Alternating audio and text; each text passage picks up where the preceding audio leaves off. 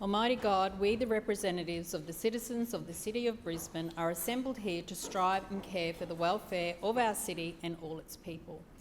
Lord, we ask that you guide us in the decisions we make today. Amen.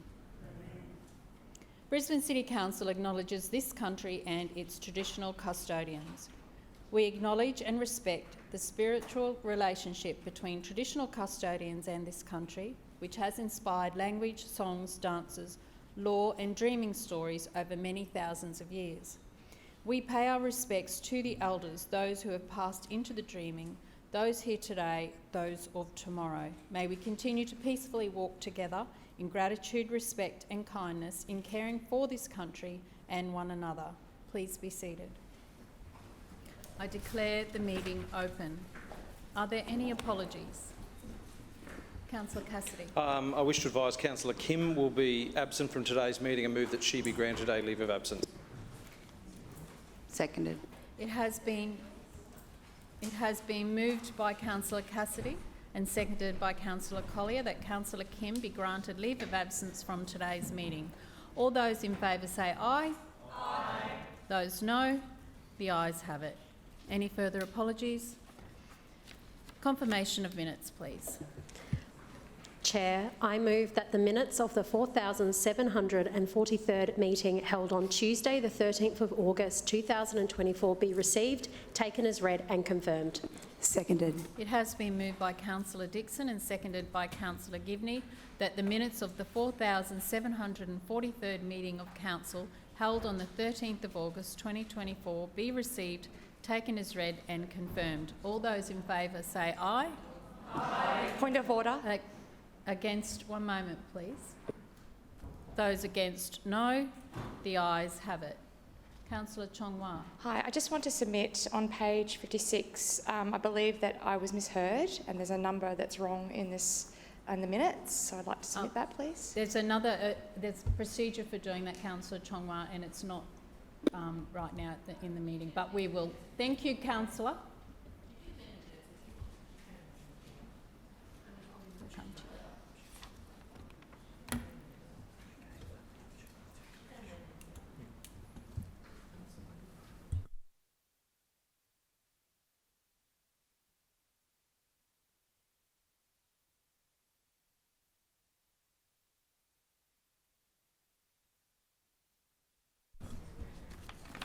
I would now like to call on Ms Jill Peters, who will address the Chamber on Oxley Creek Flood Action Group.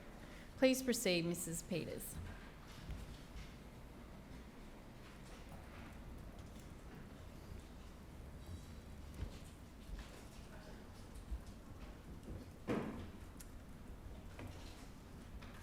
Just start when you're ready, Mrs Peters, and when you do, you'll have 5 minutes.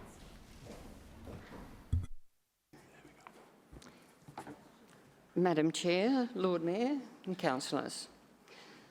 Oxley Creek Flood Action Group that I represent was formed in 2023 by residents of the suburbs inundated in the Oxley flood. Our group aims to mitigate the flooding of Oxley Creek and its surrounding areas, and we also aim to build a prepared, responsive and resilient community. The group consists of 30+ residents of suburbs on the Oxley floodplain, some of whom have lived through 3 major floods. The information these residents can contribute is incredibly valuable. What do we want from Council? Oxley Creek Flood Action Group asks for a few $1,000s for hydrologists to investigate our new proposal and to explain to us if it has benefit. We also ask to contribute local knowledge and experience to the review of the Strategic Floodplain Management Plan. Pardon me. Oxley Creek is a major tributary of the Brisbane River, and Oxley Creek itself has more than a dozen tributaries. The catchment extends 70 kilometres from Scenic Rim to Brisbane River, covering 27,000 hectares, and is an entirely different area to the Brisbane River catchment. When both the Brisbane River and the Oxley Creek are in flood, the creek water increases the flood level in the Oxley Creek floodplain. The level is over 1 metre higher than the Brisbane River level. The creek water just cannot escape into the Brisbane River because there is a strong current in the river which creates pressure, and the Oxley Creek mouth points upstream. We recently had a meeting with the engineers from the Water Sustainability Department of BCC. They currently have no mitigation strategies. Their Flood Smart strategy has 4 tools: resilient buildings, flood awareness, land use planning, and emergency management, but not mitigation. These engineers were not aware the creek mouth is quite shallow, but they did know the final reach of the creek was dredged and widened in 1985. But we have not yet given up on mitigation, and we have investigated and dismissed several ideas, as has Council, including floodgates, raising the railway as a levee, dredging, new channels, bridges. Some of the proposal Council studied in depth would have cost $500 million. But now we have an idea to follow up that has not been proposed before. After our research and think tanking, we are proposing a solution to take the pressure off the mouth of the creek when there is the coincidental flooding of both waterways. This is not designed to prevent inundation from the Brisbane River. We know the river cannot be diverted from the Oxley floodplain without damage being increased downstream, but we believe it will mitigate the excess flood level caused by the Oxley Creek water backing up. This would lower the flood level by over 1 metre in the Oxley Creek floodplain and save numerous properties and millions of dollars in damage. Brisbane River flooding is a very complex problem. Many costly solutions have been proposed since 1974, including building Wivenhoe Dam, but a simple way where some of the creek water can flow into the river, even if the river is in flood, can reduce the Oxley Creek flood level. Our idea is to extend a short section of the Graceville Park a few metres into the Brisbane River, and this protrusion of the riverbank should create a natural drainage effect for the creek. The additional water emptying into the river would be of minor consequence and certainly would not increase river flooding downstream or damage caused by the river. If it worked, this solution would be quite cost effective because many houses would be saved from inundation and the capital cost is very small. We do know there will be more floods. We think we can mitigate the flood level in the whole of the Oxley Creek floodplain by a simple, practical and low-cost solution with your help of a small amount of money to consult expert hydrologists. Thank you for listening. Thank you, Mrs Peters. Councillor Wines, would you care to respond? Thank you, Madam Chair, and thank you so much, Mrs Peters, for coming and addressing us today about this matter. I know, and all councillors know, of the devastation that floods can cause in our communities, and we also recognise that Oxley Creek is among the largest catchments in the city. We have also recognised that there are a number of catchments like it, but Oxley Creek has had a lot of attention from this organisation over recent years and how we can improve the water quality and improve the water carriage, but also ways that we can address through. I appreciate the comments that mitigation is not considered, but in my view, mitigation is considered as part of our works through flood resilience. Now, I note that you and your group have spent a great deal of time and energy through the Oxley Creek Flood Action Group to try and find solutions that will affect and improve the wellbeing of your area. And we appreciate that many of the responses are complex and at times expensive in nature. Now, I have been advised that the concept that you proposed here today has been considered by the state government and that the Minister for Infrastructure advised you and that A groin, which is another name for what you propose, provides a physical barrier between flood water and areas that are being protected, removing sections of the floodplain that otherwise would be used for flood storage and or flood conveyance. And what the practical effect of that advice is there's concerns that while Oxley Creek may benefit, other catchments such as Norman Creek or Nogga Creek would experience increased flooding as a result of the water changes and the inability of Oxley Creek to be used to hold or convey larger bodies of water in very significant events. There's also a view taken that the groin would not make any substantial difference to the Oxley Creek catchment. However, there is concern that it would affect the network overall. Council's been involved in the Brisbane River Catchment Flood Study Program led by the Queensland Government that's investigated realigning the mouth of the creek. This is Oxley Creek relevant. Realigning the mouth of the creek through the Brisbane River Catchment Flood Study investigated this, and the investigation concluded the realignment of the entrance of the Oxley Creek does not have any material impact on flood levels within the Oxley Creek floodplain. Floodgates were also investigated and would negatively impact the rest of the catchment. Floodgates would displace water in a way that would negatively affect all other residents upstream and downstream. And of course, I trust that when attempting to ameliorate the effects of flooding in one community, we would definitely not want to create a circumstance which made it worse for another community. There's also consideration of deepening and dredging the mouth of the Oxley Creek, which was also taken that would not have any substantial effect or the improvement for residents in the Oxley Creek catchment area because of water flows in the low set spots would be affected by gravity. That is, even if we were to dredge, mud would move through the system and then replace the mud that was dredged. So the low-lying areas within the basin act as a overflow for the entire river. Now, I know that some of your notes indicate that there's conjecture that Oxley Creek is independent of the river. It is the view of this organisation that they are partners, I suppose, and that they do not work independently.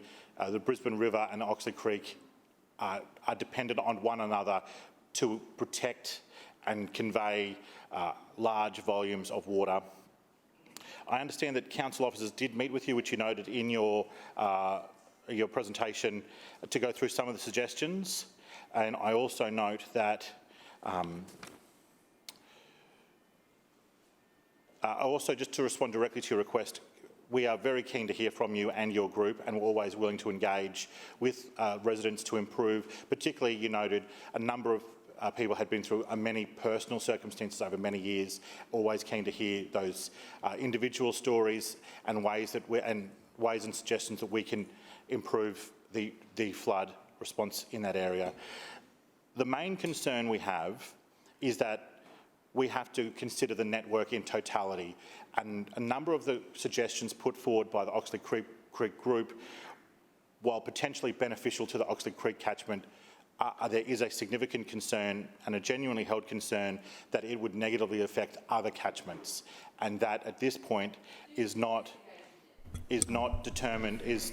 Councillor Johnson, I caution you about calling out while another speaker is on their feet. That being said, Council has a rolling program of updating all of our information. We have a constant work where we work with residents and water engineers and a whole range of professionals to ensure that we have the best available information. And we'll be continuing our work with the State Government, the Brisbane River Catchment Flood Study, as well as participating in the review of the Brisbane River Strategic Floodplain Management Plan. Councillor Wines, your time has expired. Thank you very much, Mrs. Peters, for coming in today. Just one moment, Councillor, while we change over speakers.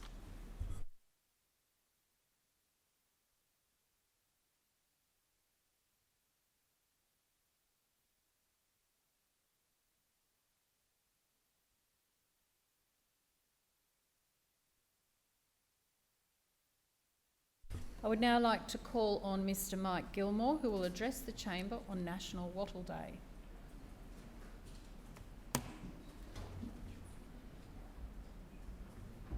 Welcome, Mr. Gilmore. You may remain seated or stand. It's up to you, and you'll have 5 minutes once you begin speaking. Thank you. Please proceed. So, good afternoon, Madam Chair, Lord Mayor and councillors. Look, thank you so much for giving me the opportunity to talk or speak to you about this city's floral emblem, the Brisbane golden wattle, the meaning of wattle to Australians, and just how we might celebrate the Wattle's National Day in Brisbane. Just as a bit of background, National Wattle Day was gazetted in 1992, so not too long ago, across all states and territories as being the 1st of September.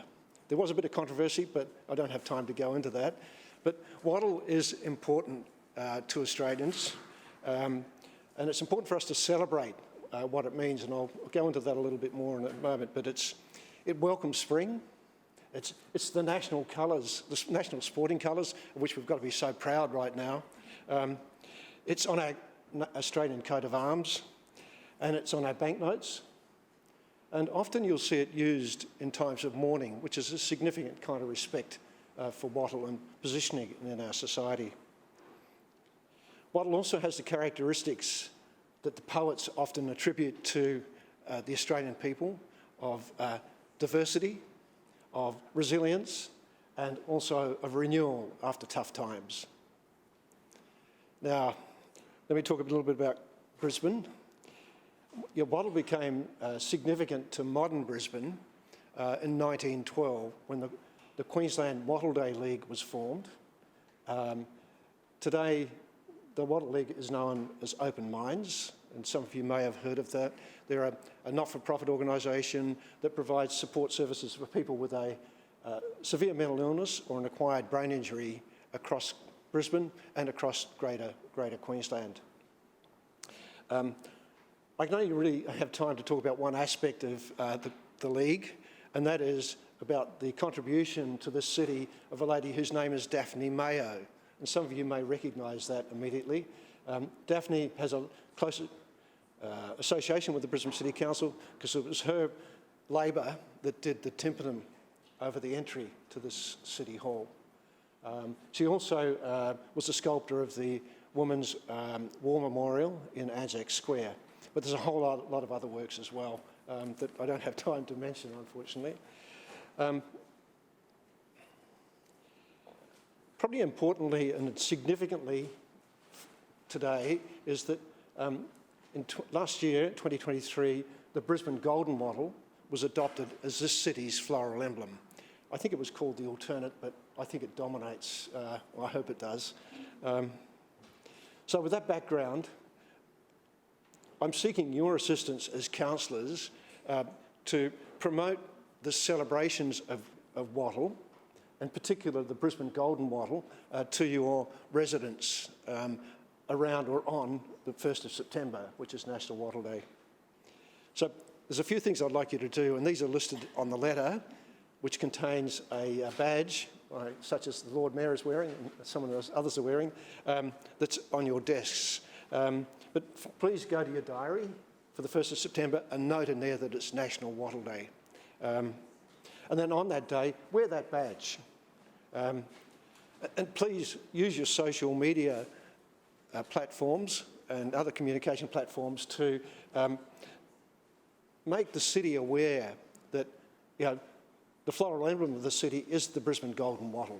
And perhaps residents should be encouraged to plant one in early spring because seedlings are readily available. More importantly, as councillors, encourage residents to go and view this town hall, the Story Bridge and the Carilpa Bridge being lit up in green and gold on the evening of the 1st of September. And on Sunday, the 1st of September, if you're out mingling with residents, please greet them with a happy Wattle Day and wear your badge or some green and gold just to reflect that this is an important day for Australia as well as for the Brisbane City. I'd just like to reach out to the Council's Environment, Parks and Sustainability Committee to plant many more Brisbane golden wattles on our streets and in our parks. because anything that's planted now will be mature enough to be in full bloom in 2032 when the Olympics are here. Thank you, Mr Gilmore. Sorry, I finished? will have to Oh, stop you. okay, Thank you so much. Okay. I'm sorry about that, but if you'd like to take your seat one moment. Councillor Cunningham, would you care to respond? Yes, thank you, Madam Chair. And Mike, can I thank you for your presentation and for reminding us about the symbolism of wattle for the pin as well, but I'd like to also take the opportunity to personally thank you for your years of community service that you have provided to residents of Brisbane. Whether or not it's the 17 years that you work for St Vincent's de Paul or your work with Open Minds as well, certainly, Mike, you deserve our applause. You've given your time to assist both socially and economically disadvantaged residents right across Brisbane, and I wanted to pay tribute to you today for that work as well. Your contributions continue to make our community a better place, and I know that in 2018 the former Lord Mayor also recognised your service with an Australia Day Award. So thank you very much for everything that you do and for being here today. As councillors know, our city has two floral emblems, and again, you talked about that today. One being, of course, the red poinsettia, which is a native to Mexico, which was voted in as our floral emblem back in 1930. So, of course, it's a beautiful flower, but in 2023, the Lord Mayor asked me to lead a process with residents to choose an additional floral emblem for Brisbane, which would better represent our city, and I'm sure that you're very pleased with the results, Mike. But I would like to talk a little bit about that process once again, because community consultation on the emblem started in March 23. And residents put forward their own suggestions of what native plant they thought best represented Brisbane. We received more than 900 submissions as part of that, so it just goes to show that people really are interested about this, and we shortlisted 4 native plants to be in the running for our emblem. In the end, it came down to the Brisbane wattle, the dwarf silky oak, the Brisbane lily flower, and the firewheel tree flower. We received over 4,500 votes as part of this process for the 4 finalists. And after months of voting, the iconic wattle was crowned Brisbane's native floral emblem, and it received more than 1,600 votes. So a lot of support for the Brisbane wattle in our community.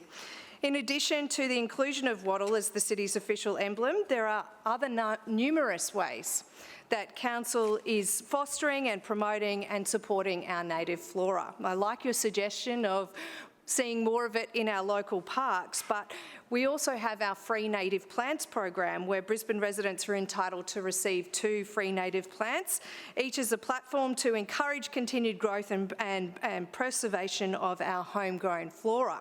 So, we also give out Brisbane wattle as one of the plants in our citizenship ceremony. So each citizen receives one of 4 native plants, and of course the Brisbane wattle is one of those. Thank you for the pin again, Mike. I will certainly be wearing it on the 1st of September.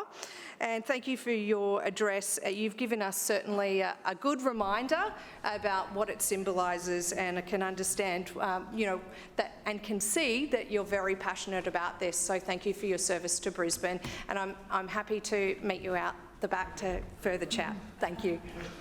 Thank you very much, Mr Gilmore. Thank you for coming in today.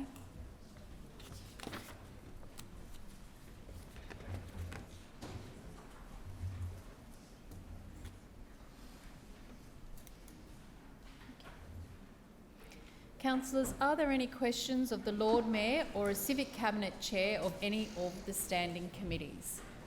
Councillor Atwood. Thank you, Madam Chair. My question is to the Civic Cabinet Chair for Community and the Arts, Councillor Howard. Councillor Howard, the Schrinner Council is focused on ensuring that youth crime is taken seriously. After a spate of attacks on community groups that lease land from Council, can you outline what the Schrinner Council is doing to provide support to those victims of crime? And is the Chair aware of any alternative approaches? Councillor Howard. Thank you, Madam Chair, and I thank Councillor Atwood for the question. So, as we're all aware, crime throughout Brisbane and particularly in our suburbs is a growing problem.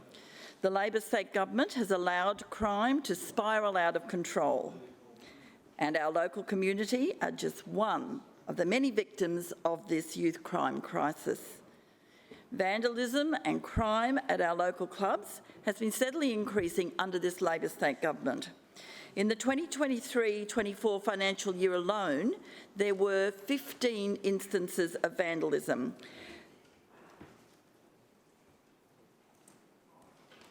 I'll just repeat that because I think, Madam Chair, if you're the victim of an instance of vandalism, the number really is important. So in the 2023-24 financial year alone, there were 15 instances of vandalism and crime at our community clubs reported to Council. This is up from 7 in the 2022-23 financial year and just 2 in the 21-22 financial year.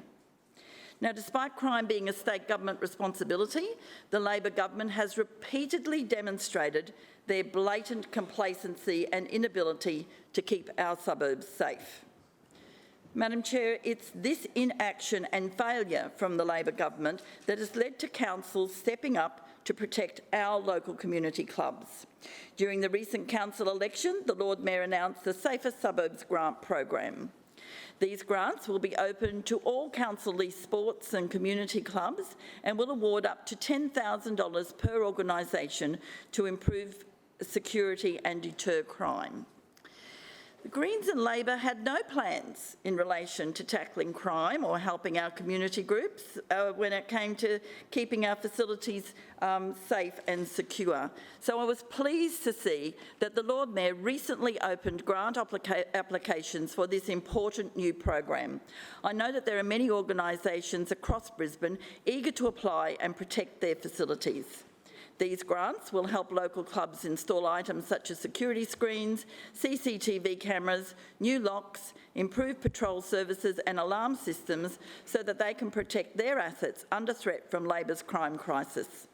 One of the key issues impacting Queenslanders is crime. Where the Labor state government fails Brisbane residents, the Shriner Council will continue to step up. Crime in our suburbs is no exception, Madam Chair. Please, Councillor Howard. Councillor Griffiths, I caution you. Do not call out. Councillor Griffiths. Councillor Griffiths. I caution you to not call out and... I know that is what you actually want, but that is your first caution, and I warn all councillors not to be speaking when another councillor is on their feet. Councillor Howard. Thank you, Madam Chair. You don't need to look far to find a local club that's been a victim of crime. Chermside Bowls Club have had both of their till floats stolen in a robbery.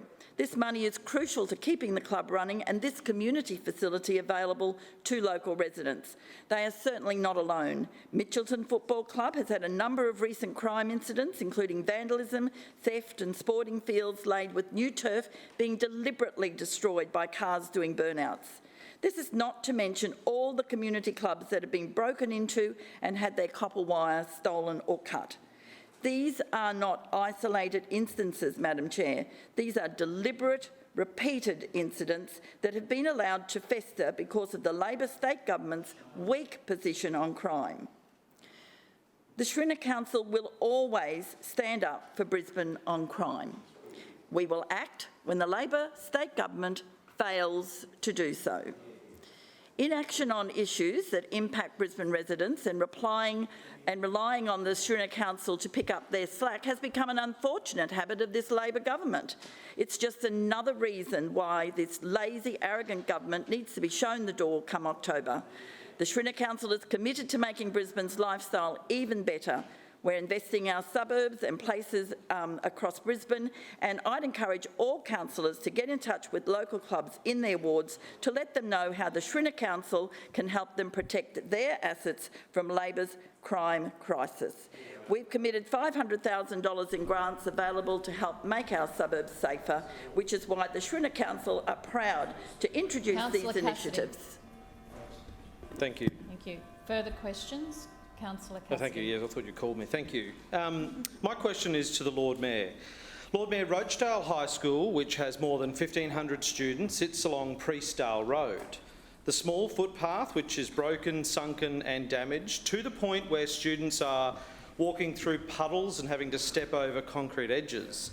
There's no curbing and channelling on that road either, with cars parking up beside and on the footpath, which is a nightmare at school pick-up and drop-off times. As you would know, this is just a couple of 100 metres around the corner from your $180 million metro depot. Lord Mayor, why do you think Councillor Huang has done absolutely nothing about this dangerous footpath? Lord Mayor. One moment, Lord Mayor. Councillor Strunk, I caution you. Lord Mayor. Thank you for the question, Councillor Cassidy. I'm not sure if you needed Refidex to find Rochedale, but I know Councillor Huang doesn't, and I certainly don't as a former representative for that suburb myself. What we see here in the suburb of Rochedale is the impact of state government planning policies where schools are growing and growing and growing and no supporting infrastructure or transport services are provided. Thank you, Councillor Cassidy. That is inappropriate. I warn Councillor Cassidy and Councillor Collier for calling out while councillors on their feet. Point of order. Point of order, Councillor Johnston. Could I just clarify, some councillors are being cautioned for calling out and others are being warned for calling out. Can you tell me what the difference is between the two and why you're applying a different standard? I'm not applying different standards. Thank you, Councillor Johnston. When I say caution, as you know, I've explained before that when I give you 3 cautions, you will be formally warned. And I shouldn't have to, every meeting that we have, you're all intelligent people. If you don't like what people are saying or the answer they're giving, that does not give you the right to call out. You will have your turn on your feet and you will be heard in silence as well.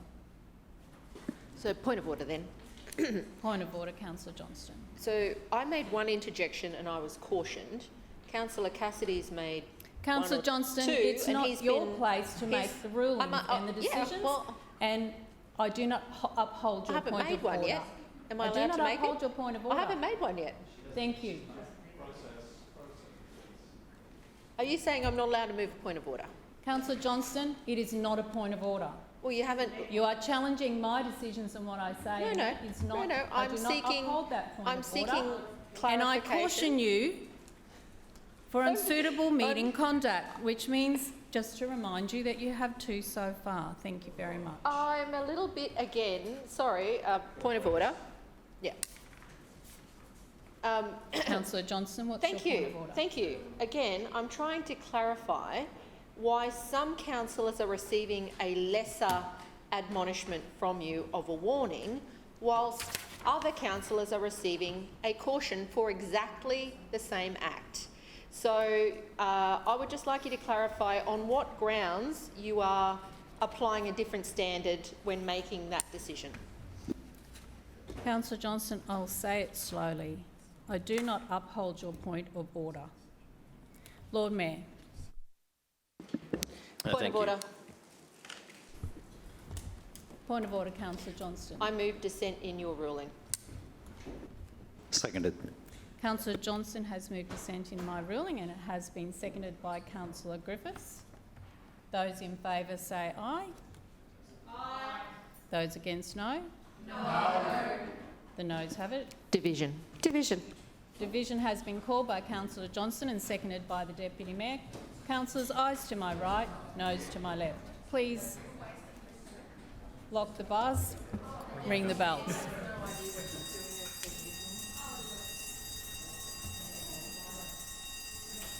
Councillors, please move quietly.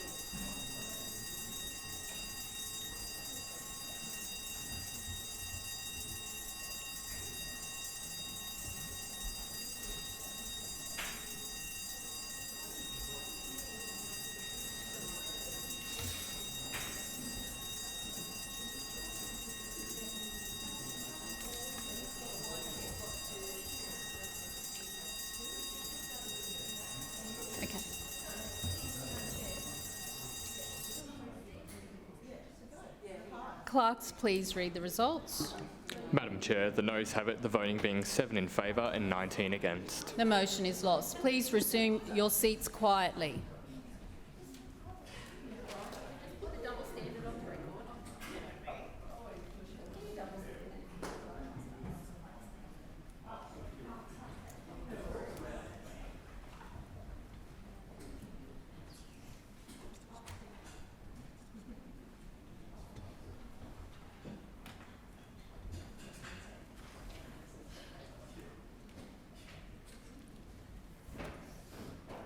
Lord Mayor. Thank you. As I was saying, the state government's lack of planning means that schools in growing areas like Rochedale are exploding at the seams, and the schools are getting bigger and bigger with no additional drop-off or facilities for those students. And as usual, the state government makes it someone else's problem.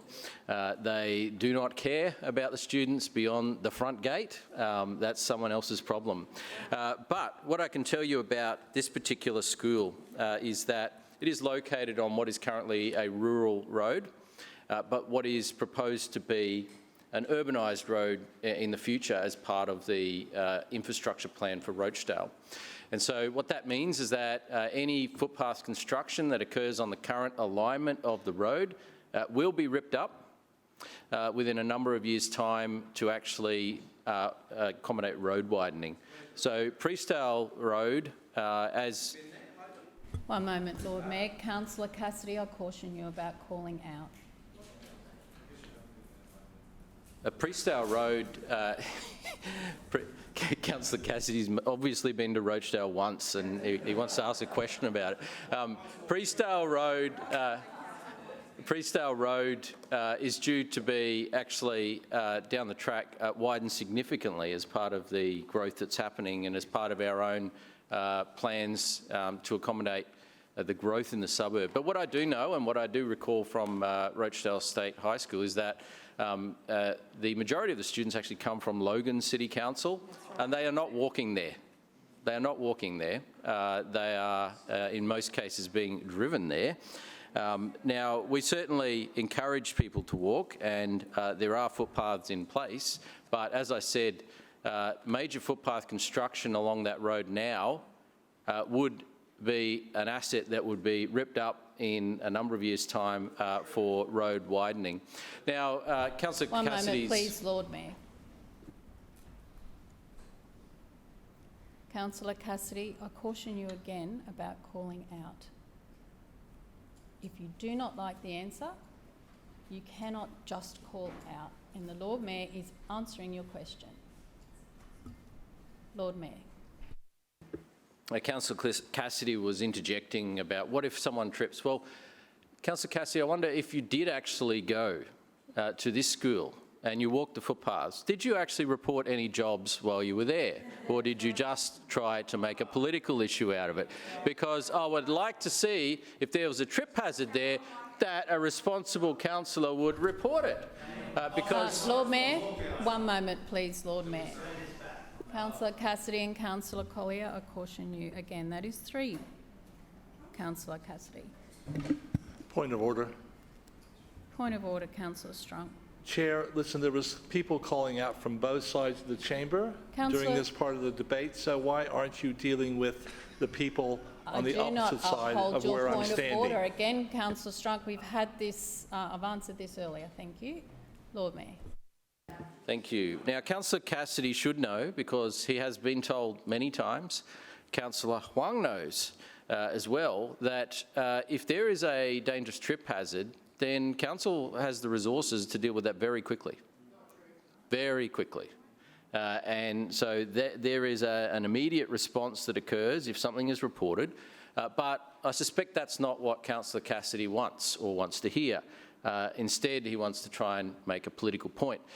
But look, he can make all of the aspersions against Councillor Huang that he wants, but Councillor Huang got 66% of the vote in Rochedale in the recent election, and that's the ultimate test of the job that he is doing. His residents support the work he is doing. Councillor Huang is passionate about representing Rochedale and his entire ward, and I encourage him to keep up the good work. Further questions? Councillor Parry. Thank you, Madam Chair. My question is to the Civic Cabinet Chair for Transport, Councillor Murphy. Councillor Murphy, last week Councillor Chong Wah reshared the Greens election manifesto on public transport. Can you outline in 5 minutes why this manifesto is flawed for those watching at home? Thank you, Chair, and through you, thanks to Councillor Parry for the question. More than happy to help those playing at home. Councillor Parry, last week we heard a range of claims from Councillor Chong Wah about the state of public transport in our city. Brisbane, according to the Councillor for Paddington, has one of the, quote, worst public transport systems in the world, unquote. Presumably worse than Bogota, worse than Baghdad, worse than Buffalo, worse than Bougainville. Yes, Brisbane has one of the worst public transport systems in the world, a direct quote. Very big statements, Chair. But of course, we know the Greens would not make a claim unless they had all the facts and statistics to back it up, would they? Councillor Chong Wah held up a recent Climate Council report to prove her point. And at first glance, the report is quite critical of Brisbane, but perhaps the council could have read past the executive summary, Chair, because when you dig a little further, you dig a little deeper, the report names suburbs like the Hills District, Beenleigh, Marsden and Eagleby as those with the worst public transport access in Brisbane. But what do those suburbs all have in common, Chair? Not in Brisbane. They're not in Brisbane, at least not in the Brisbane that this chamber represents. And really, that's a pretty critical distinction for a Brisbane City Councillor to make. Not because we don't like those parts of Greater Brisbane, but because we don't actually represent them. Other councillors in other councils do. What we have here, Chair, is a classic case of cherry-picking the data by the Greens. When we look at the maps provided by the report, they you would think if that's Brisbane, there's a lot of red in that map, that's pretty bad. But if we have a look at the Brisbane that, again, we represent in this chamber, you will see mostly green. Very good, clean bill of health for the Brisbane local government area. In fact, the report even says the Brisbane local government area has the best public transport in Brisbane. Councillor Chong Wah and the Greens, we know, are happy to use the Climate Council when it suits them. But do you know what Councillor Chong Wah didn't point out in the report, Chair? That this justifies projects just like Brisbane Metro. The Climate Council report advocates for rolling out public transport projects that are, quote, more cost effective and faster to deliver. That is exactly what Brisbane Metro does.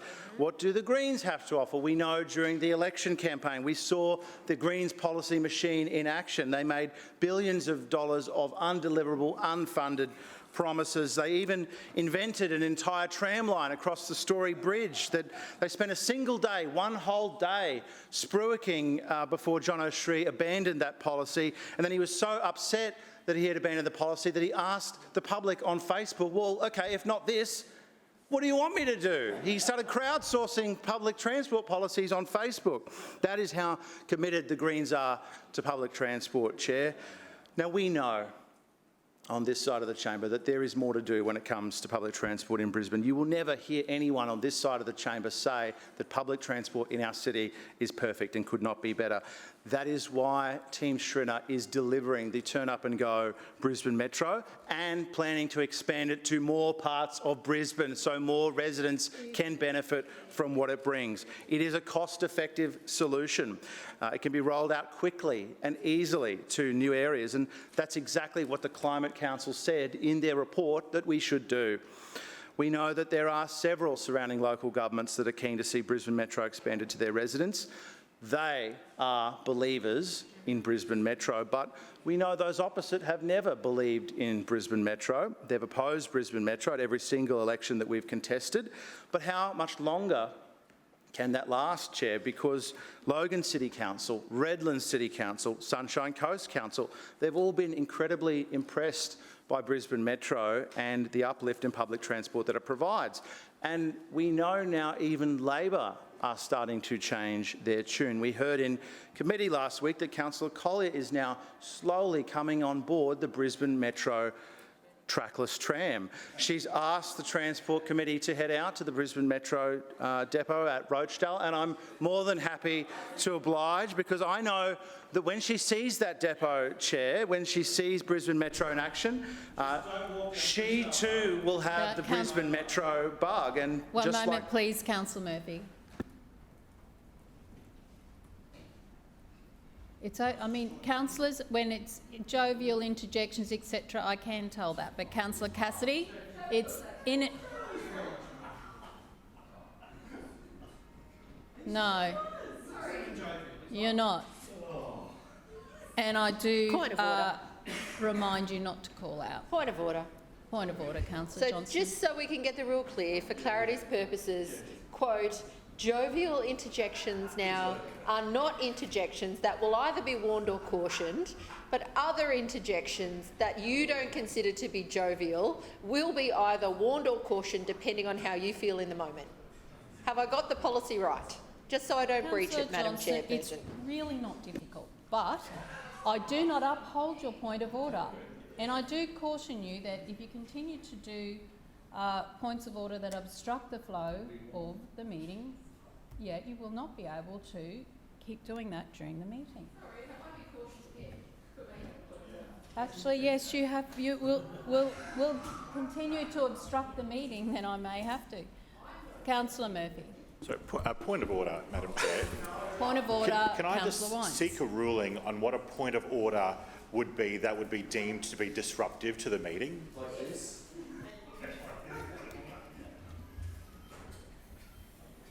If councillors would like to have a look at page, what page is it? It's under 53, points of order, how raised by councillors. If section 53(9), if the chair forms the view,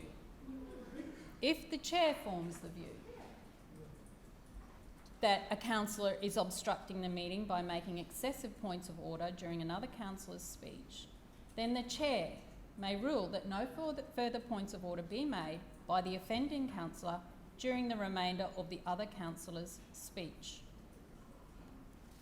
So, point of order, Madam Chair. Point of order, Councillor Johnston. That's clearly not what you just did with respect to me.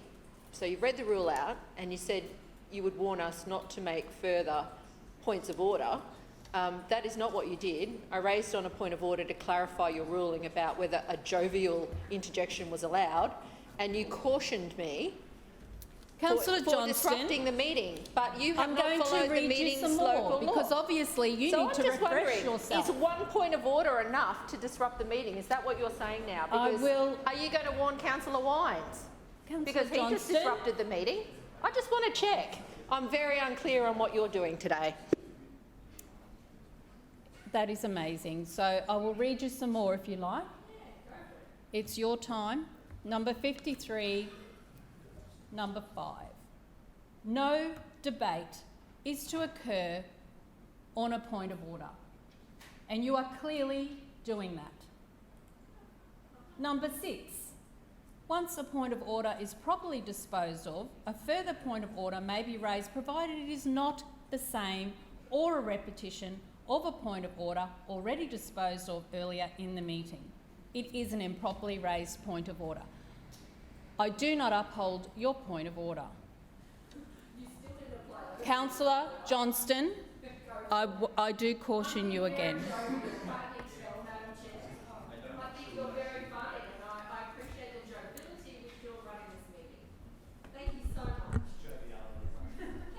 Councillor Johnston, as you have failed to comply with the request to take remedial action for your unsuitable meeting conduct, I hereby warn you in accordance with section 21(6) of the Meetings Local Law 2001 that failing to comply with the request may result in an order being issued.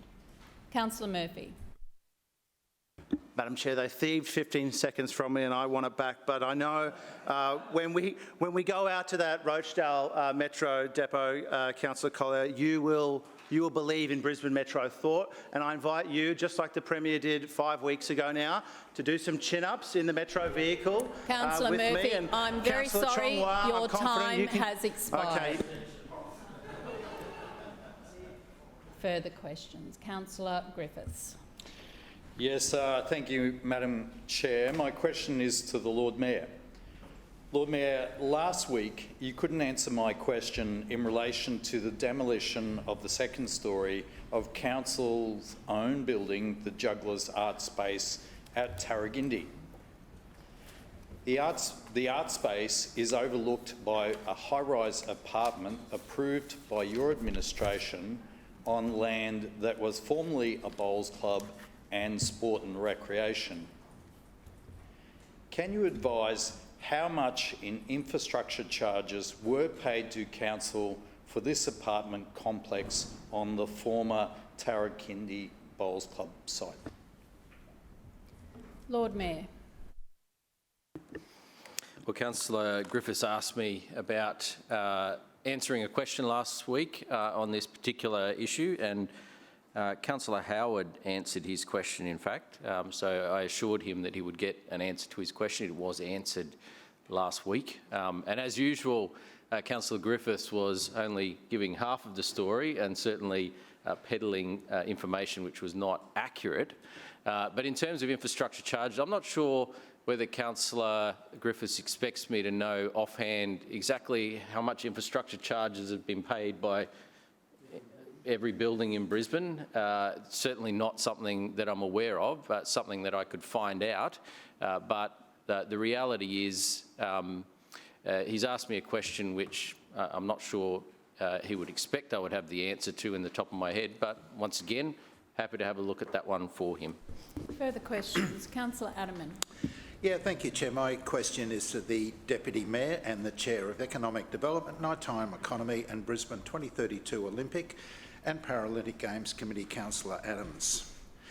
Deputy Mayor, Brisbane has just been announced as the host of the PGA Golf Tournament for a further year.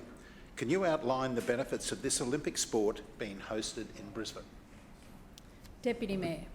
Thank you, Madam Chair, and thank you, Councillor Addaman. We are very proud of being Australia's premier sporting and lifestyle capital here in Brisbane, and we continue to capture the world's attention as one of the best places to visit. We are absolutely thrilled to be welcoming back the PGA to Brisbane's Royal Queensland Golf Course for another year, officially, in 2025. This will make it 5 consecutive years we've hosted Australia's golf major, and I can't see it going anywhere else between now and 2032, as it is going to be the home of golf for the Olympics as well. And it's good for sport. It's good, it's fantastic for our economy, and it's even better for our reputation as an events city and the host city for the Games. Last year, we saw more than 61,000 golf fans from across Brisbane and Australia and the world descend on RQ to see the world's greatest golfers light up the course. The atmosphere was buzzing with excitement. Golf enthusiasts were lining the course to get a glimpse of sporting royalty, and we know the golfers loved it. Last year, it was warm, it was sunny, it didn't storm. We don't like electrical storms around golf. And of course, playing this course, they will be playing on the course that will be here for the Olympics in 8 years' time. It has grown from strength to strength here in Brisbane.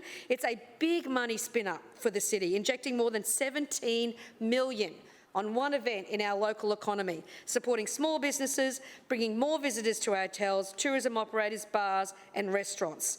Because, of course, what those opposite don't understand, and I think some people have not quite got their head around for the Olympics as well, that 60,000 of those spectators are not just going to be spending money out at RQ. They're going to immerse themselves in the city, enjoy everything we have to offer. By then, we'll have Queen's Wharf. There will be, of course, our incredible, vibrant precincts that everybody loves. Howard Smith Wharves, West Village, Fish Lane. Breakfast Creek Hotel is sure to be a favourite as the closest big icon to RQ, and it has been the perfect backdrop leading into summer in Brisbane as well. And it's all about the momentum. A pipeline of events is thoroughly important. One thing we learnt in Paris is that you need to practice. You need to have a global audience. You need to have a global visitor. So you make sure you get the transport right. You get everything around the city right for mass games as well. The PGA reaches more than 250 million people worldwide via telecast.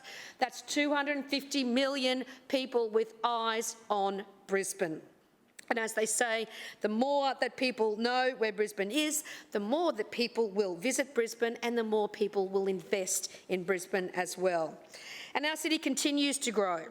As I said recently in Paris and was very well taken, is that we don't aspire to be a global city, but we do aspire to be a global destination, and uniquely Brisbane in that as well. So we are focusing on, and should be focusing on, making Brisbane even better, building our strengths as a lifestyle city, a destination that people want to come to, not just for big events, but for any time, to immerse themselves in our unique Brisbane and, of course, spend that money. It's incredibly exciting that we get to share what we love most about our city with the rest of the world. As we're already known as a sports city, we live and breathe it. We won the per capita at the Olympics, and I know Councillor Wolf is very proud to say that Indooroopilly won the per capita as a suburb around the world, well and truly. But we know that Magic Round is a prime example of how a homegrown event is really going to stay here long term in Brisbane because of what we wrap around it as well. We are a creative city. And if there's one thing that we've learnt from the Paris Games, it's how to blend sport and culture. But it's not about being Paris and it's not about being LA. It's making sure that we are Brisbane, we leverage the Games and we create more opportunities for local artists, whether it's street artists, musicians, performers or sports people. Last year, we launched the More Ticks initiative as an Australia First, which aims to promote everything in the city has to offer. And I hope that those people that are buying their PGA event tickets definitely look at More Ticks to see what else is on in our fabulous city. I also heard this morning that Min Woo Lee announced that he is going to be playing at the Australian Open. I am sure he will be back at the Brisbane PGA to make sure that he can hold the cup up again for a second year in a row and hold his title as the champion of Brisbane. It's a fantastic event and we're very proud to hold it here next year and for years to come. Thank you. Further speakers, Councillor Massey. Thank you, Chair. My question is for Councillor Murphy, who doesn't seem to be here. So I guess I'll ask it to Councillor Perry.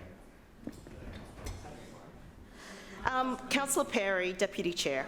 Anyone who's ever tried to catch a ferry in Kangaroo Point at peak hour will know that overcrowding is a serious issue. One moment, please. Sorry, Councillor Massey, to interrupt, and I do apologise, but Councillor Parry is not the acting chair at the moment. It is Councillor Murphy, so you can ask the Lord Mayor though. All right, let's go Lord Mayor then. Thank you. Lord Mayor. Sorry, it's just a bit funny. Yes. Anyone who's ever tried to catch a ferry in Kangaroo Point at peak hour will know that overcrowding is a serious issue. The free city hopper service is often so full that residents have to wait for multiple trips of that boat to board. With the introduction of 50-cent fares, the Holman Street Cross River Ferry has the same problem. With no high-frequency buses on the peninsula and the cancellation of the popular 27 shuttle, the ferries have come under even more pressure and stress. Lord Mayor, with this situation, will you prove you haven't abandoned the residents of Kangaroo Point by committing to delivering a City Cat stop in Kangaroo Point ASAP? Lord Mayor. Thank you for the question, Councillor Massey. And I don't think there's any suggestion other than from the Greens political party that we've abandoned Kangaroo Point. In fact, the Labor Party claims that we're investing far too much in Kangaroo Point with the new bridge, with the ferry terminal upgrade that we just completed recently at Dockside. So I don't think anyone's suggesting, other than the Greens, that we've abandoned Kangaroo Point. We've invested heavily in Kangaroo Point. But the issue of overcrowding that Councillor Massey has raised is a legitimate one. We understand this, and it has become worse and worse, particularly in recent times. And we have been talking to the state government in earnest about what can be done about this situation. Obviously, if you go back to the history of the City Hopper, we had the slow ferry that serviced multiple stops in the past, which virtually nobody used. And the choice at this time, and this was many years ago, this was under Lord Mayor Graham Quirk, the choice that we had was to either cancel the ferry altogether because no one was using it, or to make it free. And so we chose to make it free. It's now become so popular over the years that it is very much overcrowded. And so we need to reassess the service that is provided here, whether this is the best option. But what we are seeing, and the feedback we're receiving from residents along the City Hopper route, is that a lot of tourists are coming here and getting the free services, not paying anything, not contributing to the running of public transport, and local residents are missing out.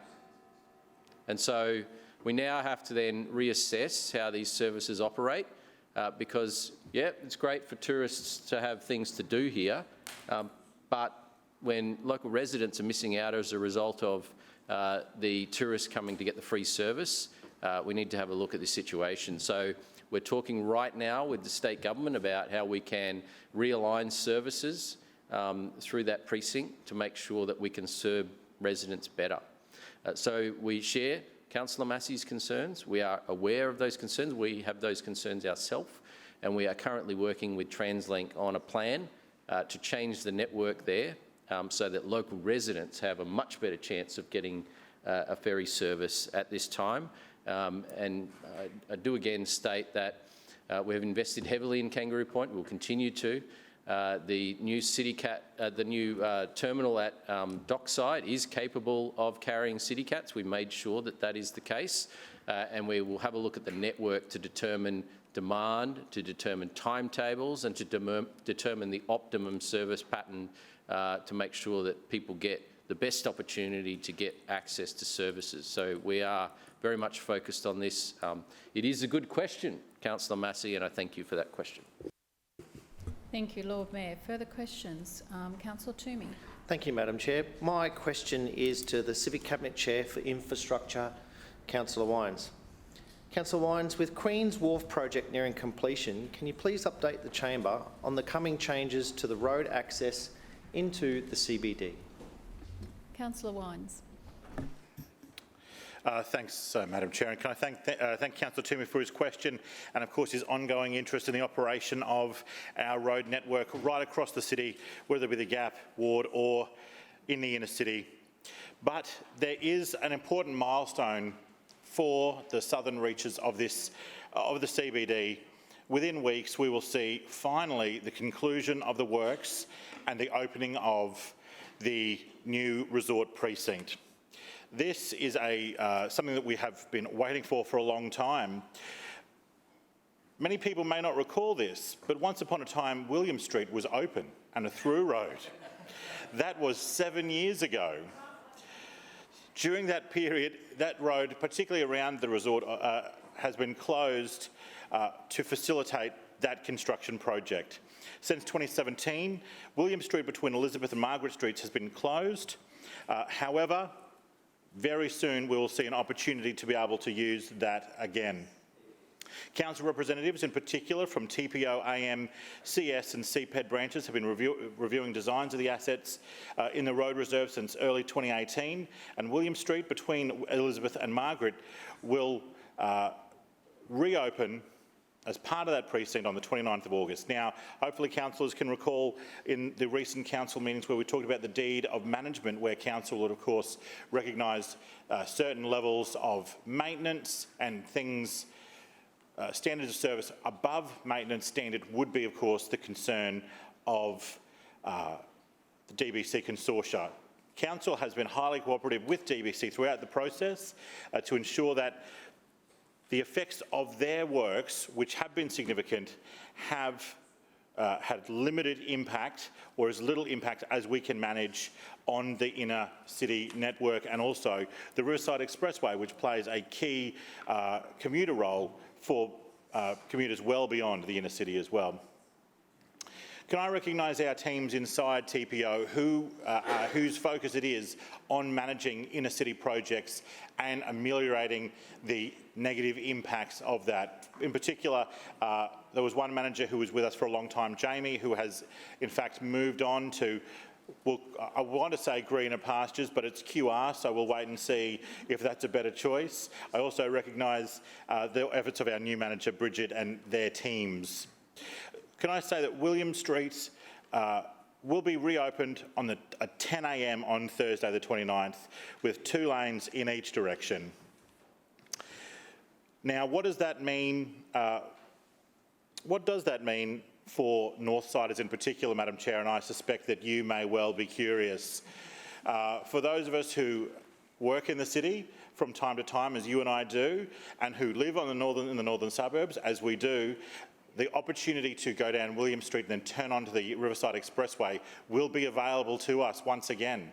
And that opportunity to take key traffic out of George Street, out of the on-ramps around Adelaide Street, and then also potential traffic through the Roma Street area, because north side traffic such as you and I will now have the opportunity to use William Street to better access and get a more efficient use and access to the Riverside Expressway.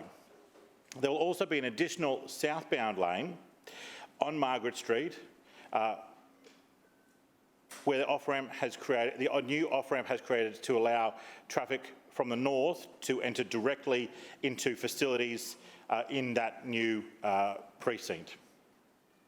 As you know, road users will be required to conduct themselves, I must ask road users to conduct themselves in a responsible manner, particularly because of the heavy changes that will have happened in that precinct. Also recognising the changes to that precinct will significantly improve the operation of people who would park in, say, QUT or the Parliament House precinct will be able to leave that community in a lot more straightforward and predictable manner. I have understood that some members of this council have received personal phone calls from former premiers concerned about the operation of DVC's work, but I can assure you that we've worked with them to make sure that no changes, the changes that are required for that have had, as I say, limited impact on our network. Now, I know I always take the moment to recognise that a lot of the work done by TPO is important cooperative work to make sure that major projects don't affect local residents, that things are done in a measured, thoughtful and considered and sequential way, and that this is one more example of the efforts of that Councillor Wines, team. but your time has expired and question time is now expired. Lord Mayor, Establishment and Coordination Committee report of the 12th of August 2024. Point of order. Point of order, Councillor Johnston. Thank you, Madam Chairman. Madam Chairman, I move that that you are engaging in unsuitable meeting conduct by failing to administer the meeting's local law properly and in accordance with the rules, failing to administer them honestly and fairly in respect to all councillors. Seconded. It has been moved by Councillor Johnston and seconded by Councillor Massey. Dissent in my order, basically, Councillor Johnston. Those in favour say aye. Point of order. Point of order, Councillor Johnston. Yes, I've moved a motion, Madam Chairman. Oh, okay. Thank you. Point of order, Madam Chair. One moment, please, Councillor Johnston.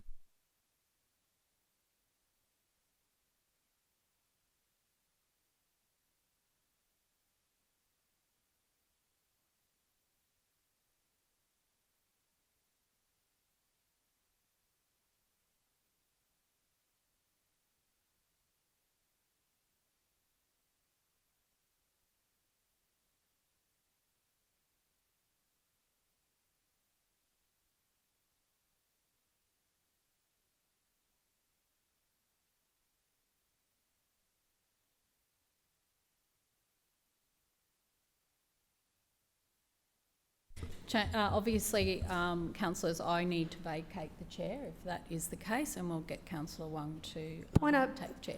Point of order, Madam Chair. Point of order, Deputy I would like to ask under the new rules, and I know they're new, but in the old rules, you couldn't just move a motion from the floor. You can't. You can suspend standing orders. You can suspend standing orders. You can put a notice on a motion on notice, but I don't believe you can just move a motion from the floor any time in the meeting. I ask for your ruling. Thank you, Deputy Mayor. We'll check that.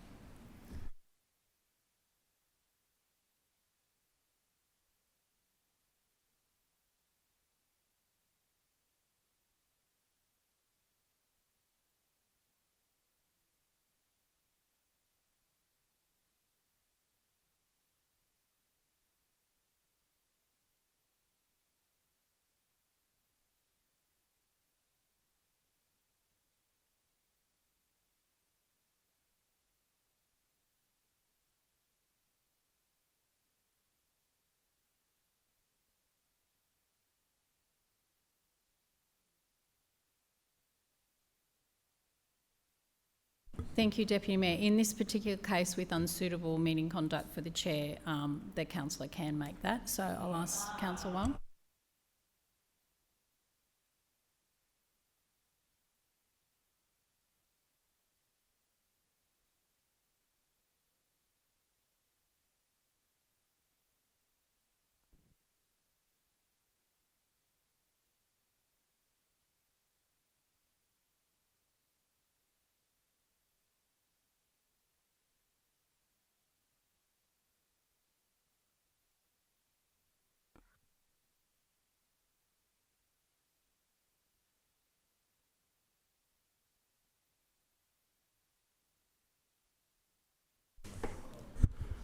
Is there any debate to the motion?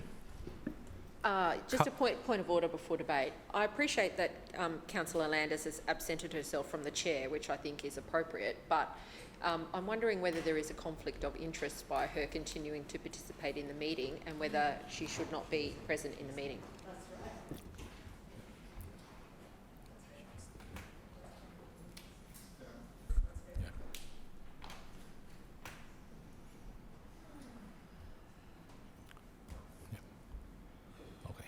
Any debate for the motion?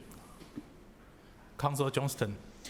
Yes, thank you, Mr Deputy Chair, and I note and thank Councillor Landers for leaving the meeting. For the past few months, unfortunately, we've been subject to the confusing and problematic rulings of the new chair, Councillor Sandy Landers, to the point where she's apologised in this place for not recognising that language calling a male councillor a groin rub is inappropriate, not recognising the behaviour of refusing to allow people to speak when the rules allow them to. But today, we are seeing the problem laid bare before us, and that is that Councillor Landers is not applying the local laws to all councillors, either properly, either fairly or reasonably. And that is the standard that she has. So, there is no such word in the meeting's local law called caution. I've raised that issue with Councillor Landers today because there is no such thing as a caution in the meeting's local law. It is language that she has started using today interchangeably with the word warning, which has meanings in the local law. We cannot come in here week after week and have Councillor Landers make up the rules on the spot that are applied in one way to me, in one way to the Labor Party, in one way to the Greens, and not applied at all to the Liberal Party, to the Liberal National Party councillors. And we saw it here today. We see jovial interjections are perfectly fine, but if you make an interjection, even one that I could barely hear from Councillor Shrunk, that is called, here's the Deputy Mayor interjecting away while I speak. It is not acceptable that the rules are applied in one way to the LNP and in another way to myself and other councillors. The requirements under the Councillor Code of Conduct are that Councillor Landers follows the meeting's local law. And to give you one example of how she's not done that, plain on its face, as she said here today, I was cautioned, not a thing in the local law, for disrupting the meeting by seeking clarification about what those terms mean.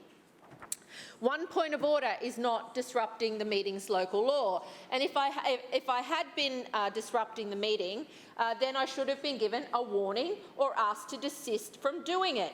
But that is not what Councillor Landers did. Now, some people will think this is minor. It is not minor because week after week, this is what Councillor Landers is doing.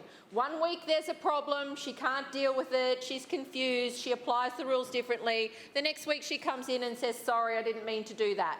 We can't operate under a set of rules that are being applied in different ways at different times to different councillors just because Councillor Sandy Landers thinks that's the way to do it. The meeting's local laws must be applied fairly to all councillors. They must be applied in the same way to all councillors. The language must be reflected under the meeting's local laws. These are the new laws that the LNP has brought in, and we all have to live with that the Deputy Mayor clearly doesn't know. So if I stand up and legitimately ask a question, what's a caution, why are we being cautioned, and it's not language in the meeting's local law, Councillor Landers just makes it up and we're supposed to deal with that. Now, Councillor Landers executes extreme power in this chamber. We've heard her Point today. of order, Chair. Point of order. I'm just finding it hard to hear. Well, Because I don't Councillor Johnston, can you speak up? Thank you. Yeah, I mean, we can all hear the Deputy Mayor interjecting and talking loudly with the Lord Mayor while I'm speaking, but that behaviour is perfectly acceptable. And this is, again, the standard in this council.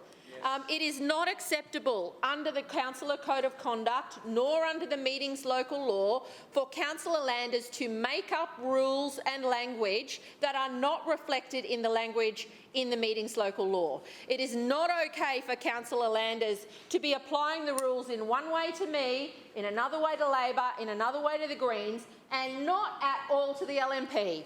Case in point, the juvenile point of order from Councillor Andrew Wines standing up saying, what constitutes disrupting a meeting? That was his contribution to the meeting today. Well, it's not good enough. Point of order. Point of order. Councillor Claim to Wines. be misrepresented. Yeah, noted. Quality. So I'll just say, this is the new process that's been set down. Councillor Landers' behaviour over the last few months has been very problematic. We must have certainty, we must have consistency, and we must have fairness in the application Johnston, of the your rules. time has expired. Councillor Wines, your point of order. Thanks, Mr. Misrepresentation, Chairman. sorry. Yep.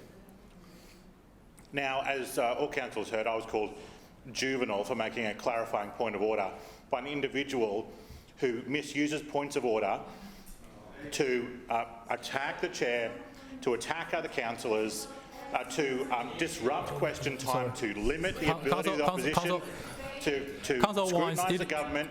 And she calls me juvenile when she ruins question time week after week. Councillor Wines, it is not. Point of order, Chair. Point of order, Councillor Cassidy. Councillor Wines is clearly displaying unsuitable meeting conduct, and I ask for your ruling on that, please.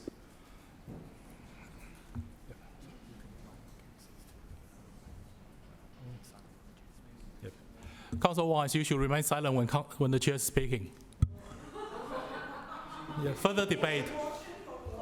Councillor Adams. Thank you, Mr Deputy Chair. I rise to speak against this motion. We have here a councillor moving a motion that reflects the 17 years of never being happy with the chair and council. This is a councillor who has multiple inappropriate conducts actually approved by the IOA. This is a councillor who just did a personal pile-on a hard-working councillor. And the one time, some of us have been here long enough, the one time that this councillor sat in the chair of council, she told a councillor to F off. So she is the last person to rule how a chair can do that role. I move this motion be put. Seconded. It's been moved by Deputy Mayor and seconded by Councillor Dixon that the motion to be put. All those in favour say aye. Aye. Those against say no. No. The ayes have it. Division. Seconded. Division called by Councillor Johnston and Councillor Griffith. Ayes to my right, noes to my left. Please ring the bell.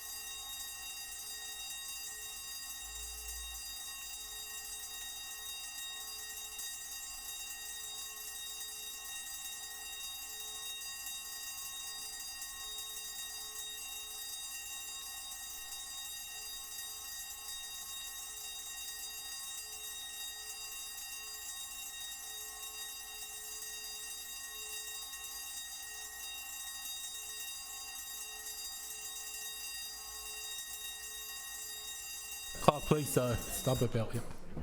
Please read the result.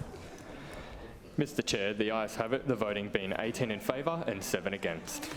The motion has carried.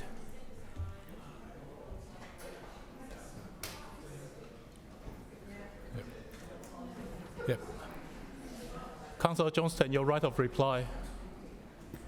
Oh, thank you. Right. So I note that this is a fairly new set of rules that we're operating under here. And I don't think that I have raised these issues in an inappropriate way given what's happened here today. And even whilst this motion has been underway, the bias of the LNP chairs, including the Deputy Chair yourself, has been demonstrated very clearly in this place. Councillor Wines got up and did not make a point of order. He just engaged in attack on myself. He refused to be admonished by the chair when the chair repeatedly said his name. He refused to sit down when another councillor called a point of order, and he was not cautioned for his behaviour. It is very clear in this place that the LNP chairperson and deputy chairperson are acting in a way that protects the LNP councillors from the meeting's local law application, whilst applying them strictly to myself and other councillors in this place. In addition to that, we are left in the position of having to understand what new words like caution mean, which do not appear, the word caution does not appear in the meeting's local law anywhere. What are we supposed to do if we need a ruling from the chair? We are told under these rules to stand up and ask. That is all I did today. What does a caution mean? Aren't you supposed to be warning? Why aren't you warning? Warnings aren't the only thing in here that you can do either. Asking a councillor to desist is actually something, but we know Councillor Landers usually does not do this. Councillor Landers is using her power as the Chair of Council in a party political way for political purposes to cause damage to other councillors. And yes, the Deputy Mayor is spot on. Councillor Wines made a complaint to the OAA about me because as the Chair, he made rulings that I engaged in inappropriate conduct 3 times. He then referred me to the OAA, who said, yes, you've breached that rule of being called for inappropriate conduct 3 times in the chamber. This is what it's all about. This is what the LNP is doing. Well, the Councillor Code of Conduct says that the Chair of Council, a statutory office holder in this state, must act fairly and honestly. They must act with respect and courtesy towards all councillors. These things are not happening. There is no respect from the Chair about this. There is no fairness in what she is doing. Furthermore, she is not applying the meeting's local law. She is making up her own standards. We've heard it all here today. She's cautioning some councillors, not in the meeting's local law, whilst warning other councillors, that's in the meeting's local law. You can interject if it's jovial, that's perfectly okay, but if you interject and it's not jovial, based on her opinion, you will be either cautioned or warned, depending on how she feels at any moment in time. Meanwhile, when other councillors are spoken to in the most derogatory of terms, she does not even acknowledge, by the LNP, she does not even acknowledge it. That is wrong. That is unsuitable meeting conduct. That is what Councillor Sandy Landers is engaging in, and she must check her behaviour. We all know how this is going to go because the LNP have a whopping majority in this council. As the Lord Mayor has started saying over the last few months, people voted for me, so I'm just going to do what I want to do. That's what he's been saying for months now in the council chamber. But the Code of Conduct says that the Chair of Council, a statutory office holder, should act fairly. At the state and federal level, the chairs don't even come to party meetings. They don't engage in the same party political behaviour here. The federal chair, former Councillor Milton Dick, warns the Labor councillors in the government as well as the LNP councillors, the LNP members in the federal chamber. That never happens here. Councillor Landers won't even use an LNP councillor's name when they are interjecting. If you read any transcript of a council meeting, you would find her saying councillors if the LNP are interjecting, because she doesn't want to name them. Yes. Meanwhile, a weird standard called a caution is applied to us. That's not even part of the locals' laws. This is unsuitable meeting conduct, and Councillor Landers should be admonished for that. Councillor Johnston, your time has expired. I will now put the motion. All those in favour say aye. Aye. Those against say no. No. The noes have it. Division. Division. Division called by Councillor Johnston and Councillor Massey. Ayes to my right, noes to my left. Please ring the bell.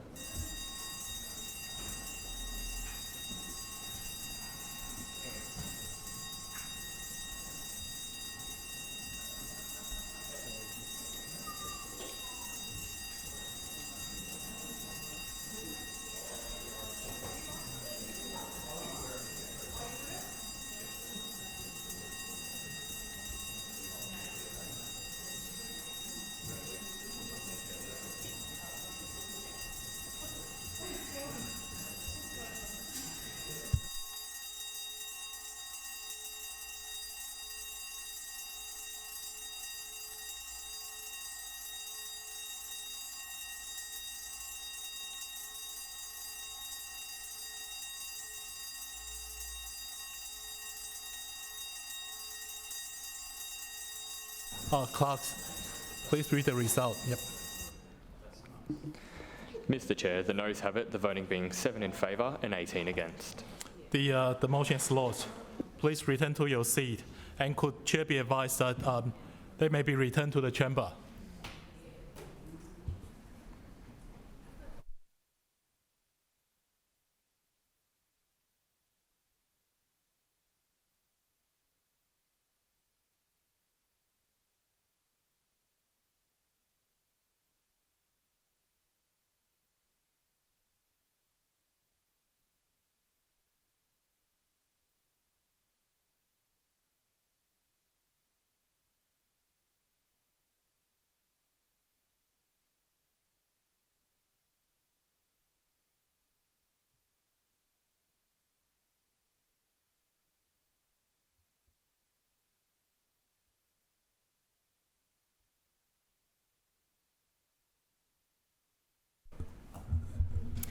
Lord Mayor, Establishment and Coordination Committee report of the 12th of August 2024. Madam Chair, I move that the report of the Establishment and Coordination Committee meeting held on Monday, 12th of August 2024 be adopted. Seconded. It has been moved by the Lord Mayor and seconded by the Deputy Mayor that the report of the Establishment and Coordination Committee meeting dated Monday, the 12th of August 2024 be adopted. Lord Mayor. Thank you. As I always do, I just wanted to update people on the lighting up of our assets. Last night, City Hall was lit in purple and yellow to support Brain Injury Awareness Week. Tonight and tomorrow, our assets will be lit up in pink to support the start of Brisbane Festival. There will be more than 70 events across the city, including Voices of Victoria Park, which will be the inaugural event hosted in the brand new upgraded Spring Hill Common. On Thursday, our assets will be lit up in yellow to support Daffodil Day for the Cancer Council. On Friday, the Victoria Bridge, Story Bridge and Radcliffe Place will be lit up in the colours of Ukraine to support Ukraine Independence Day, celebrating 33 years of Ukraine's continued independence from the former Soviet Union. And obviously I acknowledge that the fight for that independence and freedom continues to this day. And I acknowledge the strength, resilience and the fight of the Ukrainian people against the attacks from their neighbour. On Saturday, our assets will be lit up in blue, red and green, acknowledging the countdown to the Paralympic Games, which will be happening over in Paris, but also in exactly 8 years on Saturday here in Brisbane as well. Finally, on Sunday, our assets will be lit up in white, blue, yellow and green, as well as black, to recognise Australian South Sea Islander Day of Recognition. Also acknowledged last Sunday was Vietnam Veterans Day, and it's a day to commemorate the sacrifice of the 60,000 Australians who served in Vietnam, including the 3,000 wounded and more than 520 who made the ultimate sacrifice. On the 18th of August 1966, the soldiers of the 6th Battalion, Royal Australian Regiment, RAR, alongside New Zealanders of the Royal New Zealand Artillery, encountered the Viet Cong in a rubber plantation outside the village of Long Tan, the most famous or infamous battle of the Vietnam War for Australians and New Zealanders. The Anzacs were outnumbered 10-1 and fought valiantly and bravely. 18 Australians lost their lives and 24 were wounded in that battle. It was the single greatest loss of life Australia suffered during the Vietnam War. We pay tribute to all who served in Vietnam, particularly those who served in the Battle of Long Tan. Item A in front of us is proposed land exchange between Council and the State Government for land at 7 and 11 Kyanwa Road, Wynnum West, and also 13 and 15 North Road, Wynnum West. This is part of the Lindum Open Level Crossing Upgrade Project, which we're jointly working on with the other two levels of government. It's an important project and one that has been advocated strongly by this side of the chamber, in particular Alex Givney, the councillor for that local area, and also Lisa Atwood as well, Councillor Lisa Atwood.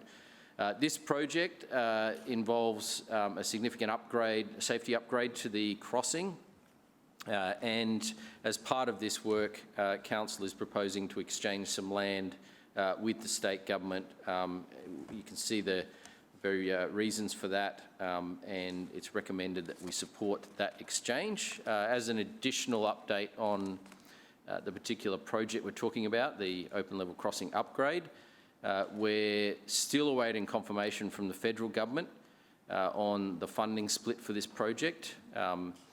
It is proposed that it's 25% council, 25% state government and 50% for the federal government. And once this funding split and funding agreement is confirmed, we can kick off the procurement process and get on with the upgrade work. So hopefully this will happen soon. And I know Councillor Wines is very keen to get going further on this project. Item B is the Stores Board submission for green waste processing services. This continues the processing of green waste through collection at our resource recovery centres, but also in the green top bin that people have the option to get at their homes for less than $1 a week. Since we reduced the price of the green waste bins, there have been almost 18,000 extra households that have ordered a green bin, and that is on top of the tens of thousands that already had a green bin. So there's a great interest in taking advantage of this service, and this is a good thing because it allows us to recycle more organic material. The item before us today proposes a number of variations to the current panel arrangement to ensure we can effectively manage the growth in demand. The introduction of agreed minimum annual tonnage volumes ensures each panellist can manage the volume of green waste we collect via the green bins, and also through self-haul to resource recovery centres. And as Councillor Hutton has mentioned a number of times before, one of the key challenges with green waste processing and organics processing is the capacity of the industry to deal with the volumes that we're talking about. And so whether it is green waste like this or whether it is organics processing, there is limited industry capability and capacity at the moment, and the industry needs to grow as the demand grows. And so this allows us to do this through this panel arrangement. And so we've been working with the suppliers, and as you can see, there are 3 suppliers as part of this panel: WNMI, New Grow and Phoenix. And we work with this panel arrangement to make sure that they can accommodate the demand that we have and the demand that Brisbane residents are creating through using this recycling service. Item C is the contracts and tendering report for June 2024. 11 out of 14 contracts were awarded to local suppliers.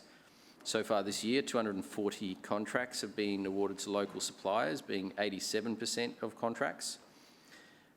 These contracts include structural and safety improvement works for the Wynnum Municipal Hall, including a roof replacement, internal repairs, front stairs, and rectification of electrical issues. 12-month renewal of the Victoria Park Management Agreement with City Parkland Services, an extension of the contract for the provision of council cab services and personalised public transport, the renewal of the local government mutual liability membership with the Queensland Local Government Mutual for the 24-25 financial year. And there's also an extension of the contract for Council's early warning alert service with Weather Zone for an initial term of 1 year, as we wait for the anticipated rollout of the federal government's new emergency alert system. Now, just to provide some context here, the new system, which has been promised by the federal government, is a system which can reach any kind of device. It cannot be blocked. It will get through to everyone, and so we've been promised this great system. Our system is an opt-in system, and so it's reaching approximately, from speaking from memory, 35% of households at the moment. But the new federal government system will be capable of reaching anyone with a mobile device, whether it be an iPhone, any other kind of device or connected mobility tablet. And so until we are able to determine the capability and the extent and introduction of the federal government service, we are continuing to extend our agreement with Weather Zone. Obviously, when the federal government system is in place, we will make a determination at that point in time on what the most suitable arrangement is for us going forward. And we look forward to that federal government system rolling out. Item D is the disposal of surplus property. So we've had a look, just as the state government has had a look, during a housing crisis, as what land that we hold that is suitable potentially for housing purposes. The state government committed to doing this as part of their response to the housing summit. So they committed to do a review of all their land holdings, and if there was land that was suitable for use for housing purposes, to then make that available for housing purposes. So we've done the same thing with our land holdings. Obviously, we don't hold as much available land as the state government does, and the majority of the land we do hold is either parkland or road reserve, obviously not suitable for housing purposes, but this land is. And so these sites will allow homes to be built. The submissions before us are properties in Nunda, Inala, Wakeley, Toowong, Clayfield and Indooroopilly. Thank you. In some cases, there are homes on the site which can be made available for rental, for example, or for investment purposes. In other cases, they are blocks of land which can be built on for housing purposes. When we have a look at these sites, we also consult partners such as the Brisbane Housing Company. Lord Mayor, your time has expired. Move for an extension. Seconded. It has been moved for an extension by the Deputy Mayor and seconded by Councillor Dixon. All those in favour say aye. Aye. Those against, no. The ayes have it. Lord Mayor. When we do have land that is surplus to our immediate needs, we do consult partners such as Brisbane Housing Company or CBIC to see if they are interested. There's some blocks of land that we are talking to them about at the moment, which are not on this list for obvious reasons. And so in the past, we've delivered great projects with both of those partners. Just recently in East Brisbane, I was able to join Councillor Cunningham for the opening of a young care facility which was developed by CBIC and Young Care for its specialist housing for people with a disability, particularly young people with a disability, and a great project. I'm told by many people that it sets a new benchmark for that kind of accommodation and something we should be very proud of. So that was surplus land that we had from the road widening program, which we know Greens councillors call unnecessary road widening. Well, this unnecessary, I quote, road widening also delivered some more housing, particularly for those with a disability, which was a great outcome. We also have other projects we're supporting with Brisbane Housing Company, and I do remind people that we now provide a 100% discount on infrastructure charges for projects that are done by social housing providers such as Brisbane Housing Company, and that really helps support the feasibility of those projects at a time when they are needed. And so I do encourage people to support this program to free up more housing in the market. Thank you, Madam Chair. More speakers. Councillor Cassidy. Thanks very much, Chair. I rise to speak on all of these items before us today and just ask that item C be taken seriatim for voting purposes. Thanks. So item C just for voting. Yes, thank you. Thank you. On clause A, the proposed land exchange of council land at 7 and 11 Kyanawa Road, Wynnum West, and Park to the state of Queensland and 1314 North Road, Wynnum West, land exchange for the Lindum open level crossing. This has been a long and slow-winded process. The community would well know that down there. We have been from day one big supporters of fixing the Lindum open level crossing for many years, and the community has rightly demanded that this project is undertaken on what are council roads. Crosses over a state government train line, but are council roads leading to and from it in all directions.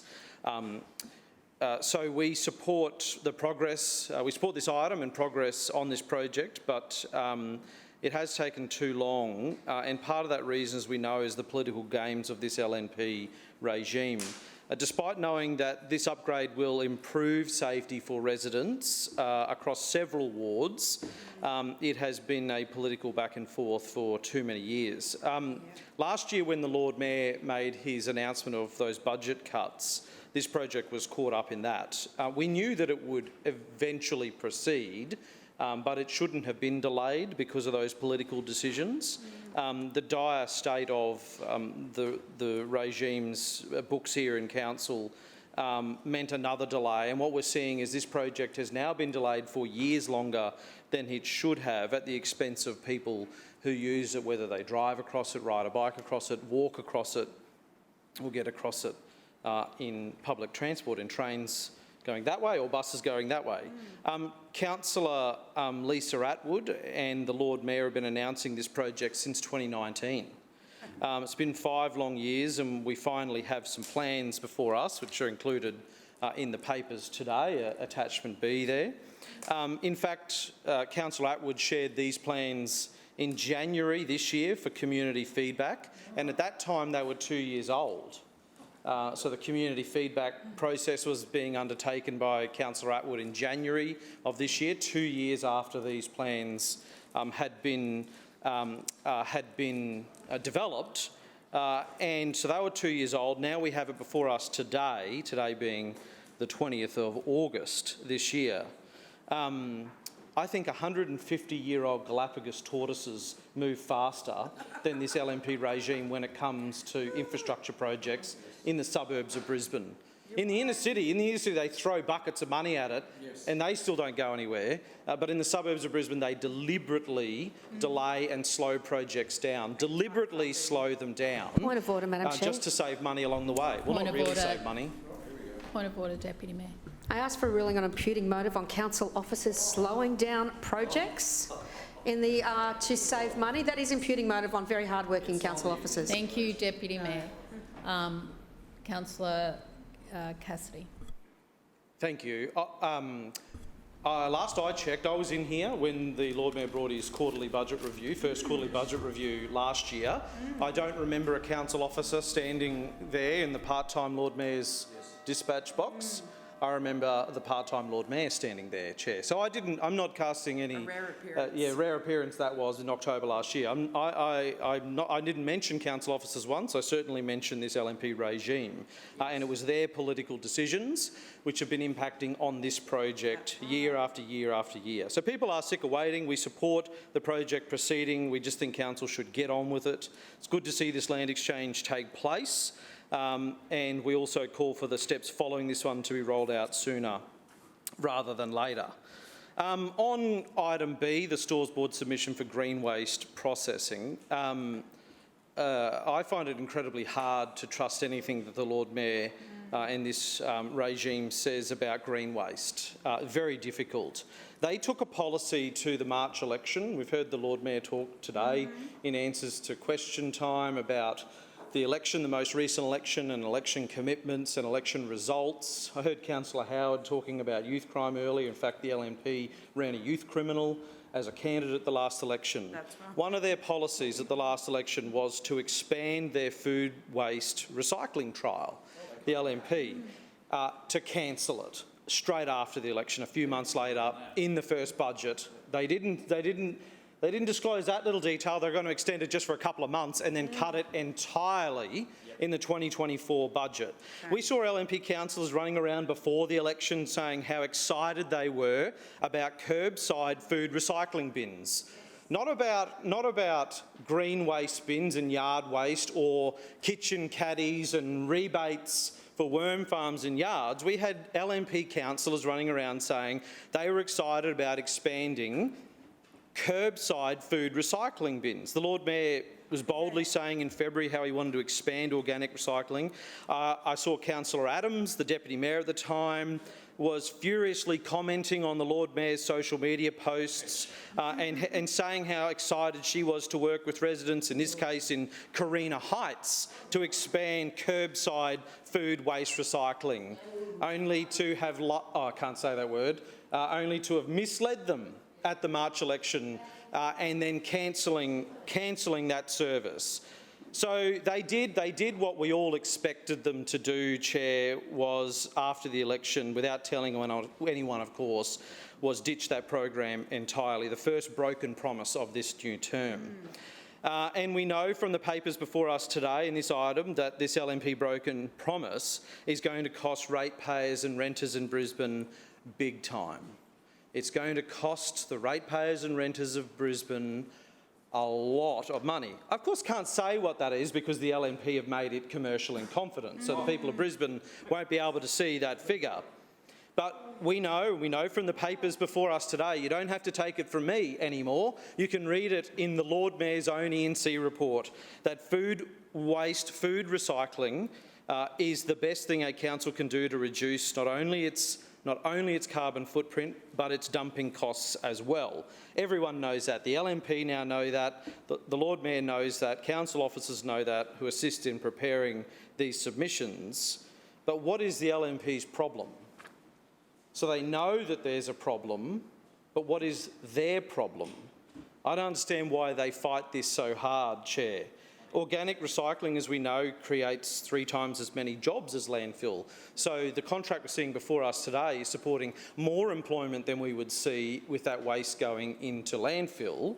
It creates a revenue stream through the processing of organic waste into renewable energy or compost. And I heard an interesting thing from the Lord Mayor in introducing this item just now. He said that council can't scale up and can't set a policy because the industry doesn't have the capacity yet. But the industry doesn't have the capacity yet because council is specifically not setting the policy in place. It's not chicken and egg, it's not one or the other, it's extremely clear. The industry is taking the lead from council. And that's why we have ourselves in this situation now where we're seeing the gate fees for organic waste going into landfill and not being recycled properly going up astronomical amounts, 1,000% in some cases. So on this LNP Mayor's watch, we're seeing the amount of organic waste dumped into Brisbane landfill increasing in just a couple of years from 80,000 tonnes to 100,000 tonnes annually. And we know that figure is climbing each and every year. Organic waste into landfill is the single biggest contributor to Brisbane's carbon footprint. And now we know, confirmed today from the LNP themselves, while they sit around lazily doing nothing, it's going to cost the ratepayers and renters of Brisbane an enormous amount of money.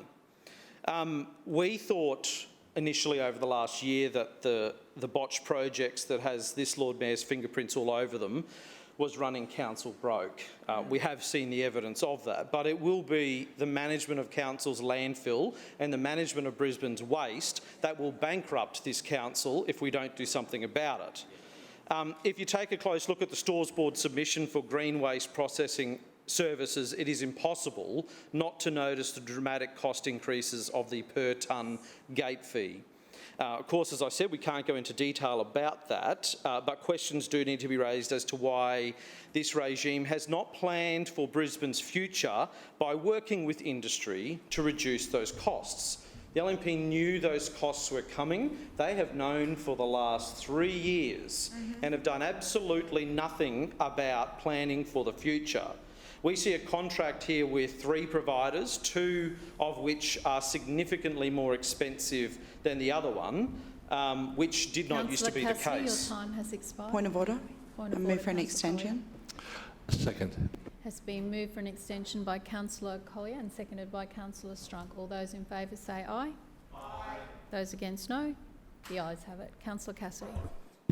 Thank you, Chair. So it did not used to be the case that there was one provider that was significantly cheaper, like astronomically cheaper than the other 2 providers. But without planning for the future and working with the industry and setting policies in place to avoid this, the LNP have locked us into an arrangement where 2 of those providers are not using industry best practice, but we are locked into using them because we haven't worked with the industry to make sure that they are keeping up.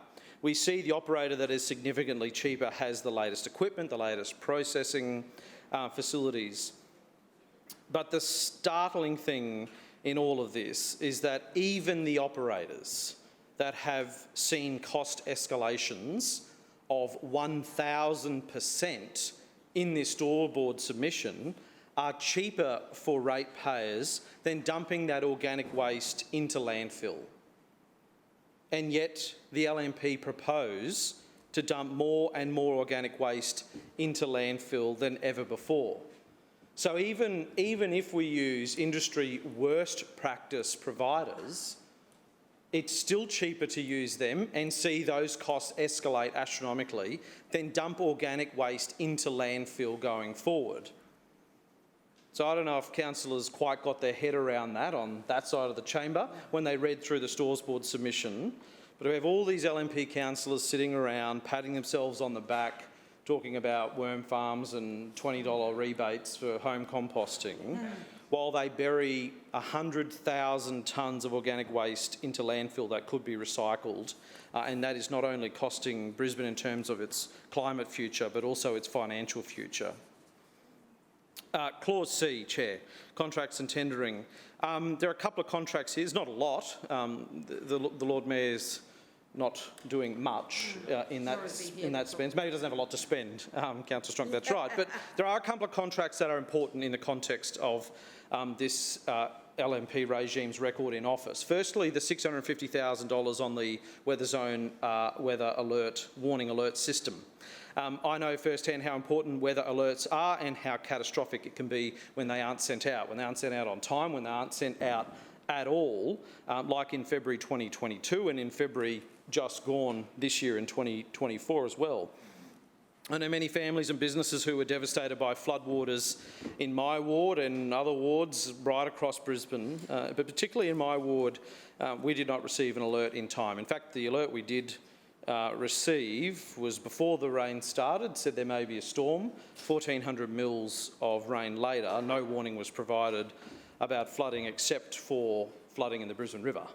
Unlike Oxley Creek, Cabbage Tree Creek is not connected to the Brisbane River, so that warning was useless to people in my ward, but that's the only one they received.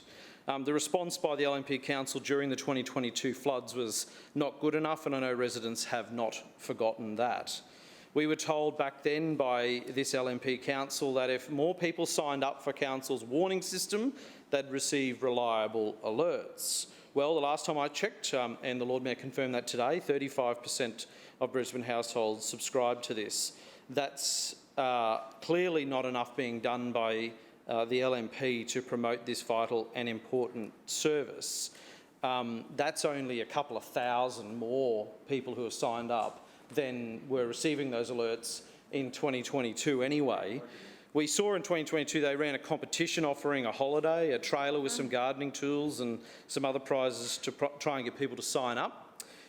In October last year, more than 15,000 people signed up to receive their rates electronically. There was a big push for that. But how is this weather system alert not being promoted in the same way? They did a little bit in 2022 and then the LNP just basically gave up. They moved on. Shows they never really cared, I guess. More needs to be done to support people in Brisbane who are affected so badly by bad weather events. I have publicly supported the improvements to the system that will warn people of weather events that actually affect them, like creek flooding in addition to storm and river flooding, particularly in my area, but more needs to be done to get people onto those alerts. Council has access to that data. They should be using it. Further down the contracts, we see the contract for Victoria Parkland Management Agreement, a whopping $5.3 million contract for just 12 months. A lot of money for the maintenance of Victoria Park, yeah. So the cost of maintaining and managing this existing park for 1 year is $5.3 million. And the contract the money is being paid to a contractor who's a wholly owned subsidiary of Brisbane City Council. So council is paying itself in the contract. So the Lord Mayor get up and says there's lots of money being spent here on maintenance and things like that. Sure, but you know, he says the supplier, I suppose Brisbane City Council is a local business, right? When it comes to council. So council's paying a local business that is itself $5.3 million to maintain one of its own parks. I guess the question is, why wouldn't you just pay council employees to maintain a council park? Is it because City Parklands or whatever that subsidiary is called employs people on different conditions, different arrangements, different pay to council employees? Interesting and important questions that need to be answered.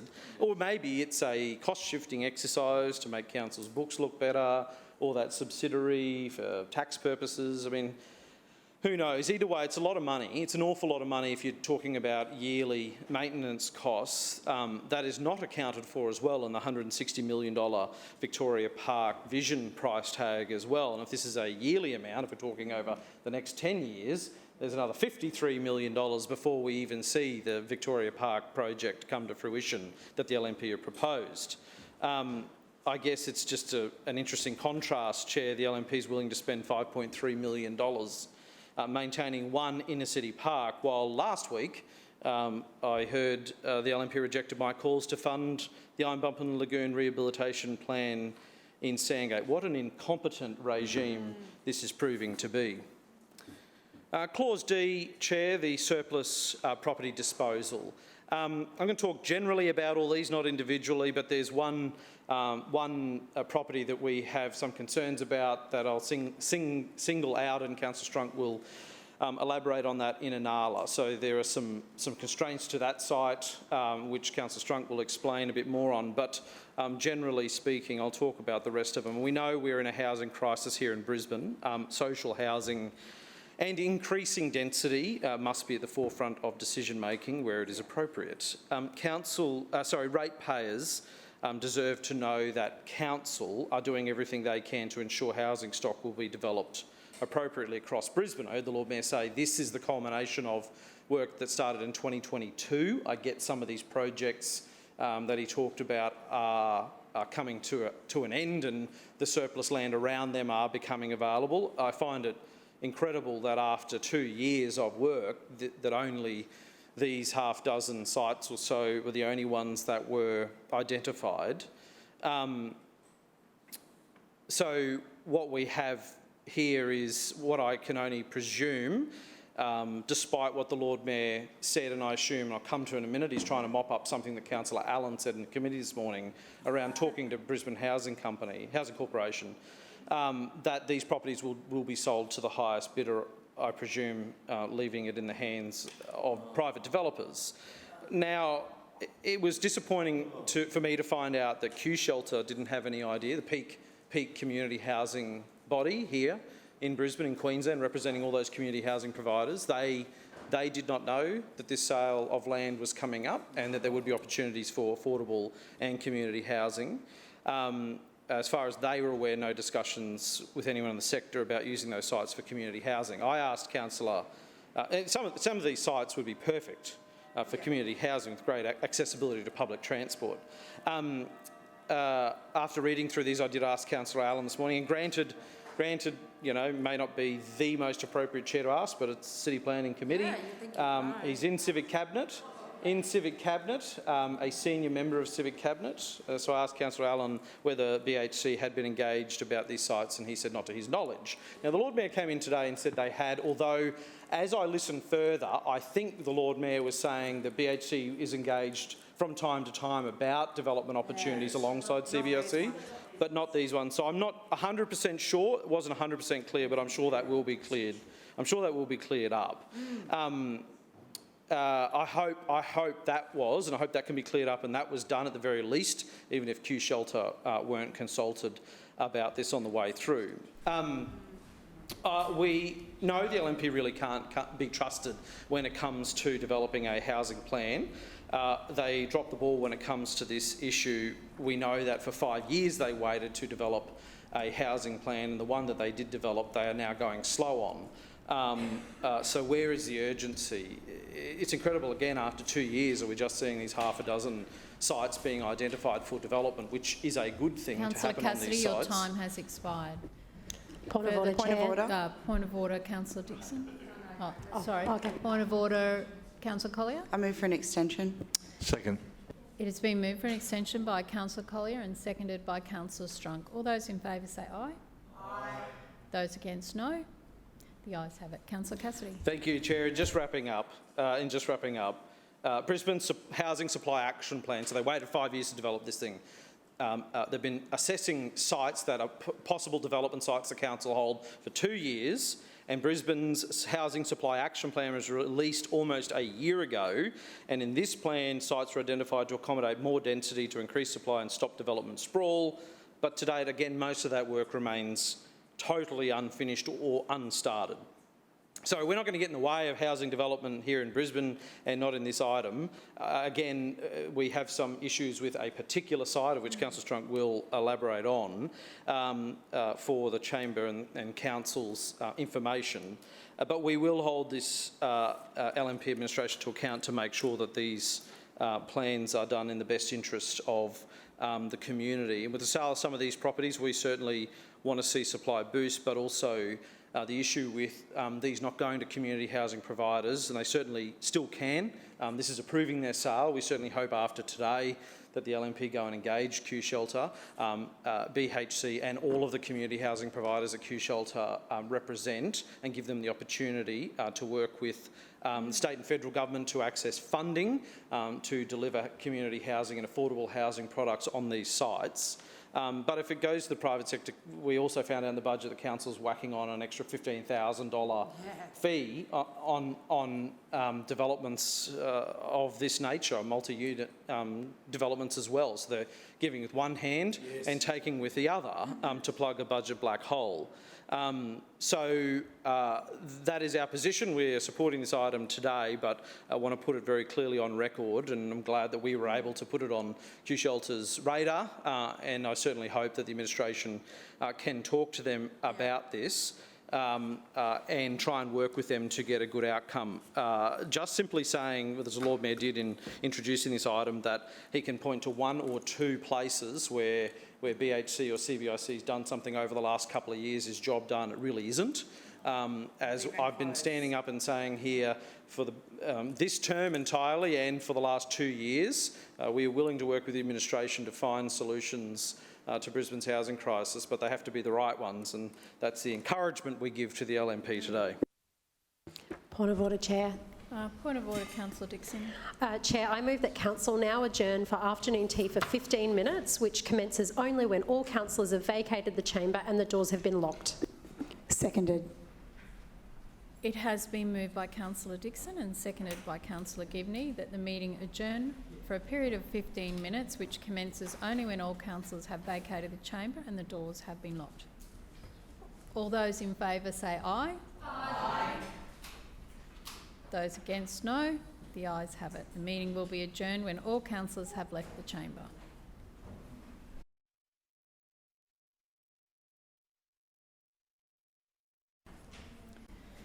Further speakers, Councillor Wine. Thanks, Madam Chair. I just rise to speak on items A and B. Firstly, on item A, it is a resolution. I will explain the need for this.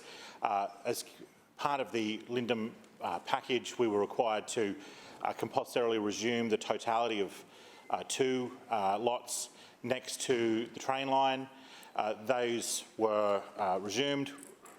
The space that we required for the project we've acquired. Now the balance of those lots will be transferred to the state government. The state government will then transfer to us in exchange the lots on the other side of the train line that we require to carry on the balance of the project. Now, I must respond to some of the statements made by Councillor Cassidy about our Lindum work and remind all councillors that this is stage 2 of what will be a long-term project.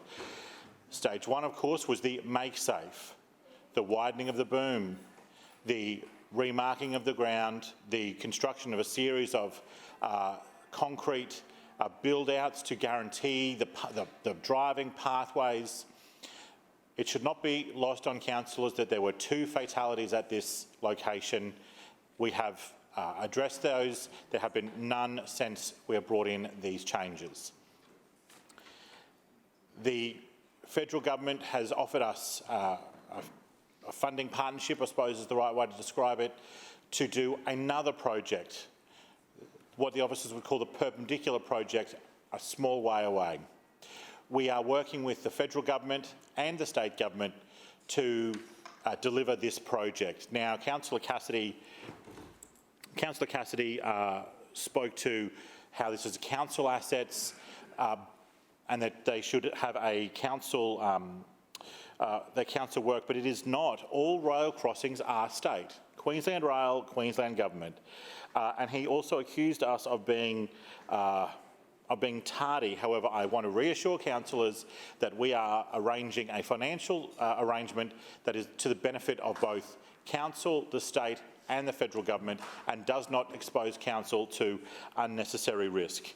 I also want to speak to the statement that somehow council has somehow delayed these projects. But I wanted to read from a letter from Mr. Bart Mellish to myself about the Lindum crossing, where, of course, we had said that the state government had delayed the project. And, of course, he rejects that in his letter, but goes on to concede that TMR officers are aware the project has faced challenges due to design complexity to accommodate urban utilities upgrades, which the state are requiring, flood considerations, drainage upgrades, that's my addition, which the state are requiring, along with rail infrastructure challenges at that location. Rail, once again, the state. I just wanted to take a moment to say that it was important to reflect that we are working to get this outcome. We've also gathering the land at no cost to council. We worked with the residents to ensure that the works did not affect the residents and that they were found new housing. Also, I noticed that I'm not sure how best to describe retired Councillor Whitmey's conduct, but she most definitely campaigned against our work. She may have claimed in a petition that it was in support of it, but she hassled our officers. She attempted to embarrass and humiliate them in front of the public, while our councillors, Councillor Atwood and now Councillor Givney, defended the project, defended the need for the project, and they sit here in this place, while Councillor Whitney, who agitated against this council, no longer is. And I think that her conduct around that was one of the main reasons that she is no longer here and the Councillor Givney is here. So I think that Councillor Cassidy misremembers Councillor Whitney's conduct, and that being on the wrong side of this issue, which is, dare I say, against us, is one of the key reasons Councillor for her Wines, lack of your success. time has expired. Further speakers. Councillor Strunk. Point of order? Oh, sorry. They're called councillors. Oh, sorry.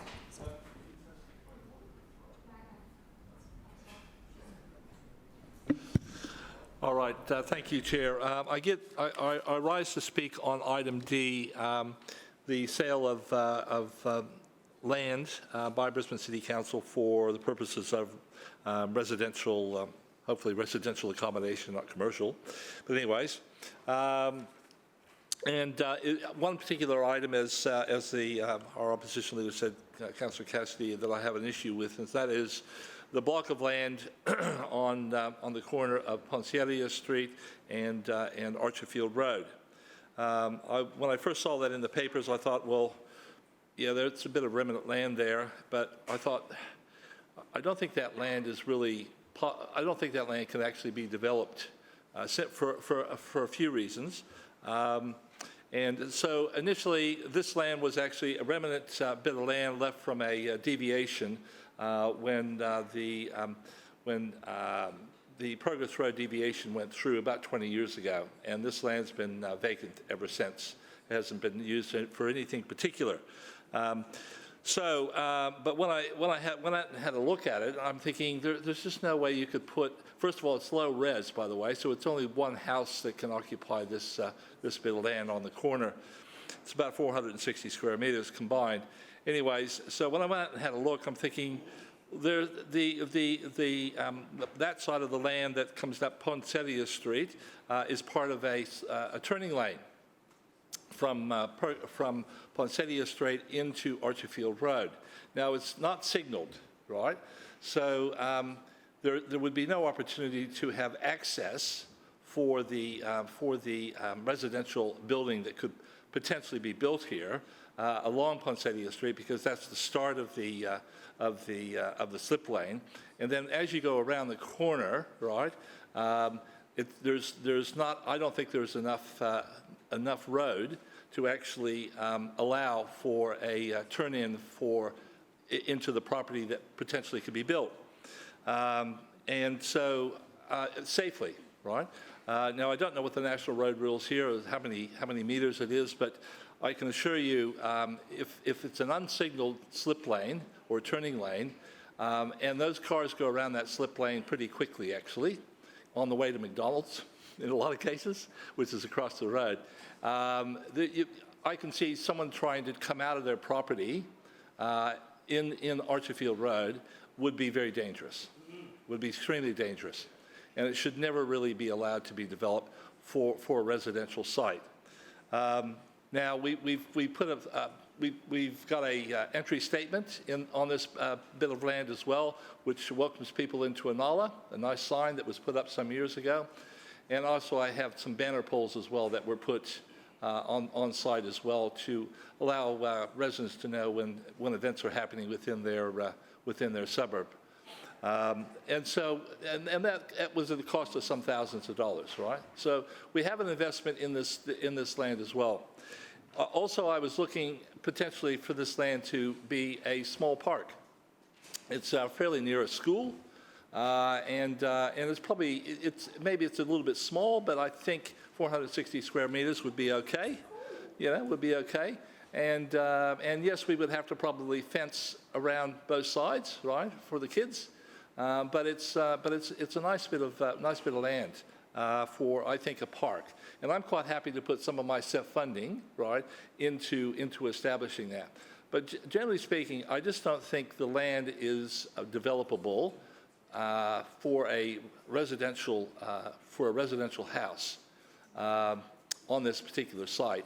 I mean, I don't know who would really want to live here in any case, because it's on one of the busiest roads in Brisbane. There's probably 40 or 50,000 cars go up and down Progress Road, which Progress Road is just on the other side, and Ponsettia Street just runs straight into Progress Road. It's just a dual carriageway right through.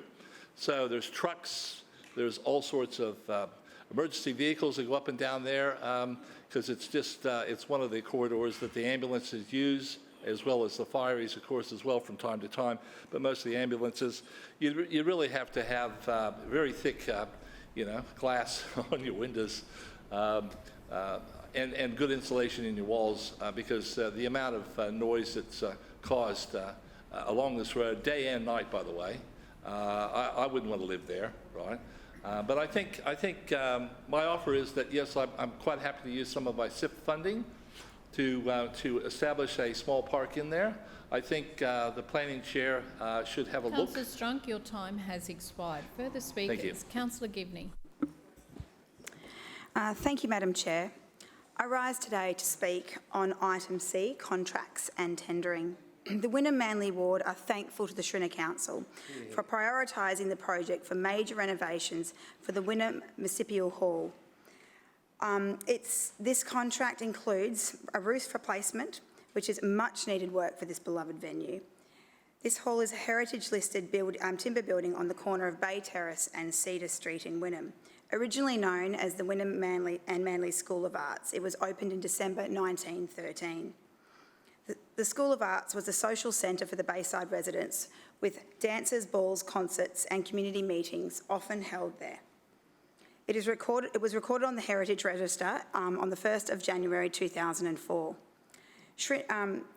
Council has identified the Wynnum Municipal Hall to receive structural and safety improvement works. These include a full roof replacement, repairs to water impacted areas in the main hall, a full replacement of the entrance stairs, and electrical upgrades within the building.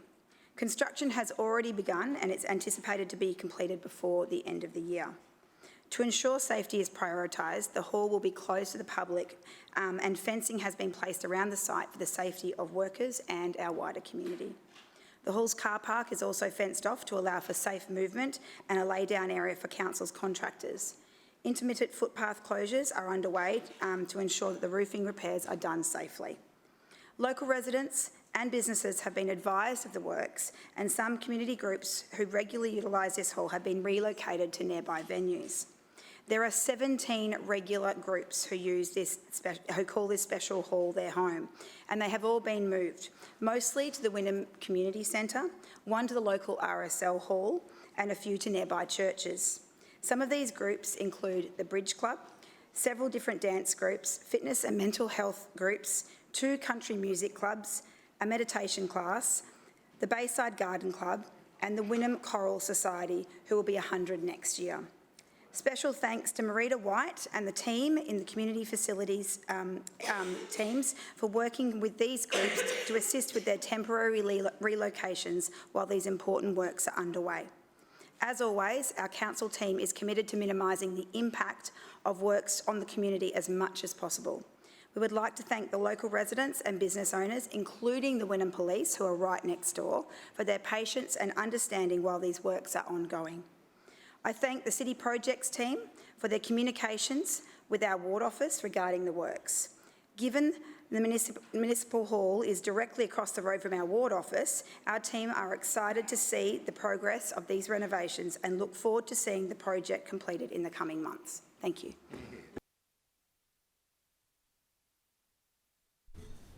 Further speakers, Councillor Chongwa. Thank you, Chair. I rise to move that item Clause D to be taken as their item for voting. I would like to speak to the sale of the property at 21 Sylvan Road in Clause D under surplus property disposal. Our communities across our city are missing out on vital maintenance and infrastructure like footpaths, parks, libraries, bike lanes, footbridges, recreational facilities, pedestrian crossings and much more.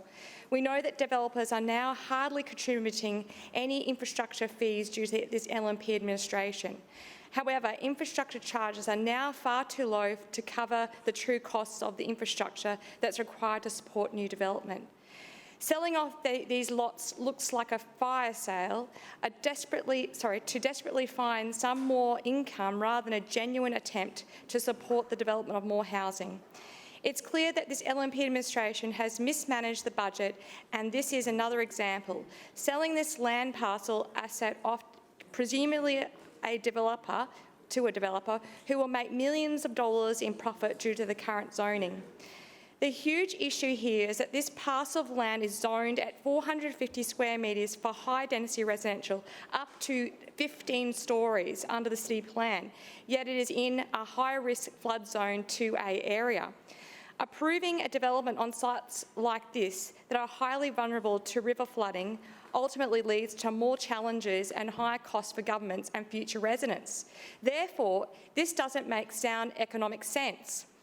Most of Brisbane's land area is located on higher ground, well above creek and river flood levels. But due to the pressure from private developers, this LNP administration is still approving new residential and commercial developments on land that is severely flood affected. Developers take their profits and run, leaving residents and body corporates to deal with rising insurance bills and major disruption every time there's a flood. 21 Sylvan Road is a great opportunity for a pocket park, creating space for our residents to sit and relax. In our growing city, it's important to make the most out of every parcel of land, especially on flood-prone areas. These pocket parks can look like their larger counterparts, with bench plants and shade for residents to relax.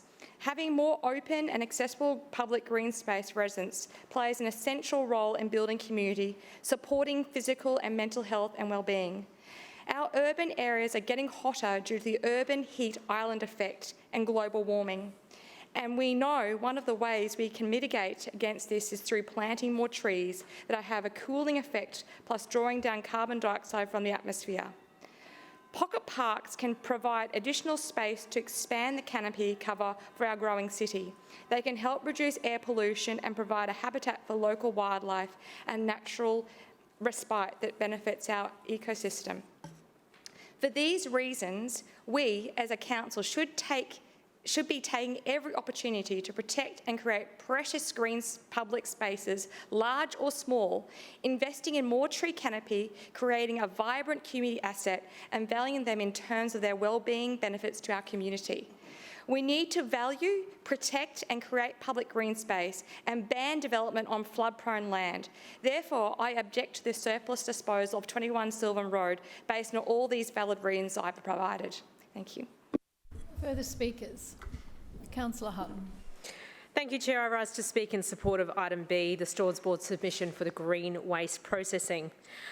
I would like to start by addressing some of the concerns raised by Councillor Cassidy in his contribution towards this debate. Once again, Councillor Cassidy has shown his confusion about the basics of green waste recycling. He claimed that this contract would send more organics to landfill, but the reality is quite the opposite. This contract is on the table because we're successfully diverting more organics waste than ever before, thanks to the booming success of the discounted green bin initiative.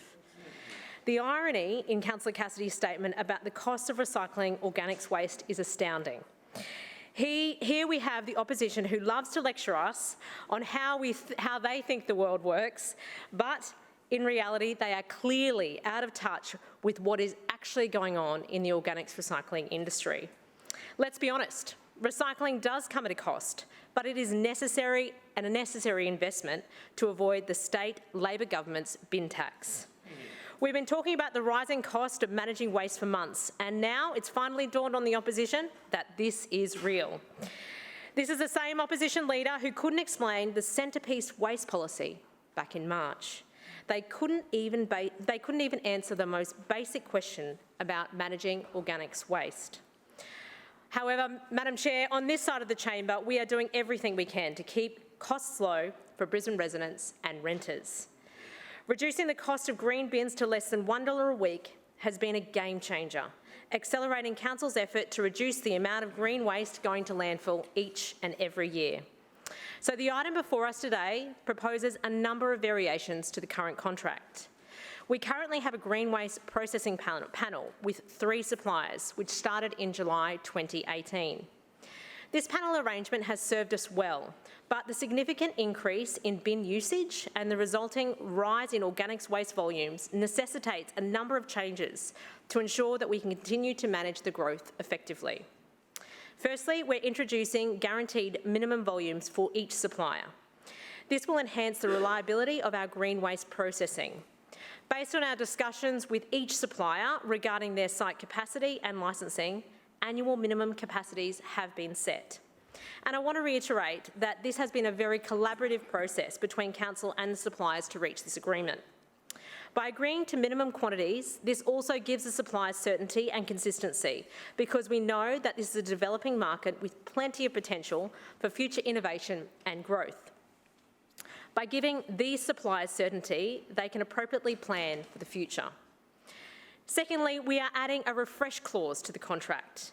This will allow us to bring additional suppliers on the panel as needed, ensuring we can scale up our processing capacity. Lastly, recent state government regulatory changes aimed at managing odour and chemical contamination have affected the cost structure for suppliers using open windrow composting. As a result, 2 of our suppliers have requested one-off increases in gate fees to comply with these new regulations. Chair, these proposed variations are essential for maintaining and enhancing our green waste processing capabilities. They ensure we can handle the increased volume of organic materials effectively while meeting updated state government regulatory standards. It is our hope, Madam Chair, that every household in Brisbane will soon have a green bin. This contract is to support our green waste recycling program, which is aligned to our Towards Zero Waste strategy. I commend this item to the chamber. Further speakers? Councillor Johnston. Yes, I rise to speak on all items and ask item B also be taken seriatim for voting purposes. Look, firstly, with respect to item B, this is another example of this LNP administration and the part-time Lord Mayor's failure to adequately manage council core business and everyday operations. We're not talking about tiny price increases. We are talking about price increases for the processing of green waste that are almost 2,000 times what we negotiated in a contract just a few years ago. It's a 1,700% increase in fees for processing green waste. That is what this council is asking us to do. Now, far from what Councillor Hutton has said, this council is absolutely not doing anything to ensure we move towards zero waste. What has she done under her leadership of this area of council? 1, cancelled the FOGO trial program. 2, failed to be able to deliver composting bins for 9 weeks. 9 weeks now. And 3, inherited contracts. And what is her response to contracts that clearly are not fit for purpose? It is simply to engage in a process that sees council paying 2,000%, almost 2,000% more for green waste processing than previously. Now, are we going to get better systems and processes out of doing this? Was that a condition of the contract? Because only 2 of the 3 of the contract participants that we have here have this problem. The third one has processing systems and technology that enables it to be done at a lower cost. So, has this council, for example, entered into an arrangement with these 2 suppliers who are going to get millions and millions of dollars more from council to process our green waste, to upgrade their systems to better technology that will ultimately help reduce the price of processing the green waste? No. We're just going to throw money at the problem, a problem created by the LNP. I'd like to know when this contract happened back in 2018, clearly 2 of the 3 contractors didn't have the right systems processing to manage this in an environmentally sustainable way. Now the opportunity has come to make sure that they do in the future. And what does this LNP administration do about ensuring that they update their systems and technology? Nothing. They're just going to throw money at the problem and create an enormously expensive, short-sighted outcome that is going to cost the ratepayers of Brisbane millions and millions and millions of dollars more. And I note that the Leader of the Opposition said you can't trust the numbers. Well, they don't add up in here because the actual amount per gate fee increase is 1,700%, yet the overall amount of cost increase to council is just a 60%, is estimated at 60%. So it doesn't add up. It's unclear where the difference in the money is coming from. If there's some other revenue source that's coming in, great, but that's not mentioned in here. So these numbers don't stack up either. So this is mismanagement, more contractual mismanagement by this LNP administration. And again, where they had an opportunity to get some positive long-term change from the industry to ensure we could do this more effectively with better technology, they have squibbed it. Yep. They've just gone, oh, we can't have the green waste fall over. Let's just throw money at it, quick, quick, quick, quick. That's what they've done. That just reflects how incompetent this LNP administration are, and it's a reflection in almost every contract that this administration brings forward to this place, that within a few years there is a problem with how it is delivered. There are cost overruns, there are budget increases, the contractors can't deliver the projects. Remember the mowing a few years ago, the mowing contractors who didn't own mowers. Yeah. I mean, that was a good one. This is normal behaviour for this LNP administration, and we're not seeing them learning from their mistakes and doing better. With respect to the other items, why do they hate the Scouts? I don't understand Councillor why... Johnston, your time has expired. Are there any further speakers? What a shame. What a shame. Further speakers. Councillor Cunningham. To speak on item D, but briefly first to item C, if I may.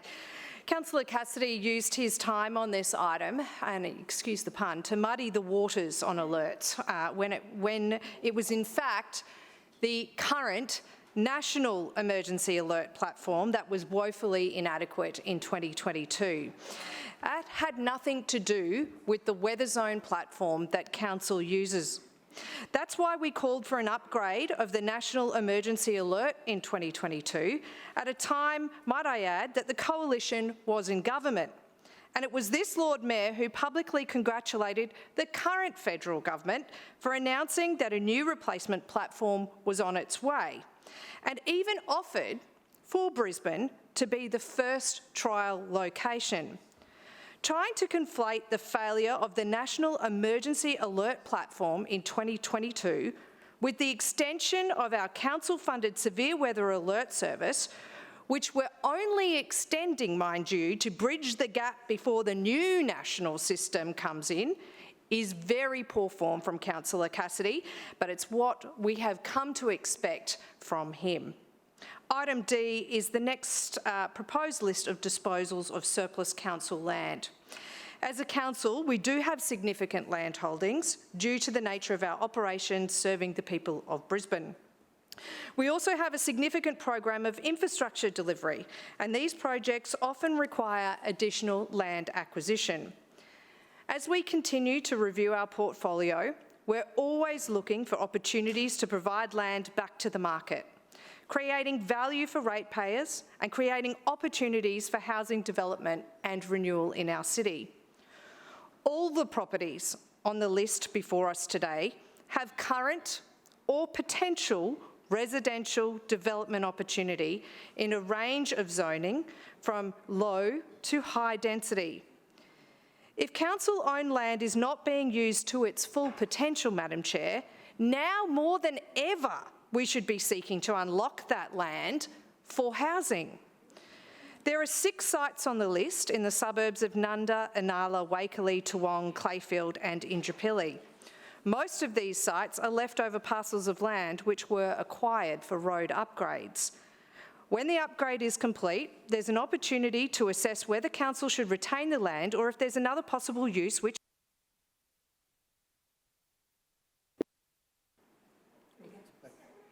In most cases, the best outcome for the community is for the land to be sold, creating modest revenue to council, which can in turn then be reinvested into future projects that council undertakes. Madam Chair, I wholeheartedly reject the assertion that we don't work with Brisbane Housing Company when it comes to surplus land. We do discuss properties with them. Last time I checked, none of the councillors opposite were authorised to speak on behalf of BHC as to what types of land and properties they want. I can confirm that at least one of these properties on the list today was discussed with BHC, and there is another, which is not on the list for obvious reasons, which is being discussed with BHC, not with anyone else. We have and we continue to work with BHC. We also ensure a sustainable outcome for council to make sure we deliver on our core local government responsibilities. Those opposite might wish to deflect responsibility for the housing crisis and lack of social housing from the Labor state government onto Brisbane City Council, but I won't cop that, Madam Chair. The work that I'm doing in my portfolio when it comes to unlocking surplus land builds on a range of actions and initiatives that the Lord Mayor, Councillor Allen and the Deputy Mayor has already undertaken. Now, Madam Chair, with all due respect to Councillor Strunk, allowing a potential home to be built in your ward should be more important than your banner poles. Traffic engineers have approved access to this site via Archerfield Road. Councillor Strunk, interestingly, also said he didn't want to live there. So I'm not sure why he thinks it would be suitable for a park with small children. Now, I'm a bit disappointed, quite frankly, in Councillor Strunk this afternoon, because I'm used to hearing from the Greens that every spare block of land should be park, but now we're hearing the same talking points from the Labor Party. In terms of Councillor Cunningham, your time has expired. Further speakers?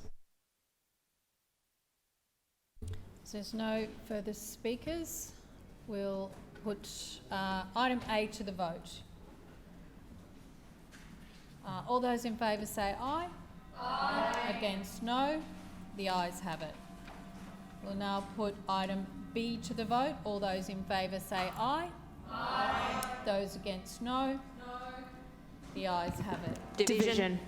Division has been called by Councillor Johnston and seconded by Councillor Massey. Ayes to my right, noes to my left.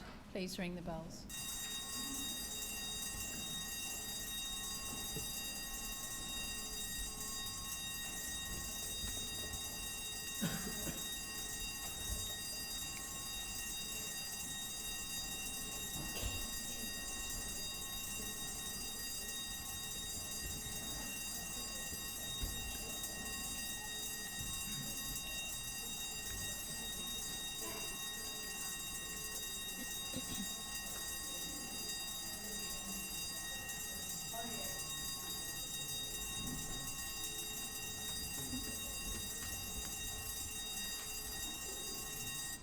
Clerks, please read the results. Madam Chair, the ayes have it, the voting being 21 in favour, 1 against and 2 abstentions. The motion is carried. Please return to your seats.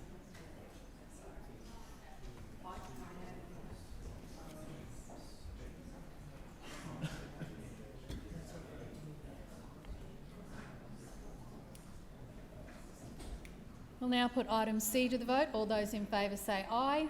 Aye. Those against, no. The ayes have it. Division. Division. Division has been called by Councillor Cassidy and seconded by Councillor Collier. Councillors, ayes to my right and noes to my left. Please ring the bells.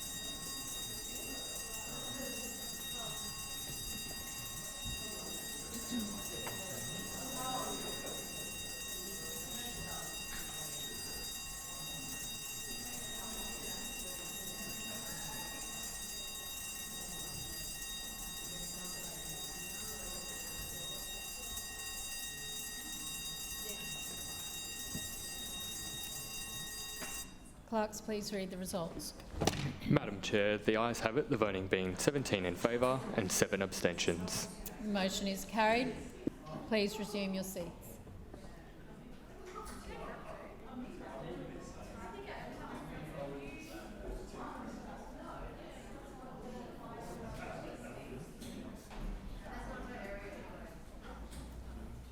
We'll now put item D to the vote. All those in favour say aye. Aye. Those against no. The ayes have it. Division. Second.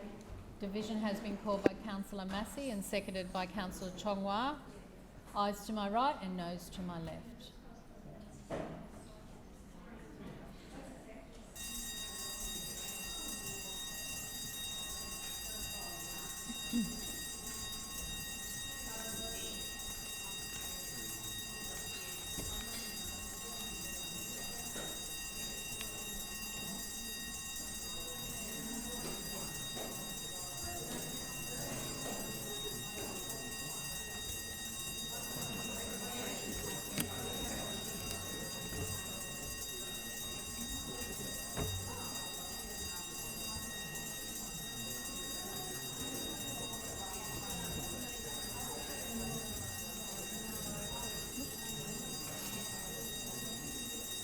Clerks, please read the results.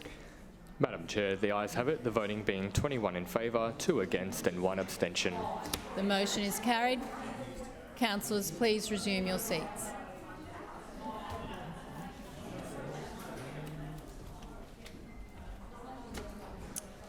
Deputy Mayor, Economic Development, Nighttime Economy and the Brisbane 2032 Olympic and Paralympic Games Committee.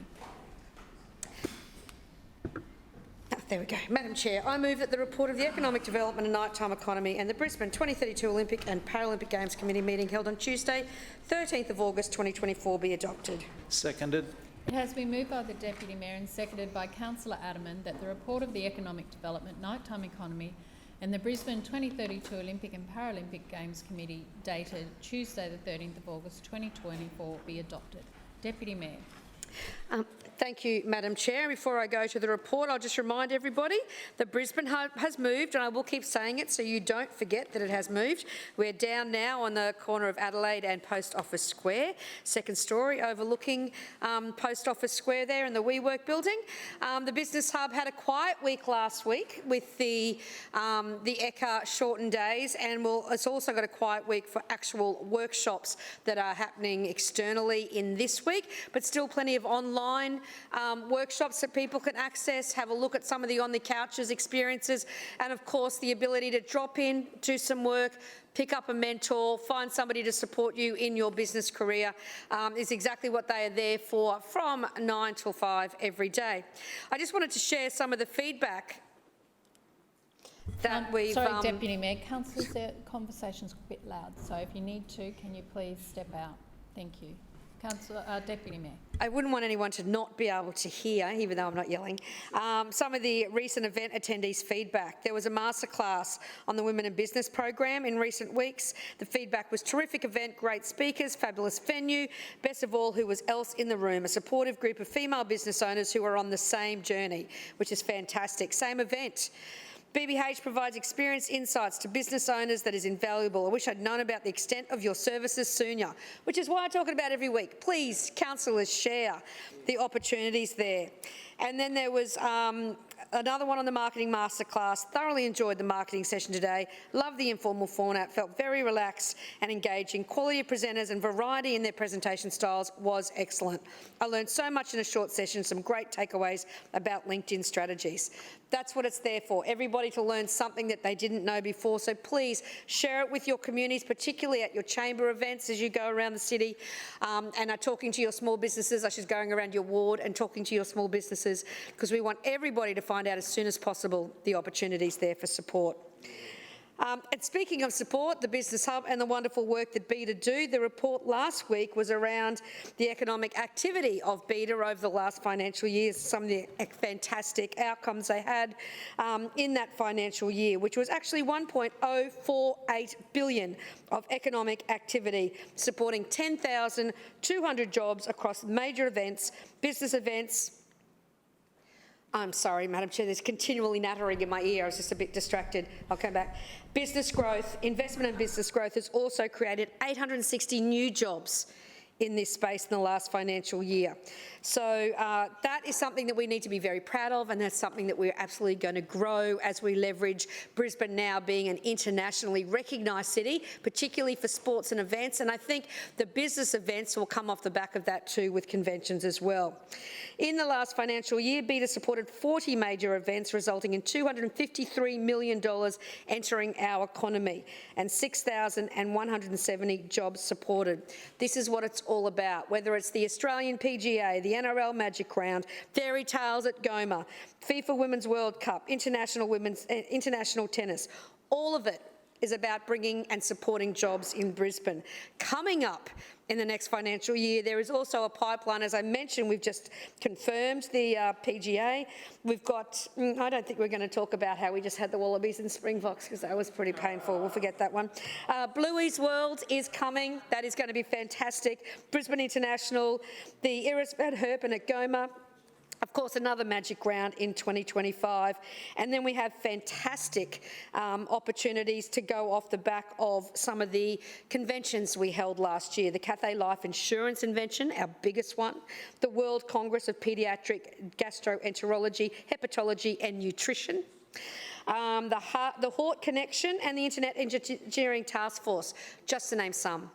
So it may sometimes look like they're not doing a lot in BETA, but they are ducks with the feet paddling so fast to make sure every corner of the market is touched. Our work with our concierge and leverage to make sure that the economic development in Brisbane is second bar none in Australia, and as the sporting capital and events capital of Australia, it's even going to be brighter into the future.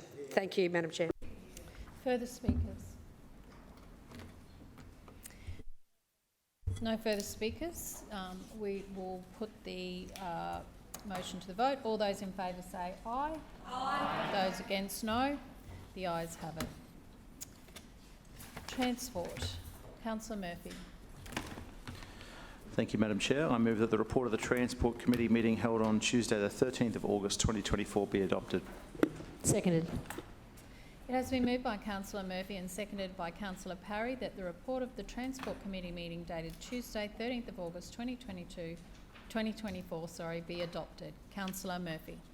Thanks, Madam Chair. Last week the Transport Committee received an update on the Kangaroo Point Bridge and some of its construction milestones. If anyone hasn't seen it recently, I recommend you make the trip out to Kangaroo Point at Scott Street or the City Botanic Gardens to have a look at our incredible bridge now in the final stages of construction.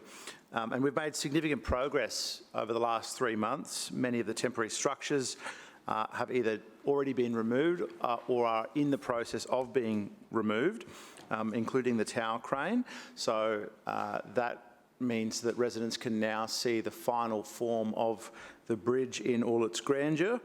In May, we saw the last piece of the deck module, span 6, lifted into place. In June, we saw the thematic City of Lights lighting on the masthead turn on for the first time, supporting the Maroons as they took on the Blues in Game 2. Installation of the pedestrian canopy commenced, providing shade for what we anticipate will be at least 6,000 pedestrians and scooter users that will use the bridge each and every day. Solar panels have also been fitted on top of the canopy, utilising 240 days of sunshine that we have per year in Brisbane to sustainably power the bridge and its restaurant and cafe. All 32 of the cable stays have now been installed, checked and stressed. All concrete pours have been completed, with the removal of the green protection mat starting to reveal the deck of the bridge. At the CBD landing, our upgrade to Alice and Edward Streets is also now complete. The signalised crossing has been realigned to face the bridge, and the footpath pavers have been reinstated on both sides of the street. Concreting has now begun for the CBD Plaza, which will feature a large mature jacaranda tree as its centrepiece when it is planted later this year. Across the river, one of the bridge's elevators is being installed in CT White Park to ensure that the bridge is accessible for people of all ages and abilities. this will make the park itself as well more accessible for pedestrians and cyclists when coming from the bridge to the landing on Scott Street. Council also has opened the new Main Street and Deacon Street connection underneath Story Bridge back in June.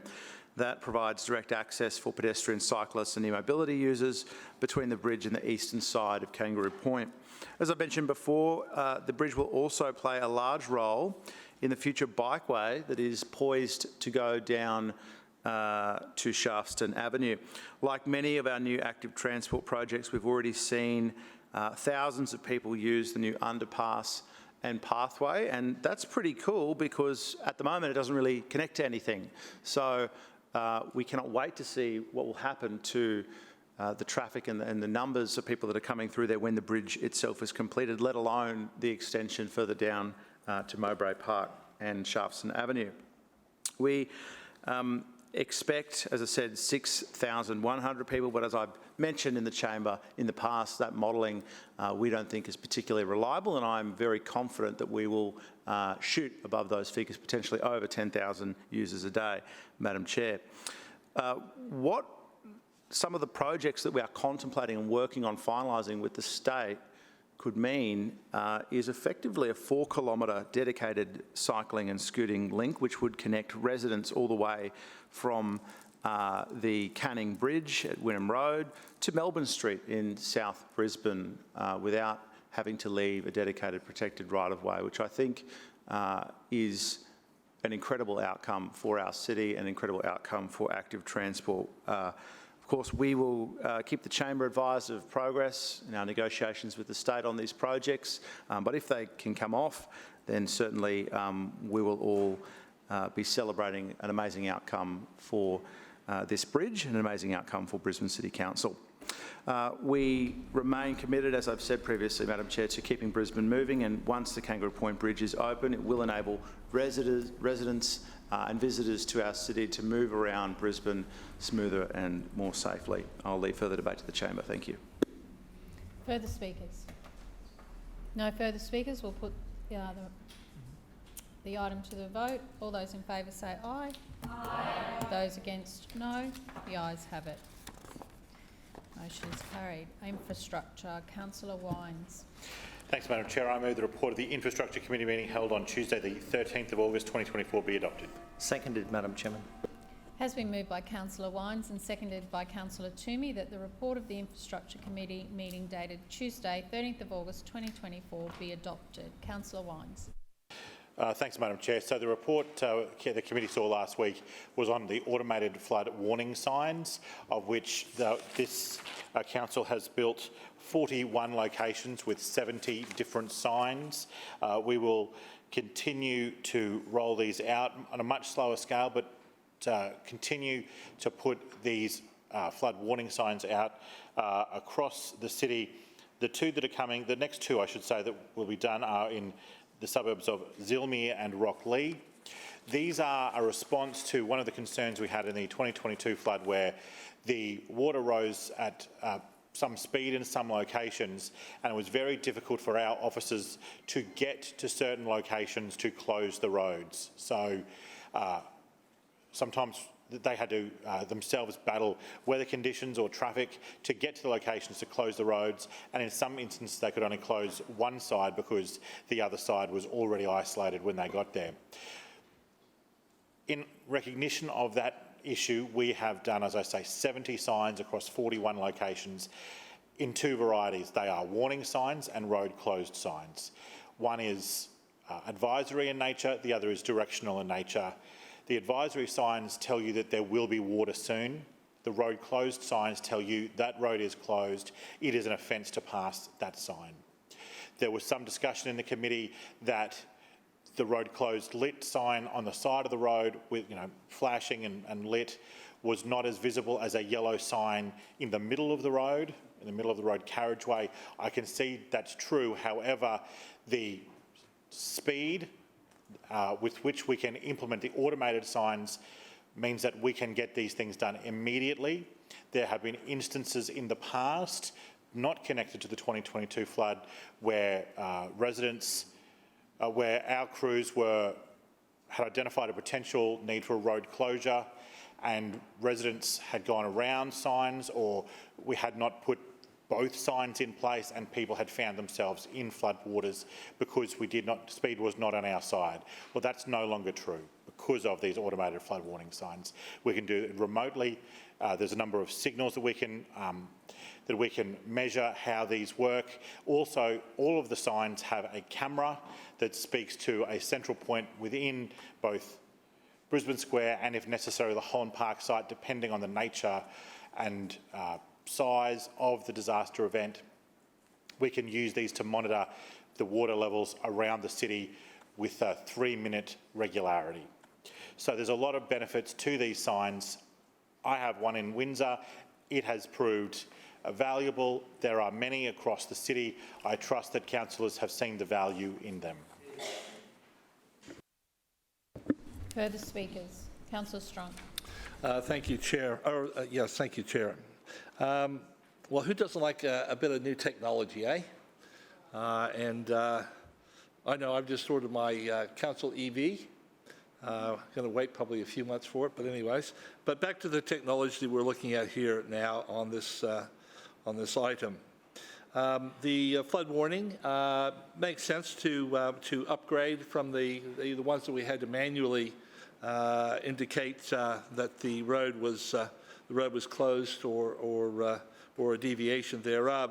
But I started asking a few questions in regards to how the signs operate, and my initial concern was when I heard battery backup, and I think it was, if I'm not mistaken, was 8 hours battery backup or thereabouts, which concerned me a little bit because these are solar powered. These are not connected to the grid at all.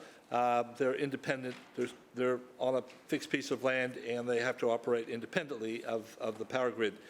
Now, the battery backup of only about 8 hours, right, is I think a bit problematic because if you're solar powering the sign, and then if you run out of power, well, you have the battery backup.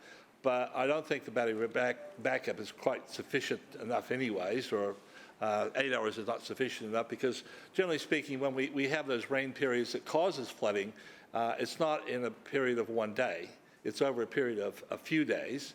And I think the power issue for the sign to be able to work is, I think, a bit of an issue to me. Now, also the battery itself is underground. It's stored underground. The battery backup, that is stored underground, what I think is possibly a bit of an issue as well. I know other traffic signals and things like that. They don't put the power underground. I remember a couple of other presentations over a few years ago.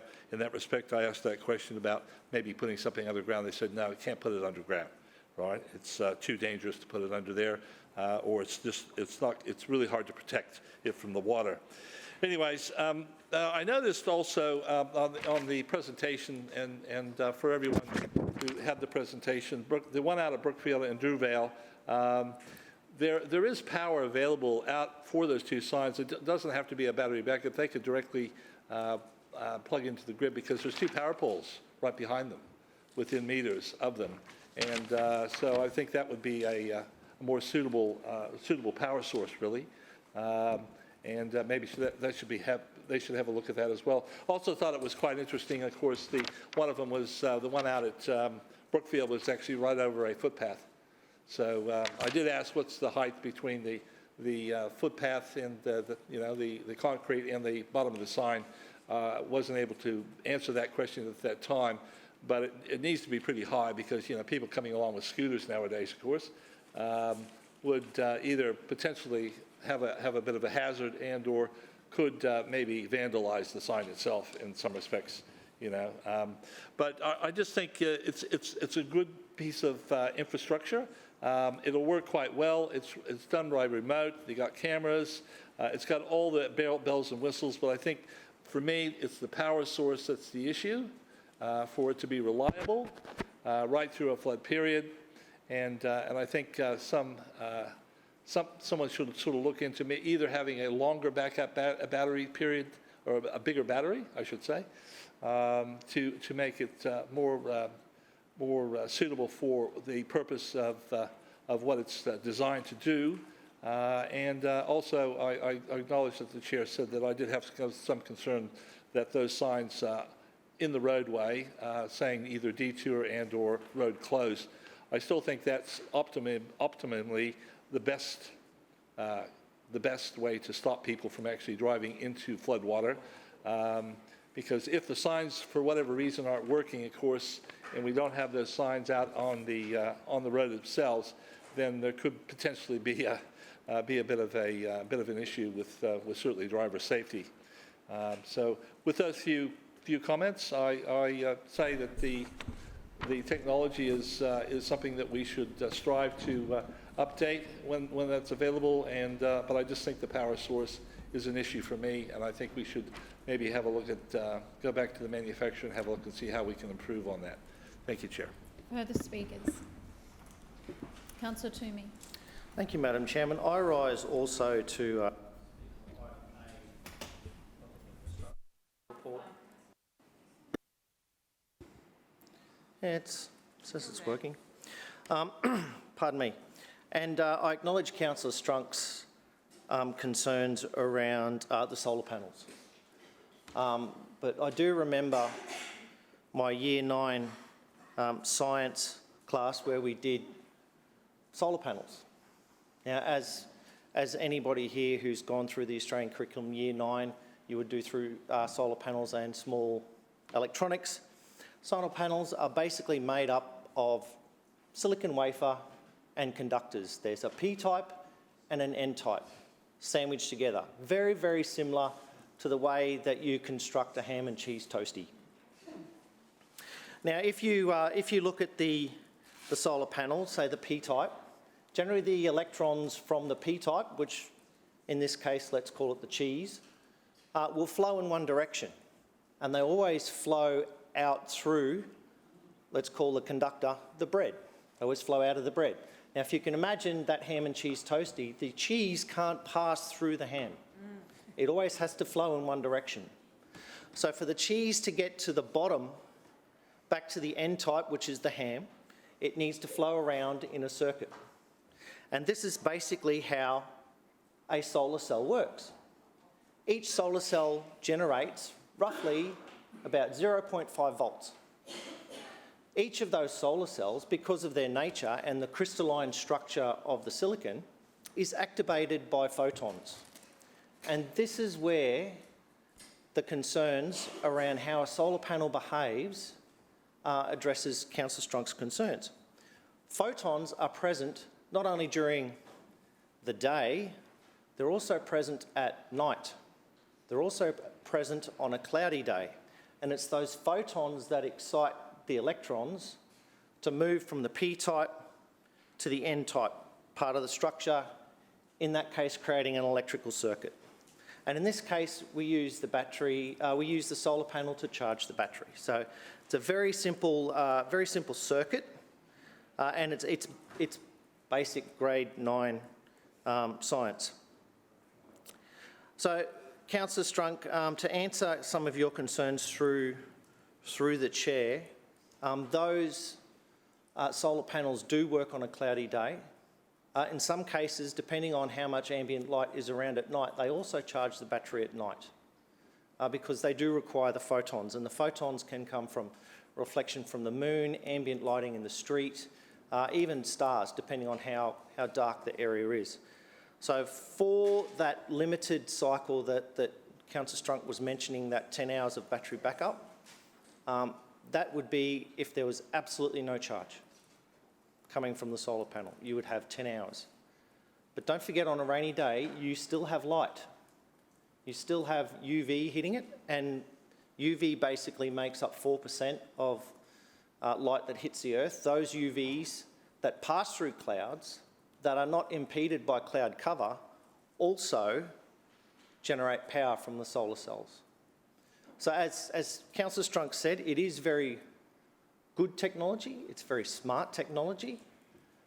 We can rely on the solar panels to do their job. And on a rainy day, through you, Madam Chair, to Councillor Strunk, the solar panels get a wash, which means their efficiency improves even more.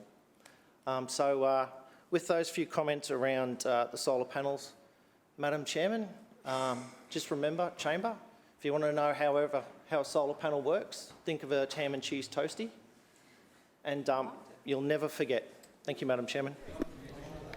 Further speakers, Councillor Griffiths. Yes, thanks, Madam Chair. I think I missed Year 9. And I missed that lesson. But thank you, Councillor Timmy, for that. And I just take up Councillor Strunk's point about the solar batteries. So I think that is an important point in terms of length of time and the amount of time they can operate. And hopefully going forward, technology can improve with that. I welcome this signage. I think it's good. It's a good outcome. It certainly has been very useful in some of the areas, particularly in my ward, where there's lots and lots of flooding, and there's lots of flooding regularly. So it has been really good in terms of responding to the flooding, but also meaning that officers don't have to be racing out there to put up the equipment and so forth that, that seems to be a big issue. What I'd like to see in the future, this to you, Mr Chair, I've raised, I think, before in committee when we've had these presentations before, some of the major roads in my area. So essentially these are going on single lane roads or one-directional roads. Some of the major roads, like 2 or 3 lanes, such as Bow Desert Road, frequently flood from, say, Stable Swamp Creek. And this happens annually, at least annually, in my experience, and it's quite dangerous. That area of Bow Desert Road is not a state road, it's a council road, and I think it's certainly an issue that we hopefully will look at in terms of those major roads going forward as well, because the issue is not going away, and we just need to better manage the issue of flooding across our roads. Thank you. Further speakers. Councillor Wines. Thanks, Madam Chair. Can I thank all contributors to this report, and can I say that I, like many, are now more confident about having the ability to pass our grade 9 science exams. I just want to make a couple of general statements. We buy these signs in groups. Each group is more sophisticated than the one before. We consider, and we're always looking for ways to improve, and you'll see that in the signage that's built more recently is much superior to the first rounds that we did. The reason we chose solar and then a battery element is to make the signs independent of power. I recognise Councillor Strunk's point. However, I found in my community, and I imagine a lot in catastrophic flood events, there is no power, and that's why we made the decision to be independent. There may be instances where dependent power is a better choice, but that was the reasoning why they're independent. To the point, there is an 8 to 10 hour battery typically in all of these. Flood events come in different varieties. Some are pure rain where it is very dark. Some floods in this city, it has been beautiful sunshine while the event has occurred. So they are different in nature. We have attempted to put these in a range of locations, and we will continue to do so to create a scenario where it is clear and simple and easy to close roads. The 2 wards where I think that benefit the most from this technology is actually Councillor Griffiths, because of the regularity of the flooding that occurs in much of his ward, and Councillor Adderman because of the relative remoteness of a lot of members of his community that are very hard, and the number of creeks in the Pullenvale ward that are hard to get our crews to those locations. So this technology is about addressing that. We will always look to improve. The discussion today, I think, has been pretty fruitful and will be taken on board into future considerations. Thank you, Councillor Wines. We'll now put that to the vote. All those in favour say aye. Aye. Those against, no. The ayes have it. Councillor Allen, City Planning and Suburban Renewal Committee. Thank you, Madam Chair. I move that the report of the City Planning and Suburban Renewal Committee meeting held on Tuesday the 13th of August 2024 be adopted. Seconded. It's been moved by Councillor Allen and seconded by Councillor Wolf that the report of the City Planning and Suburban Renewal Committee meeting dated Tuesday 13th of August 2024 be adopted. Councillor Allen. Thank you, Madam Chair. Before moving to the report, I did want to touch upon a question that Councillor Griffith posed during question time, and rather than do his own homework, he asked the Lord Mayor to do it for him. And the information that he is seeking was in the public domain, but you know, as I said, he didn't do his own homework, but I'll do it for him. The amount of the infrastructure charges on that particular site was $514,000, or $514,859.76. All available if Councillor Griffith wanted to check the website. Now, moving to the committee presentation, this was on a development, or it's actually a number of developments, and it related to, 383 Wickham Terrace Spring Hill was the development site. My apologies. The 8-storey development is an adaptive reuse of an existing commercial building and provides a good mix of unit types, including some larger units made up of 1 2-bedroom unit, 4 4-bedroom units and 1 5-bedroom unit. With views to the Roma Street parkland, the approved development features an activated ground plane with pedestrian entrance and communal terraces. 383 Wickham Terrace Spring Hill is conveniently located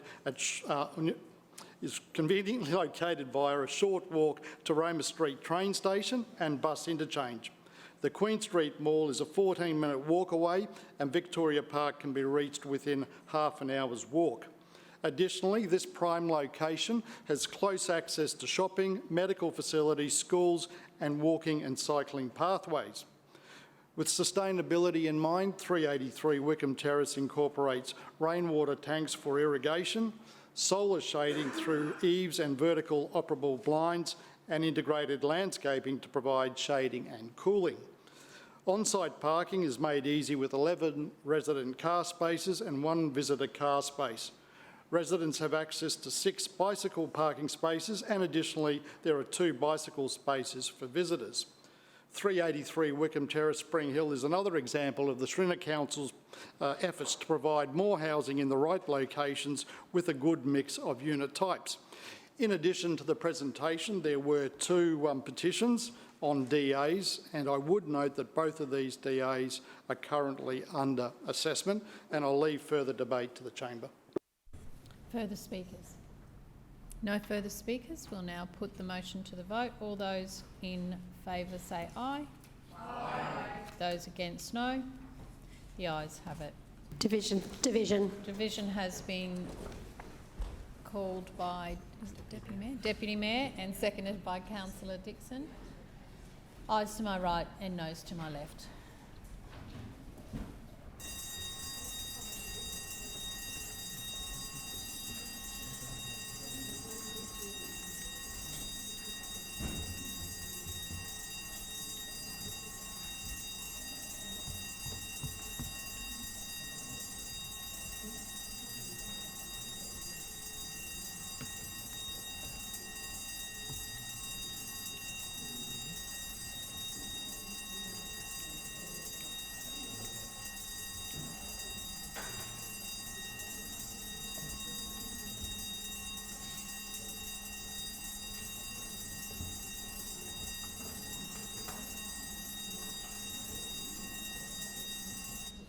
Clerks, please read the results. Madam Chair, the ayes have it, the voting being 23 in favour and 1 abstention. The motion is carried. Councillors, please resume your seats.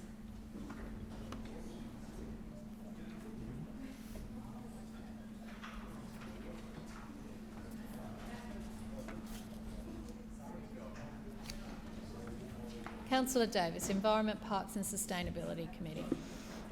Thank you, Madam Chair. Madam Chair, I move that the report of the Environment, Parks and Sustainability Committee meeting of Tuesday, 13 August 2024 be adopted. Seconded. Has been moved by Councillor Davis and seconded by Councillor Marx that the report of the Environment, Parks and Sustainability Committee meeting dated Tuesday, 13th of August 2024 be adopted. Councillor Davis. Thank you, Madam Chair. Last week's committee presentation was on the management of swooping birds, and as you might be aware, all bird species have the potential to swoop, however, not at all risky to humans. In fact, the swooping is merely an instinctive response. Birds have been known to swoop animals and, in fact, other birds that they perceive to be a threat. They tend to swoop for two reasons. Firstly, to access food, and secondly, being protective when they are nesting. Swooping birds such as the magpie, masked lapwing, which is more commonly known as the plover, and noisy miners are the most territorial. And whilst most species will accept the presence of people within their territory, the magpie, plover and noisy miner are the most territorial and known to swoop people who enter what the bird identifies as its protective zone. And the size of these zones can vary depending on the nest's location and visibility. This swooping behaviour usually escalates as the chicks get closer to learning how to fly, when they are prone to falling onto the ground and crashing a few times before they become more competent. Once they're fledged, which means once they've got their wings and their tail feathers and they're large enough for flight and matured, the swooping behaviour tends to cease as the young birds are able to remove themselves from danger. The nesting season for native Australian birds typically begins in June and extends through the summer months with variations from year to year. Council has established a number of strategies to mitigate the risks associated with swooping birds, including by providing information and education to increase awareness, including erecting warning signs, by conducting swooping bird assessments and implementing the necessary safety measures, and of course responding consistently and promptly to incidents. Council records swooping bird data to monitor trends, to improve incident response protocols and increase understanding of the birds' nesting behaviours. And these records assist Council in identifying locations of high risk where additional signage or strategies are required, as well as areas where signage should be removed or altered once the defensive bird behaviour has ceased. During the nesting period, it's common for people to interact with young fledgling birds that are mistakenly believed to be injured or lost.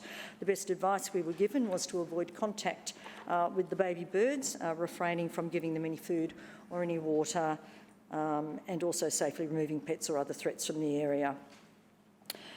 We also had 2 petitions to consider and 4 Suburban Enhancement Fund applications were approved, and I'll leave further debate to the Chamber. Thank you, Madam Chair. Thank you. Further speakers? Councillor Collier. Thanks very much, Chair. Just want to speak on item C, thank you. So just in regards to the off-leash dog area at Love Street, Riverside Park in Bulimba. I want to thank the 64 petitioners who raised this important local issue with Council through their petition. Over the period of time that I've been the councillor for Morningside Ward, I have heard consistently from both nearby residents and users of this dog park that it's in a terrible state. And I want to put on record that I really do appreciate the council officers who I know have done their absolute best with what resources they have to undertake maintenance at this highly used local dog park to improve it for everyone. After hearing from so many locals about the state of the dog park at Love Street, I undertook community consultation over June and July this year to hear from locals about what their views were on proposed improvements there. These improvements were designed with both local residents and dog park users in mind. The community has sent a very clear message that they would like to see the improvements made at the Love Street dog off-leash area. Over 71% of the over 1,300 responses supported the proposed design, so I'm pleased to share that it will be proceeding in the coming months. And I also just want to add that I was the only candidate in the recent council elections who took the time to listen to both residents and dog park users and make the commitment to delivering improvements to this park. I will always put my community first, and I'm excited to be delivering this local project for my community. Council, through the process of community consultation, has listened to the feedback of residents. We'll be making some changes to the proposed design, including things like soft closed gates, additional signage reminding users to be mindful of nearby neighbours, and the removal of sandstone blocks that were proposed to be included. The design still, of course, includes a dedicated separate little dog off-leash area, shading, agility equipment, and additional seating. This upgrade has been designed with both dog park users, residents and playground users in mind. Once complete, it will use 13% of the park space, so there's plenty of room for everyone to enjoy this very special park. I especially want to thank the council officers involved in the community consultation process and my ward office staff for their support during this time. Finally, thank you to every single person who took the time to share their views with council on this project.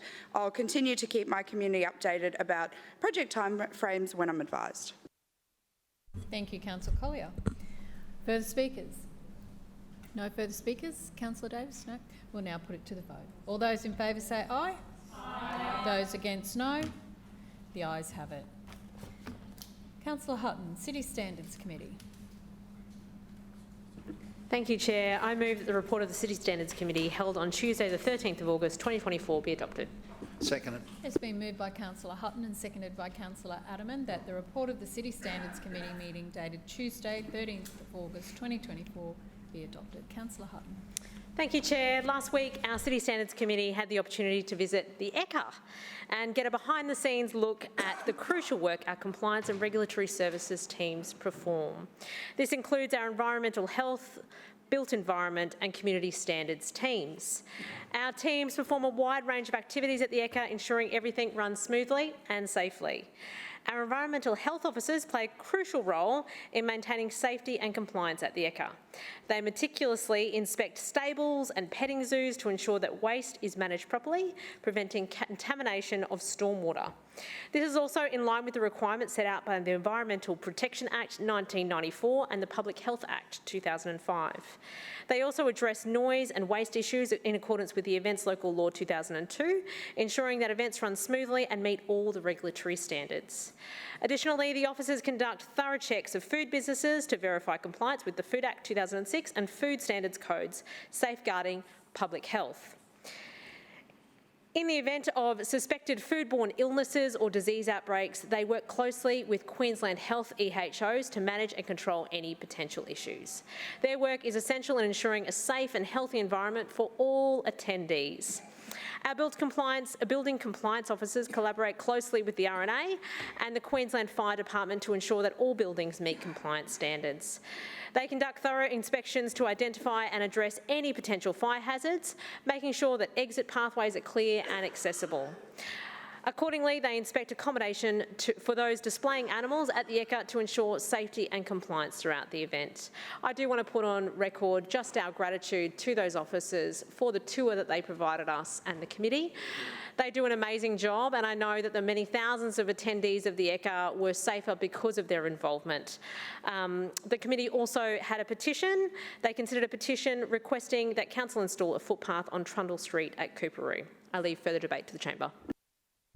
Further debate? Further speakers? No, we'll now put it to the vote. All those in favour say aye. Aye. Those against, no. The ayes have it. Councillor Howard, Community and the Arts Committee. Thank you, Madam Chair. I move that the report of the Community and Arts Committee meeting held on Tuesday the 13th of August 2024 be adopted. Seconded. It has been moved by Councillor Howard and seconded by Councillor Atwood that the report of the Community and the Arts Committee meeting dated Tuesday 13th of August 2024 be adopted. Councillor Howard. Thank you, Madam Chair. And just before moving to the committee report, I just want to say a huge thank you to all of those involved in the India Day fair that happened on the weekend. And I know, Madam Chair, that you were there in the morning activities, and I think I saw Councillor Marks and Councillor Strunk, and there were probably lots of other councillors because it was a very big day, and I know it's one of the favourite events throughout the year. So I just want to say a huge thank you to the organisers, because it really does take a lot to manage those sorts of events. But Roma Street Parklands, through you, Madam Chair, to Councillor Davis, was looking amazing, and the staff were very helpful to the event organisers. I also want to say a huge thank you to all of those who helped with the Cube Effect Awards night, which took place last night. And this is one of the really amazing events that support our young and emerging artists. It's for young musicians aged 12 to 25 years, and I was pleased to advise that the Lord Mayor's Live Event Award went to 01 Thurman, which was a wonderful band. And of course, if any of you can remember, I talked about Worm Girls from the last event, and I'm pleased to say they won an award as well, and I was given a crocheted worm, and so I'm still a big fan of theirs. And I did tell them that while my heart still belongs to DC Death Ray, they are up there. So it was truly the most amazing event. And can I just say a huge thank you to our council officers that make this event happen every year, and it does just keep getting better and better. Moving to the report, we had a tour of the Museum of Brisbane last week, and we were able to get a sneak preview of the new exhibition, which is called New Light Photography Now and Then. And it was a great opportunity for the committee to see firsthand how these exhibitions come together, and I was very proud to represent the Lord Mayor at the opening and to see so many amazing people who were supportive of the museum, and to know that this will be happening now through until next year. So I do encourage everyone in the chamber to take the opportunity to visit the Museum of Brisbane, but more importantly to promote it to your residents, because our Museum of Brisbane really is leading the way when it comes to telling people about our history, but also allowing our artists, our local artists, an opportunity to show what there is to see throughout Brisbane. We also heard about the Museum of Brisbane's Learn Assist program, which allows school students to participate in exhibitions, educational activities and tours of the museum. In fact, we were almost overrun by some wonderful students that were there. And of course, we also were able to go to the Museum of Brisbane shop, which is always a highlight of our Museum of Brisbane walking tour. So, Madam Chair, I really want to say again a huge thank you to Zoe Graham and her team and all that they do for the City of Brisbane to make us such a vibrant and exciting place. And I will leave further debate to the chamber. Thank you. Further speakers? No further speakers. We'll put that to the vote. All those in favour say aye. Aye. Those against, no. The ayes have it. Councillor Cunningham, Finance and City Governance Committee. Thanks, Madam Chair. I was having issues with my mic there, but it seems to be sorted. I move that the report of the Finance and City Governance Committee meeting held on Tuesday the 13th of August be adopted. Seconded. It's been moved by Councillor Cunningham and seconded by Councillor Huang that the report of the Finance and City Governance Committee meeting dated Tuesday 13th of August 2024 be adopted. Councillor Cunningham. Thanks, Madam Chair. Our committee presentation last week was on Council's bushfire preparedness program. Brisbane is a city with high bushland and vegetation cover, as we all know, and we have vast areas of rural residential communities. The tragic bushfire events of late 2019 and early 2020 in southeast Queensland and other parts of Australia certainly demonstrated and reinforced the need for bushfire awareness and preparation. We carefully plan and prepare so that residents can feel safe, knowing that if the worst happens, Council is ready to respond alongside, of course, our partner QFES and help get the city back on its feet. Madam Chair, preparation is key, and the residents of Brisbane play a critical role in this. We particularly want to empower our most at-risk communities with the tools and information that they need to prepare for severe weather, including bushfires. Each year, Council actively assists our residents to prepare for severe weather in partnership with key stakeholders. This year, the Seasonal Bushfire Outlook for Winter 2024, which is released by the Australasian Fire and Emergency Services Authorities Council, shows no increased fire risk for any location within Australia for the outlook period, which is great news. However, despite the low risk of this upcoming season, managing Queensland's bushfire risk is a shared responsibility, and as a landowner, Council is responsible for mitigating and managing those risks on our land. This year, the Bushfire Engagement Program was delivered between April and August. The presentation illustrated examples of key messages of this program, which is a place-based, hazard-specific geo-targeting approach in cooperation with QFS. We were also shown a list of the targeted engagement priority areas, those being Chandler, Deagon, McGregor, Pullen Vale and the Gap wards.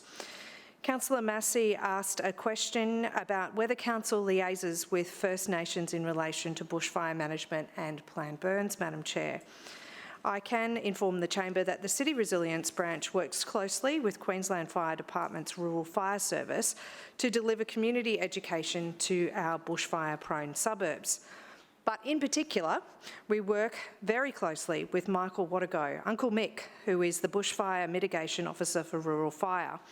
Uncle Mick actively works with Brisbane's City Council's officers to deliver presentations to the community on bushfire preparedness and the effects of bushfires. Council also considers cultural burning practices in many ways when conducting planned burns. And although we do not conduct cultural burning for cultural reasons, we use similar techniques such as low-intensity mosaic burning following rain and with good soil moisture.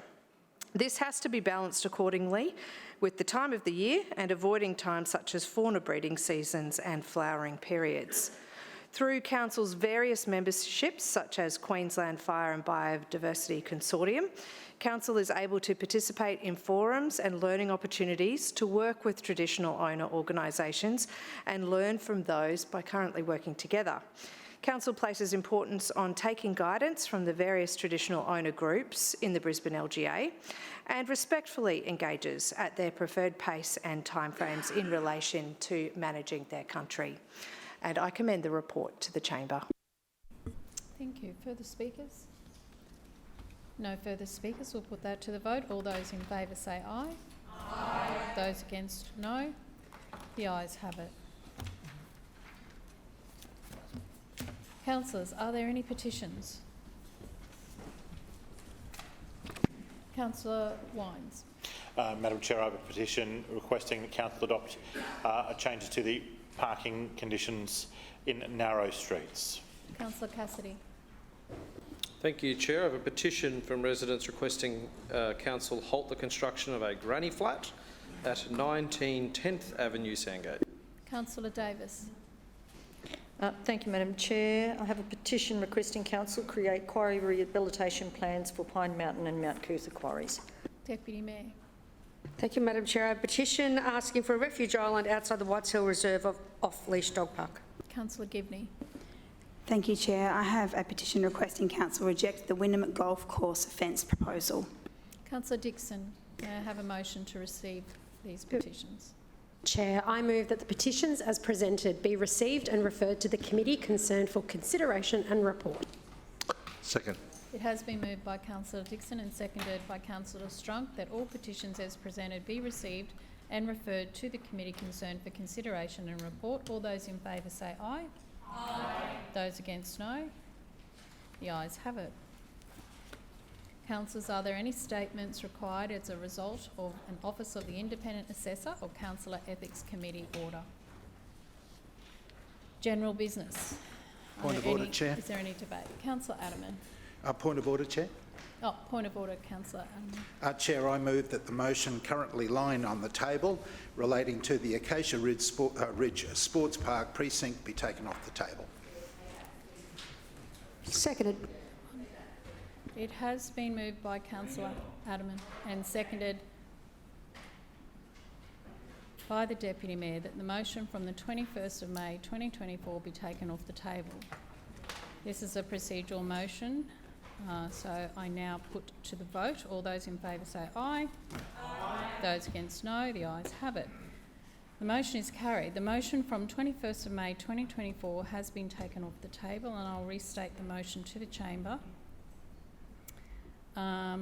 Originally by Councillor Griffiths and seconded by Councillor Cassidy, that this Council calls on the Lord Mayor to include funding in the upcoming 2025 council budget for pathway and park lighting at the Acacia Ridge Sports Precinct.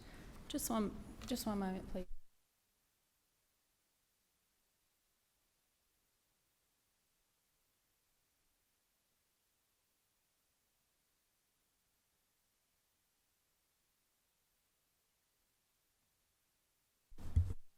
Councillor Aderman, before we go further, I have thought about the comments made last week by the Deputy Mayor about the competency of motions relating to the council budget, the 2024-25 council budget, and I do not consider them to be competent motions, given it is calling on council to do something that it cannot do given the budget's already been adopted. So, while I did let the motion last week in relation to the 24-25 budget proceed, I am going to rule that this motion is incompetent. Point of order. Further general business. Point of order, Councillor Aderman. Point of order. I've got the call. Chair, I move that the motion currently laying on the table relating to the Bulimba Memorial Park be taken off the table. Point of order. Point of order, Councillor Johnston. Yes, thank you, Madam Chairman. Madam Chairman, I draw your attention to the fact that the council budget can be amended at any time by full council. There's not just one point in time at which motions about the budget can be moved. So could you please advise us on what basis you have decided that we cannot have any budget motions about the budget other than at budget time? Councillor Johnston, I've made my ruling. You are welcome to dissent in my ruling, otherwise we're moving on. It has been moved by Councillor Aderman and seconded by the Deputy Mayor that the motion from the 21st of May 2024 be taken off the table. This is a procedural motion, so I now put it to the vote. All those in favour say aye. Aye. Those against no. No. The ayes have it.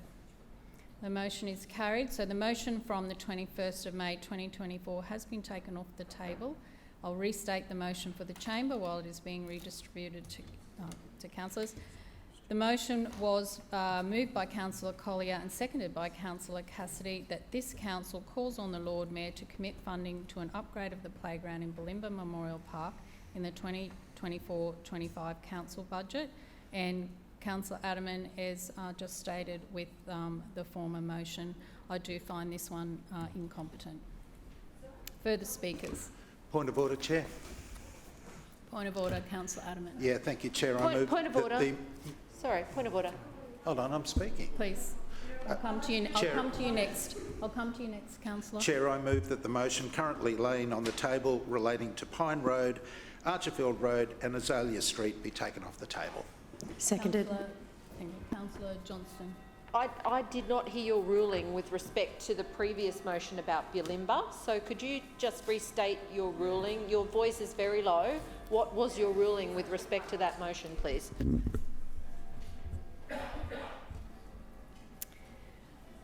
Because the motion is in relation to the 24-25 budget, I am ruling that this motion is incompetent. Councillor Aderman has moved Point of order. That and seconded by Councillor Dixon that the motion from 21 May 2024 be taken off the table. Councillor Collier.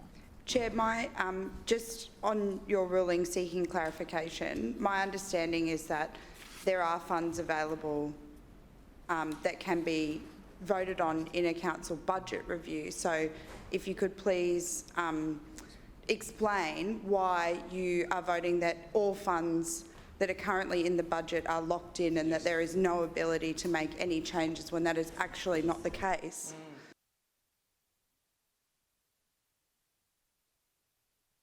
As the motion refers to the upcoming 2024-25 budget, which has since been resolved by Council on the 20th of June 2024, it is subject to an existing legal impediment, and as such I rule this motion out of order as per section 37(1)(e) of Meetings Local Law. Point of order, Chair. Point of order, Councillor Collier. If I could just seek your clarification. if this is the case, then why were the motions allowed to lie on the table until after the budget? They have to be taken off the table before we can address them. Point of order, Chair. And they are being taken off the table. Point of order, Chair. Point of order, Councillor Colley. What a farce. If this is the case for all budget-related motions, why have the previous 2 weeks we've been able to debate budget motions? So last week we debated a motion that called on funding from the administration in the current council budget. Last week that was permissible. It was worded in the exact same way as these other motions are, and that was permissible. But why has there been a decision made by you that these are current, and what has changed in the last week? What changed, Councillor Collier, was, and it was actually brought to my attention last week and by the Deputy Mayor. So I did give that the competency of the motion some consideration and have made that decision. Could I just ask one more question, It was Chair? brought to my, as I said, it was brought to my attention last week during the debate, and that is the advice I have received. Point of order. Point of order, Councillor Johnston. Yes, Madam Chair, I note your unethical ruling saying that there is a legal impediment. Could you please advise us what the legal impediment is to allowing these motions to proceed? Councillor Johnston, I've made my ruling on these points of order and I'm not going to debate them. We'll now... Point of order, Madam Chairman. It's not unreasonable for you to say what the legal impediment is upon which you have based your judgment. Please, can you tell us what the legal impediment is to debating budget motions in the council chamber, as you have just decided? Council may, by resolution, amend the current budget in accordance with Section 162 of the City of Brisbane Regulation 2012. However, as this motion is specifically referring to the upcoming 2024-25 budget, it is out of order. Point of order, Chair. Yes. Point of order, so these motions... Cassidy. Thank you. These motions were in fact not incompetent, but because of the political decision of the LNP majority... Thank you, Councillor. You're making a statement, not a point of order, and I rule your point of order. Incompetent. So the motions aren't. The legal advice will say the motions you aren't. are making a statement. I do not uphold your point of order. Point of order, Chair. Councillor Massey. Thank you so much. I'd just like to get some clarification, because we can amend motions at any time. Isn't there an opportunity? I would love to get clarification that a motion that has been taken off the table can be amended once it's taken off the table, before a decision is made. That opportunity for amendment. Can we get clarification? Councillor Cassie, the answer is no, because only competent motions can be amended. And right now, I am ruling the motion as incompetent. Point of order. Point of order, Chair.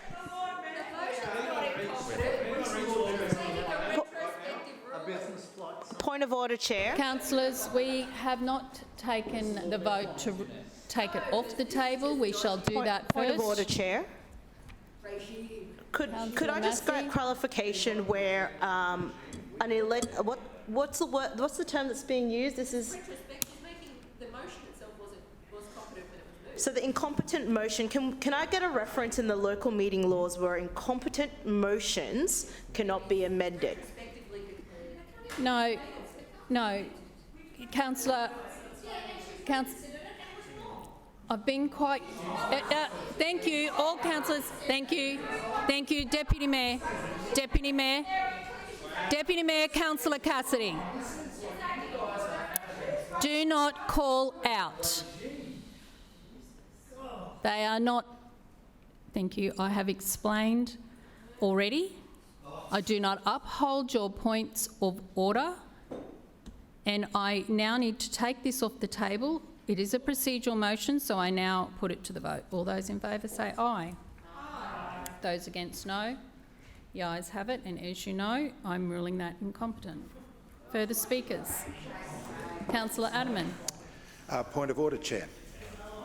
Point of order, Councillor Aderman. Chair, I move that the motion currently laying on the table relating to Pine Road, Archfield Road and Azalea Street be taken off the table. Seconded. Have we? I thought we were doing the second one. I think, just one moment, I'll just check. I think we just did that one, Councillor Adam. Yeah, we have. Further speakers? Is there any further general business? Councillor Strong. Councillor Strong, can you pop your microphone on, please? Thank you. I'm a little bit confused now. You said it was that particular motion was coming off the table, and now are you asking for me to sum up the... No, we're in general business now. Do you have any general business? We moved on to general business. Yes. Do you have any? I do have general business, yeah. Please go ahead. Okay. Thank you, Madam Chair. Briefly, on Sunday we had the Vietnam Vets service to commemorate the Vietnam vets at the precincts on Boundary Road, the Nationals precinct on Boundary Road, at the chapel. And it was undertaken by the Forest Lake RSL sub-branch. And it was a very moving ceremony. We had 10 returned servicemen from the Vietnam War there in the chapel, with probably 50 or 60 other people from the community, as well as the Forest Lake RSL sub-branch. As I say, it commemorates the 11 years that the Australian Armed Forces actually were involved in that action from 1962 to 1973. And of course, as we know, because it's all been, I'm sure anyone who's been to school over the years know that the losses during that war for the Australian contingent was 523. But what we probably don't realize is that there were already 60,000 men and women who actually served during the action for those 11 years. And of course, you may also recall that there eventually was a parade that was undertaken down in Sydney in 1987 to actually pay tribute to those servicemen and women, because of course it was a bit of a contentious war, so politically and socially, not just in Australia but in other countries as well.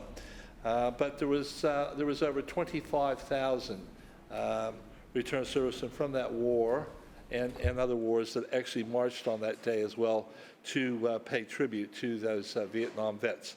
And so, as I say, it was a very moving ceremony. We had a couple of the returned servicemen that actually spoke about their service, not too graphically, obviously, but spoke about their service and their return to Australia after their service was done.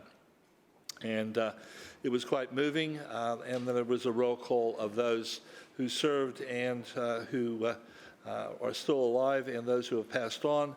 There was a roll call, and as I say, I had the privilege of sitting next to one of the returned servicemen who just joined the RSL sub-branch 2 days before, actually, and it was interesting to have that chat with him as well. So I just thank the Forest Lake RSL for that service. They do a terrific job in my area, in my ward, and they have done for many years. Also, I want to acknowledge, of course, the Indian Day Fair that happened, which is funded by the GoPio organization, and it was just it was a beautiful day, and we had great entertainment, great food, and it's something that I look forward to every year because they do such a great job to engage other community groups as well within the Indian Day Fair. And I just want to say that it was well attended by, of course, a lot of elected members, including, of course, the Premier. That was his first Indian Day Fair as Premier.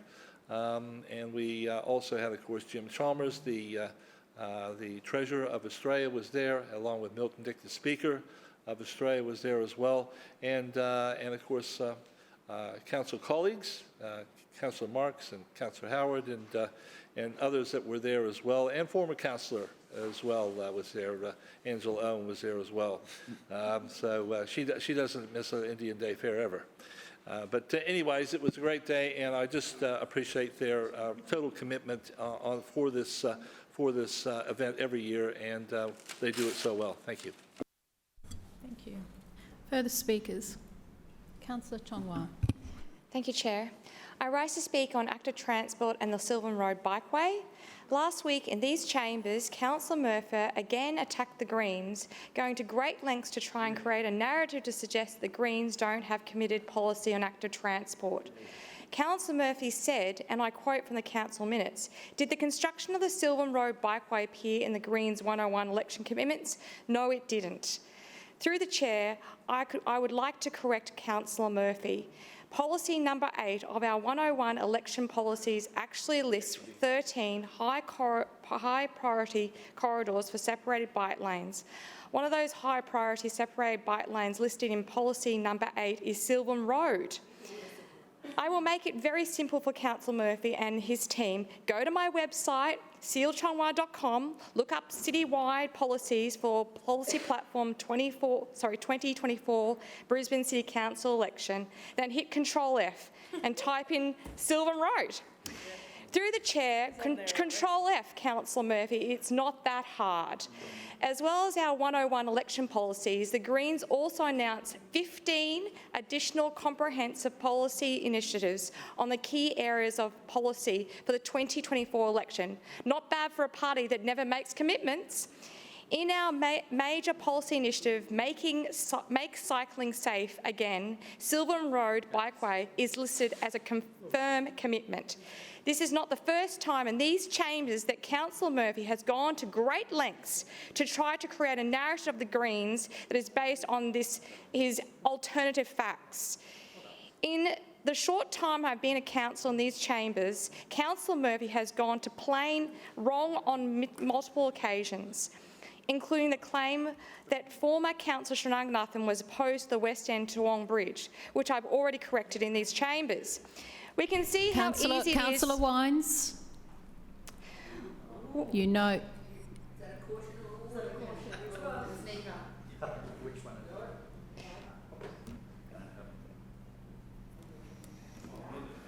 I also warn other councillors to please be quiet.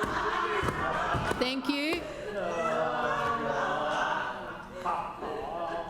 Sorry. We're just being jovial.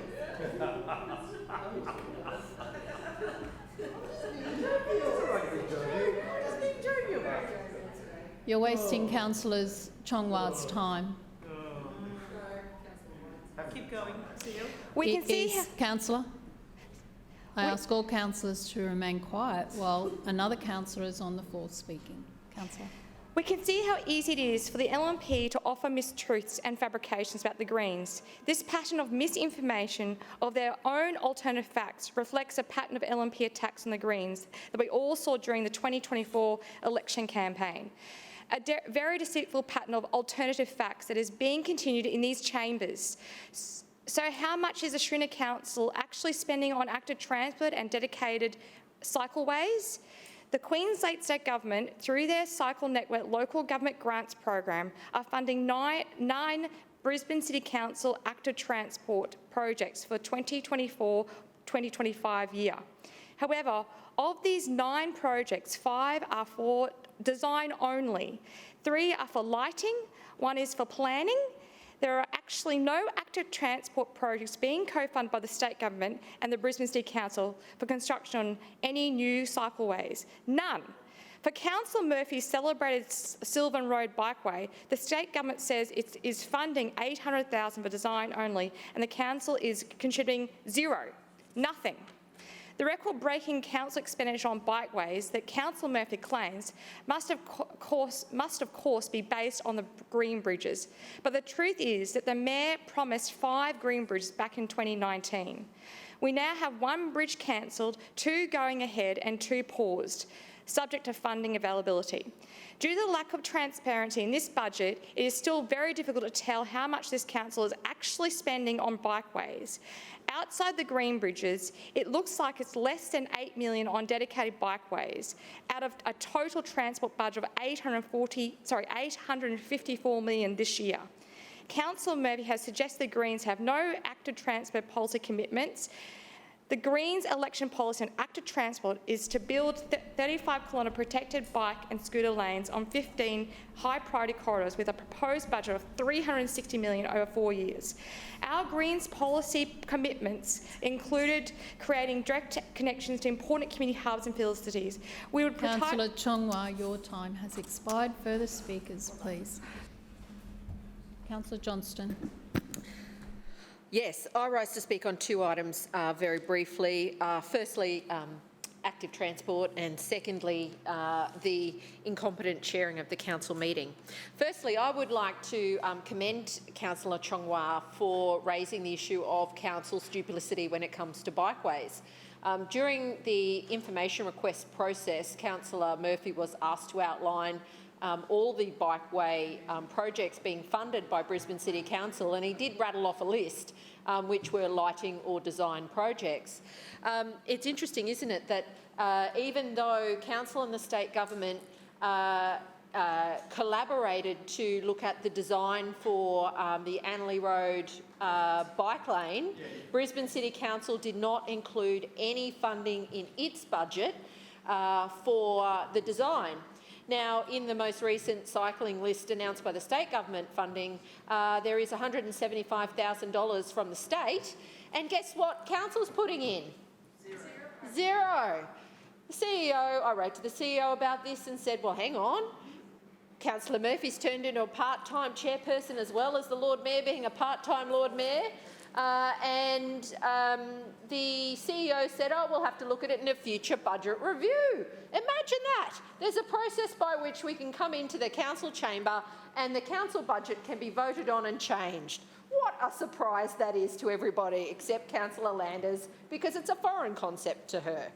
So I just note that this administration, like they are shortchanging Councillor Chongwa, they are shortchanging Annerley residents and Gabba residents because this council has failed to put the money in to match what it told the state government it would do. Yeah, it said, we will do this, and then the state did their bit and the council didn't do their bit. So that's a very interesting process. Now, with respect to the decisions tonight, I thought this afternoon's decisions were quite wild. Late this afternoon, we've just had a ruling from the chair that you can't move budget motions because they are subject to a legal impediment. And the description of that was actually given that you can't refer to ongoing or future funding. No. Now, I hope Councillor Collier is going to stand up and speak, but it's pretty clear that Councillor Landers did not read the motions that were tabled. She has clearly acted, as she has stated here today, at the direction of the Deputy Mayor, Councillor Adams. That is a serious breach of her statutory commitments as a chair of council. She should not be acting at the direction of the Deputy Mayor because she is required to act in accordance with the Councillor Code of Conduct, which means she should act honestly, she should act fairly, she should act respectfully. And if she makes a decision to ban motions about changing the budget, she should not apply a blanket exemption to all of them because Krista told her to. She really needs to look at what they say. So I note that with respect to the new regime... Point of order, Madam Chair. Point of order. I'd appreciate my title to be used. Thank you. May I remind you, Councillor Johnston, to use councillors' correct titles, please, and not she, etc. Thank you. Righto. Apart from Councillor Hutton, she can use she, because she used she last week, so that's all right. But it just adds to the flavour of this side can do one thing and we can do another. But the Deputy Mayor clearly has directed the Chair of Council what to do. And Point of order, Chair. Point of order, Councillor. I do recall what happened last week, and Councillor Johnson was incorrect. So you can do a misrepresentation. Correct. If you wish. Thank you. Councillor Johnston. All right, just point of order. Given Councillor Hutton hasn't spoken and... Councillor Johnston, Councillor has spoken during the meeting. Yeah, but she didn't say she, and I haven't misrepresented her in today's meeting. So you're saying you can misrepresent someone from previous meetings? If that's your ruling, I'll accept it, because I just need to know. This has been my whole point. It does allow misrepresentation any time during the meeting, and you have raised it, Councillor Johnston. So, thank you. Continue. Anytime. Oh, well, back in 2011, Councillor Krista Adams misrepresented me when. Let's go with that from now on. This is wild. Wild. I really look forward to Councillor Landers explaining why she's ruled out of order Councillor Collier's very, very straightforward motion. I look forward to her raising it. I look forward to Councillor Hutton explaining why she didn't actually say she last week, but she did say she, and yeah, and it was last week, and yeah, it'll be good. I mean, it's just the vibe of it today, really, isn't it? Councillor Johnston, your time has expired. Further speakers, Councillor Hutton. Madam Chair, my misrepresentation was that you actually did pull me up last week, and we did have this discussion, so just let the record show that. Thank you. Further speakers, Councillor Collier. Thanks very much, Chair. I just want to speak on one item of general business today, and that is the Bulimba Memorial Park Playground and the subsequent lack of debate around that item today.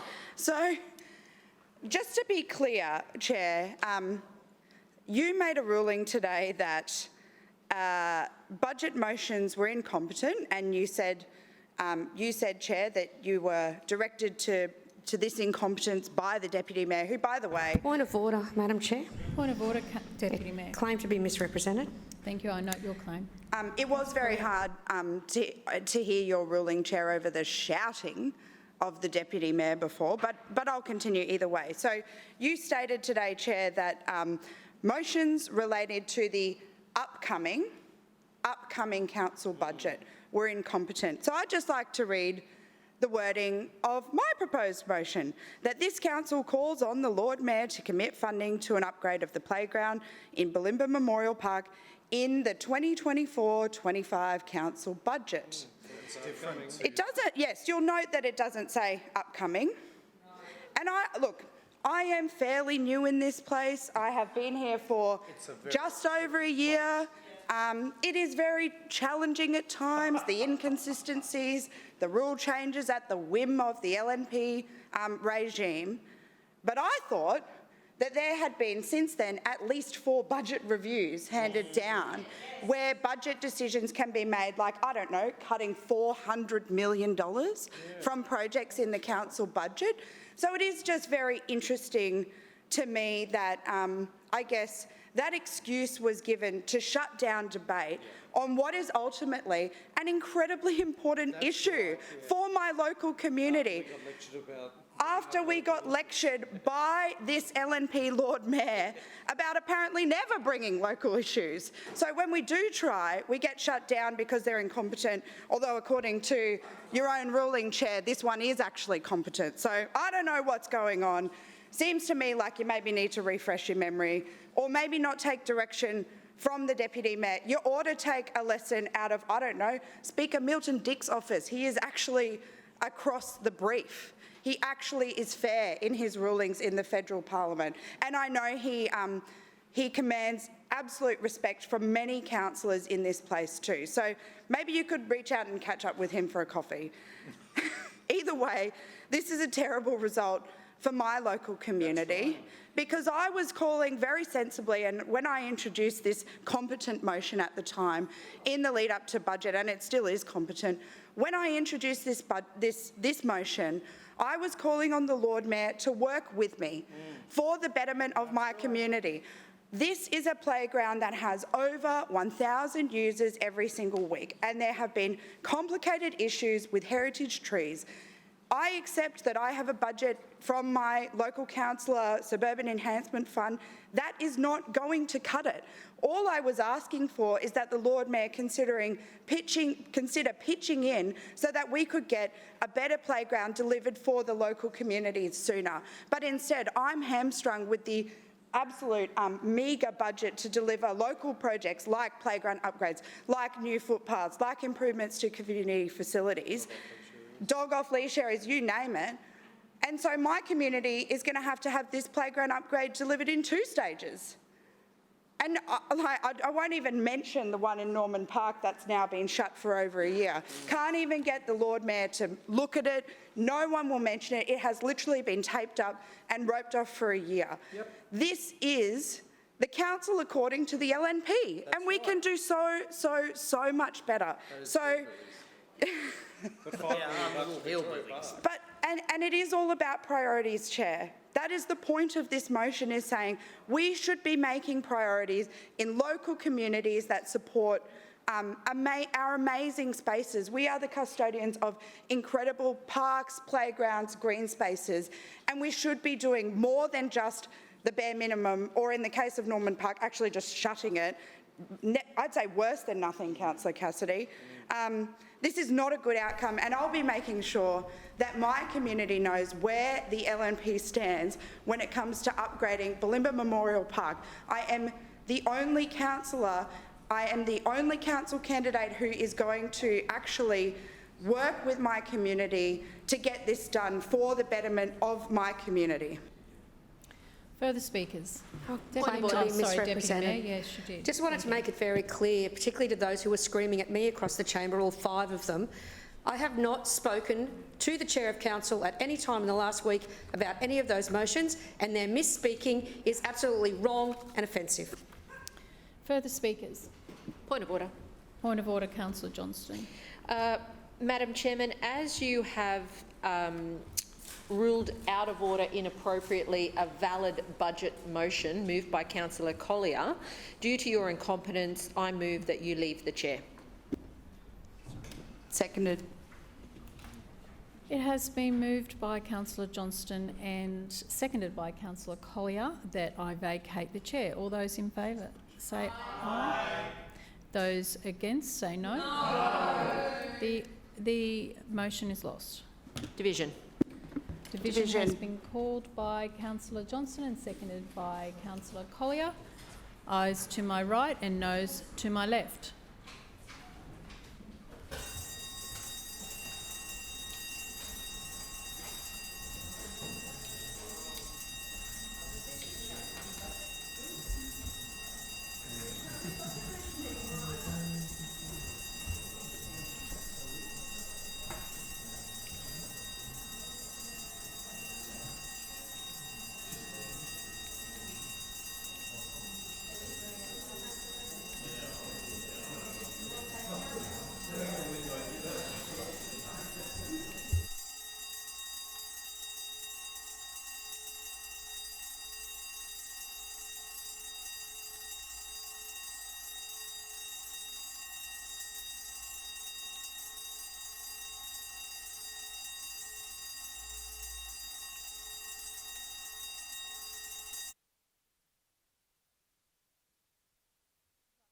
Clerks, please read the results. Madam Chair, the noes have it, the voting being 7 in favour and 18 against. The motion is lost. Councillors, please return to your seats.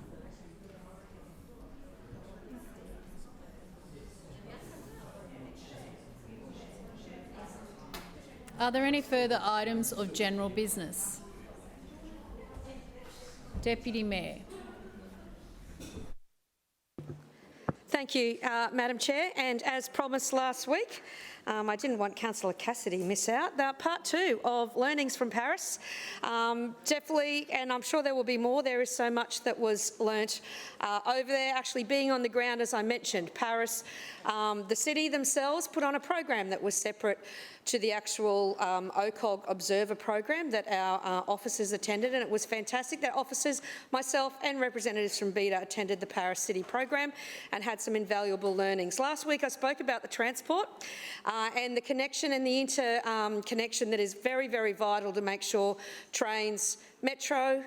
They did have buses. I didn't use the buses, I have to say, while I was in Paris because some of the congestion was an issue, but they did have some regular buses as well that were also an option for the transport. I spoke about... Sorry? They had a Paris-style metro in Paris, Councillor Murphy. They did too. But I won't be distracted. I also talked about the volunteers who did just such an amazing job, and particularly around the transport nodes and the travelling from those transport nodes to the stadiums, which in some cases were about 1 kilometre, but not much further than 1 kilometre. But even that was a little uncomfortable when it was 38 degrees as well. What I did want to talk about today is probably quite relevant with what we've seen in the paper in the last couple of days, and it's also relevant particularly to my portfolio, is the nighttime economy and what we need to do in Brisbane to make sure that we can match the Paris experience. Now, I know there's been a lot of chat in the Courier Mail from journalists and others that it was absolutely dead in the streets of Paris. It was definitely quiet in the streets of Paris during the day. Obviously, a city that was a host right across the city, not in an Olympic centre, meant that there was a lot of areas that were locked down with security. There were a lot of things to do on a lot of live sites that meant even the locals that were there and stayed had other things to do rather than probably their regular local coffee catch-up or their regular local lunch that they used to go through from work. So some of the daytime economy, I'm sure, was probably slower than that they were hoping, but we've got to remember there was a big build-up before, in between these two games and after for them as well. And it's something that we saw also with the Commonwealth Games. Obviously, a lot of input from the state government for the 2018 Commonwealth Games, and I think it's no secret to know that because they hadn't really planned the transport, they scared the bejesus out of everybody and everybody fled the city. That is not what we want to see for 2032. We want Brisbaneites to stay, we want them to party, we want them to enjoy and actually experience the opportunity of a lifetime. But the one thing we really, really do need to work on is that nighttime economy. You may have found it a little quiet around some of the cafes and the restaurants between 5 and 7 in Paris, but if you've ever been to Paris before, like I have, that is not the hour that Parisians, Europeans, British at any time go to dinner. They go a lot later to dinner, and particularly in the middle of summer where the sun doesn't go down till about 10 p.m. at night. So coming out from stadiums after events, and for example some of the events didn't finish till 10:30, 10:45, coming out of those public transport options to catch home, the restaurants, the cafes were absolutely teeming to the brim, and that is something that we need to make sure much earlier than 2032. They're never interested in what I'm saying, but that's okay. We need to make sure much earlier than 2032 that we have a nighttime economy. We have plenty of options to go to dinner at 11 p.m. at night, which are not just a casino. Now, don't get me wrong, Queen's Wharf is going to be an absolute catalyst changer for this city. It is opening 24 hours, and it won't be long before those visitors to Queen's Wharf want to spill out to our other fantastic opportunities. And at the moment, our 24-hour opportunities are the beautiful Neldham House by the very strong Andrew Bachiro and his group, or Jimmy's on the Mall. That's basically it for 24 hours in Brisbane. Oh, of course, the Pancake Manor. How did I forget the Pancake Manor? It's an institution. So there's 3 places at the moment, but that's really not going to cut it if we get anywhere near the millions of tourists that they got in Paris. And we are going to get those tourists much earlier than 2032. We are going to have those big events much earlier.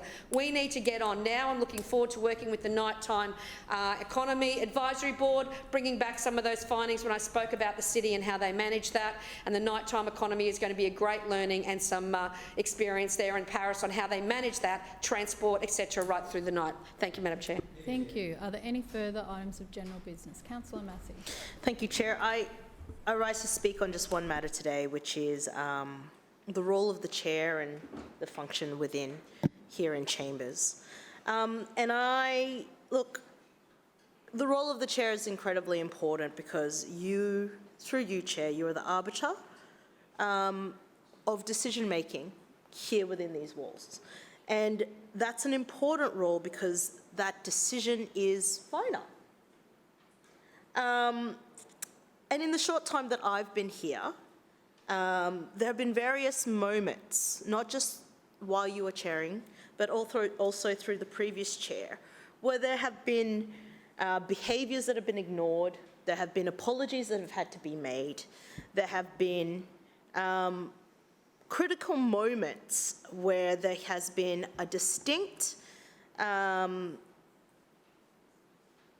demonstration of something and a value I think we all hold in here, and I'm talking about every councillor in here, which is fairness. I'm talking about fairness. What we have here, well, I would hope, call me naive, but I would hope that we all share the value of fairness in here. And every demonstration where that value of fairness is not shared is an attack not only on the role of chair and what is supposed to be impartial, but also a continual attack on our democracy and being able to debate.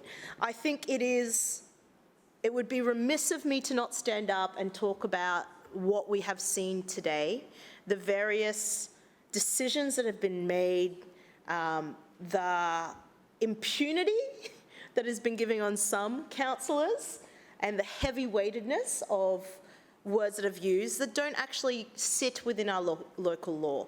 And I do hope that in the value of fairness, that these acts are considered in the future. I'll also say that earlier this afternoon, the series of motions pulled off the table that were declared as, what was the word again? Incompetent, when one was clearly not incompetent, when we have none of them were incompetent, because obviously we have the opportunity here in this chamber to amend budgets. That happened multiple times last year, and I dare say I believe will happen multiple times this year. I just thought it was really important that I get this on the record. Fairness is one of the most important things that I think we should all value. And when we act not in fairness, it does get noticed. And I'm hopeful that there will be future considerations to how the role of the chair, which is supposed to be impartial, is delivered in a way that's fairness. And please don't get me wrong, I know we can all get a bit rambunctious in here. It is the theatre of politics. But nonetheless, your role through you, Chair, is really important, and it should be respected. And one of the things that we should respect in your role is the belief that you will act in fairness. Are there any further general business items? Councillors, I draw your attention to the notice of motion at item 8A on the agenda. Councillor Johnston, would you please move the motion?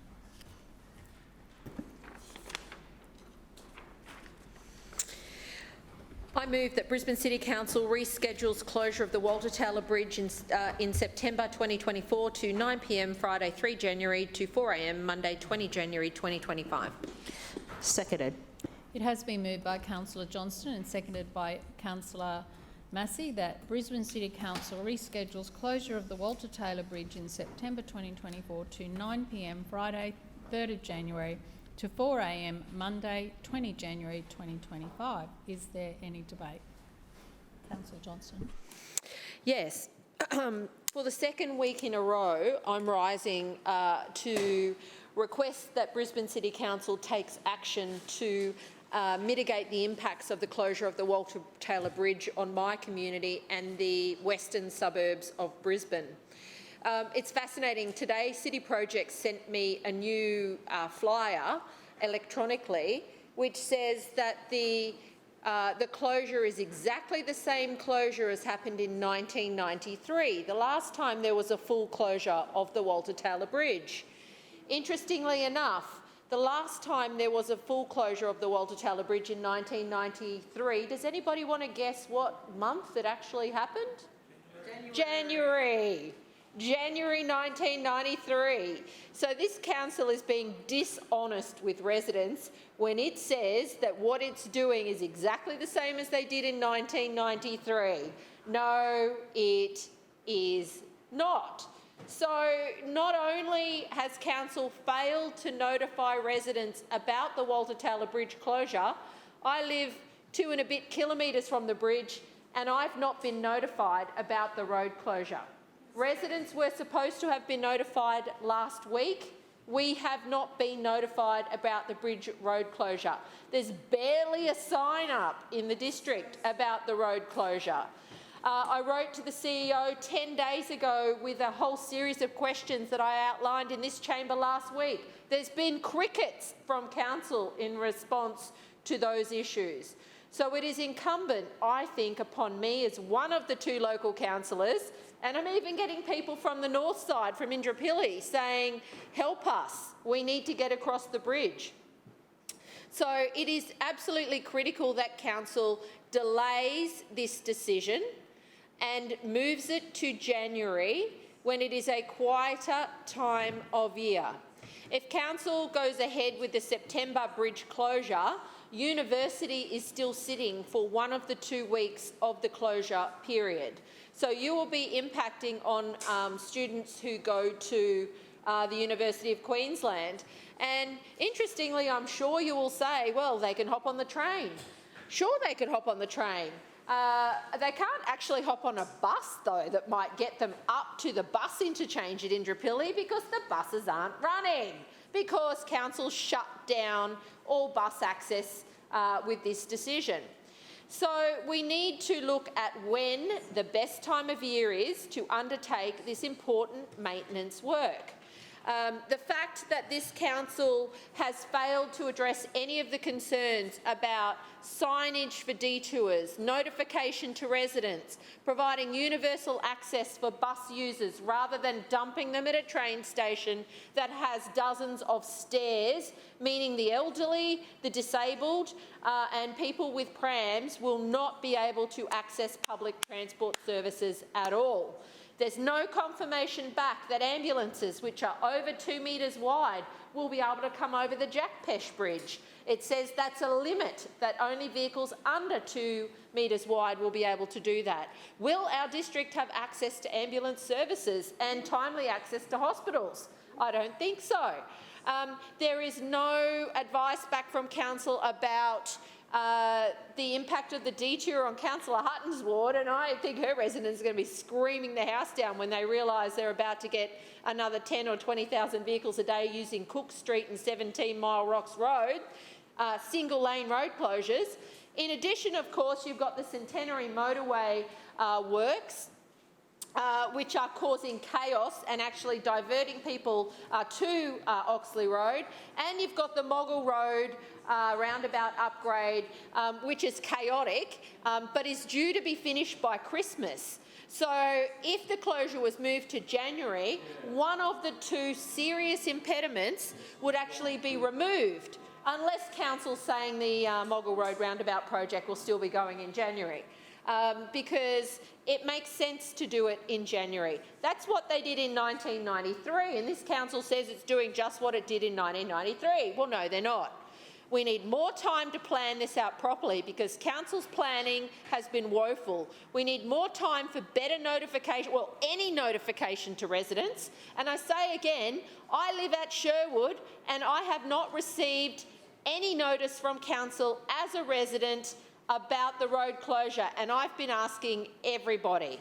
So where's the flyers? Where's the notification? It's not happening. This council needs to do more. Councillor Johnston, your time's expired. Are there any further speakers? Councillor Strong. It's all right. Listen, thank you, Chair. It would be remiss of me if I, as a Western Suburbs councillor, if I didn't speak on this motion, because it's very true that and I didn't realise in 1993 that they did it in January. There you go. So you learn something new. But listen, for people coming out of Inala or Forest Lake, heading into the city or across town, there's only 3 ways you can really do it: down Ipswich Road, down Oxley Road, and or the Centenary Highway.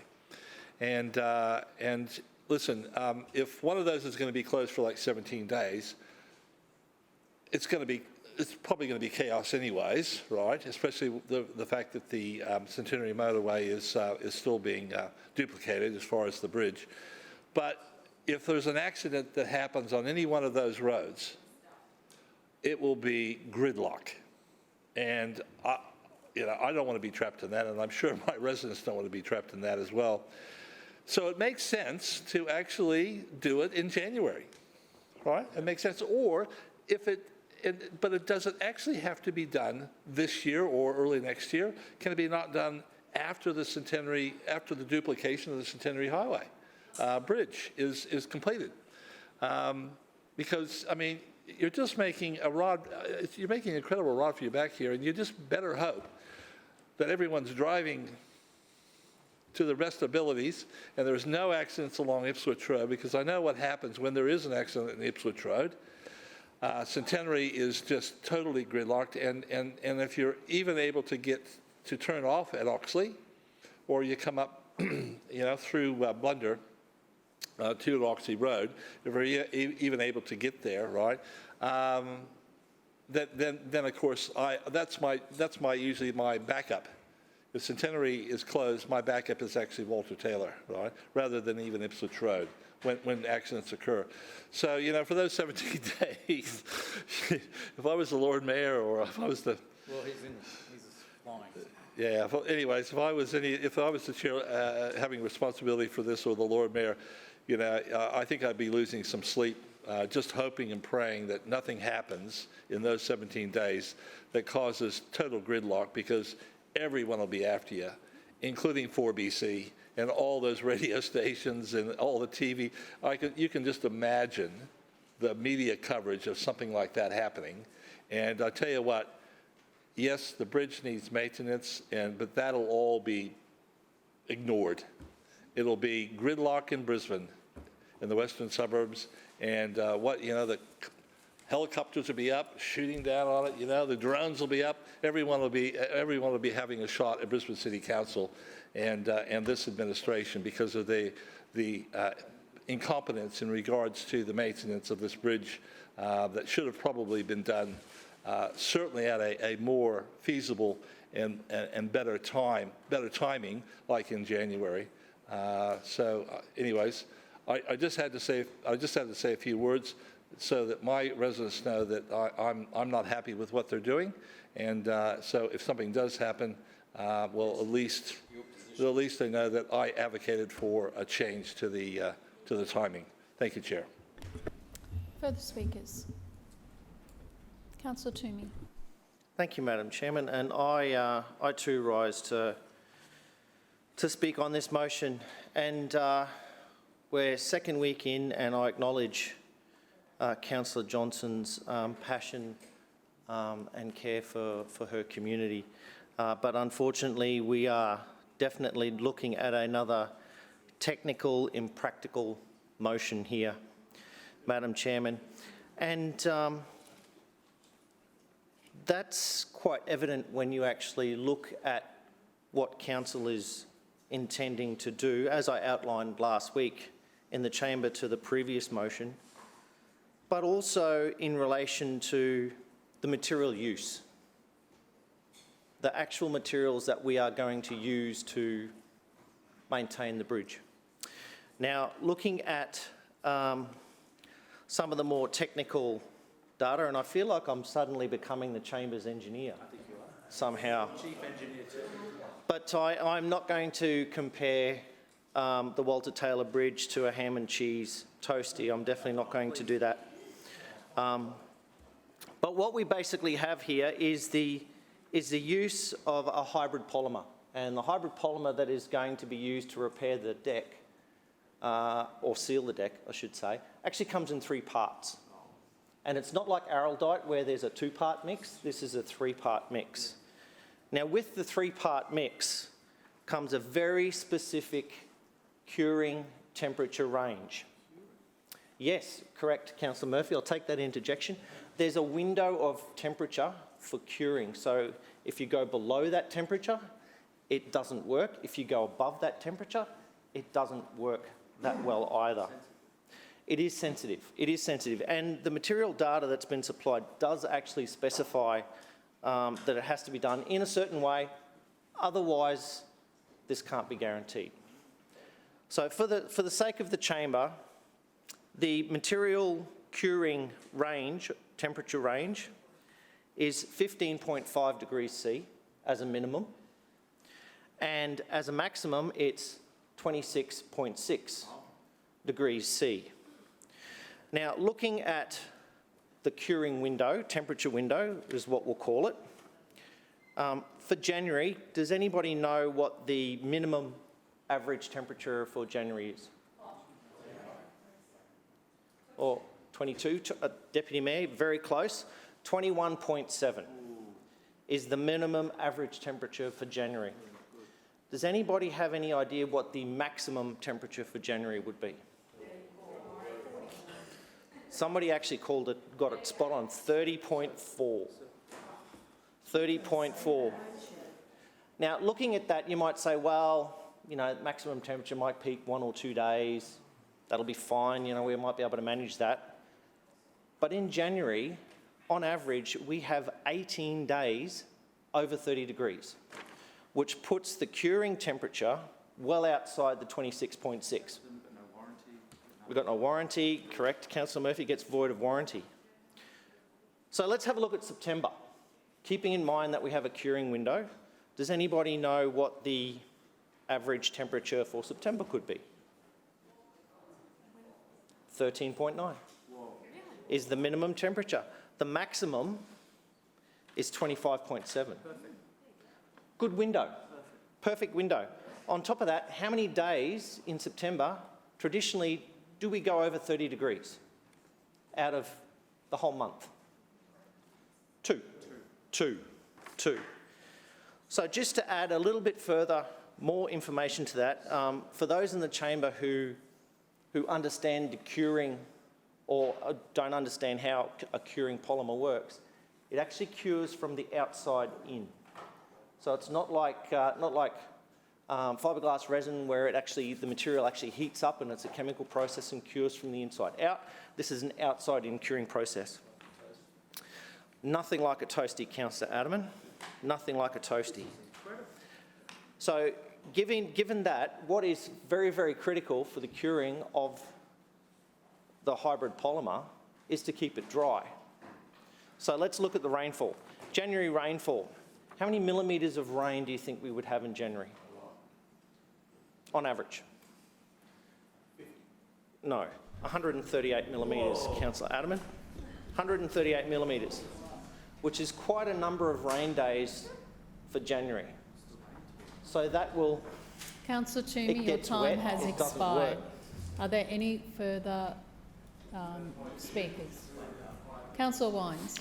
Thanks, Madam Chair. Look, I just rise to contribute to this debate. Just to follow on from what Councillor Toomey was saying, and I think the points that Councillor Toomey was making,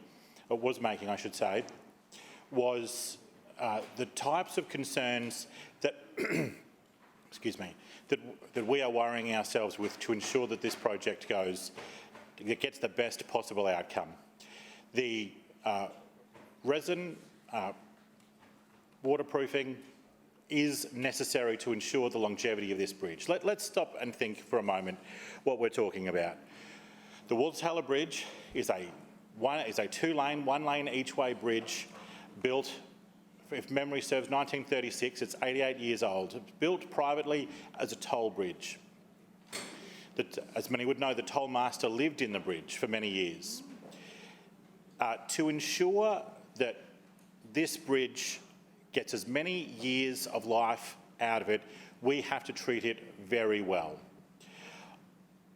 I heard some discussion that January would be a better time than September. Well, the reasons that September is a better time than January are quite clear. The weather points that Councillor Toomey made about the temperature range are exactly right.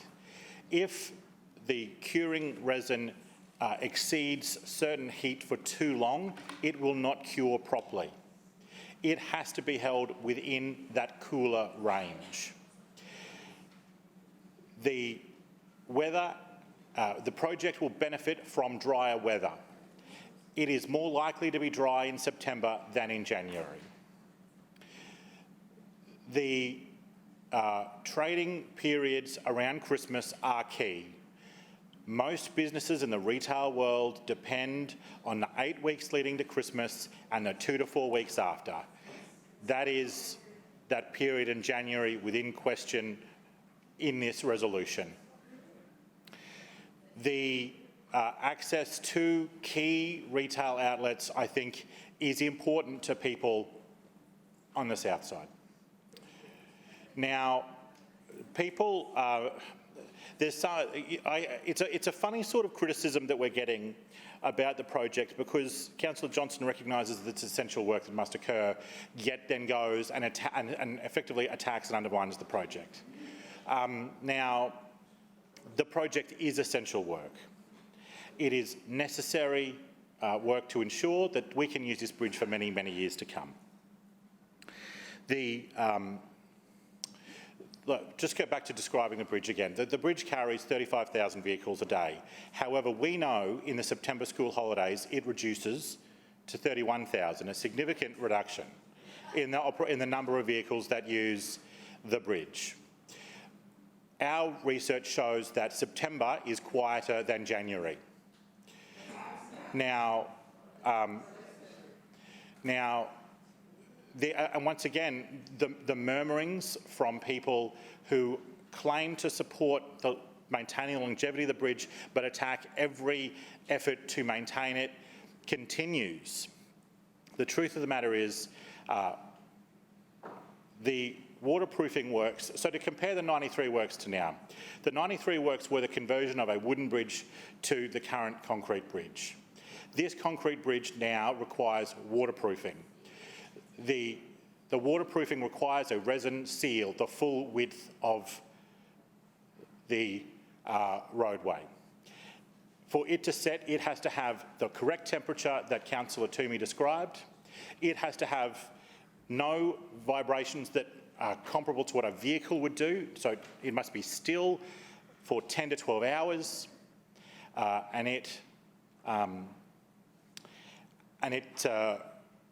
it must, and same as that, there's also a range of concrete work that also must be still through that period. So we've chosen this period for weather. We've chosen this period because it is a typically quieter part of the year. We've chosen this time because we want to support businesses and consumers at a key Christmas period. It is necessary work to ensure that the bridge stays waterproof, that it gets many, many years of life left. September, I am firmly of the view, is the correct time. That being said, it will always be, and also, Councillor Adams reminds me, the state government will be closing elements of the Ipswich line through that key January period that Councillor Johnson has identified. Councillor Wines, your time has expired. Point of order, Chair. Point of order, Councillor Dixon. Chair, I move that Council now adjourn for a dinner break for 1 hour, which commences only when all councillors have vacated the chamber and the doors have been locked. Seconded. It has been moved.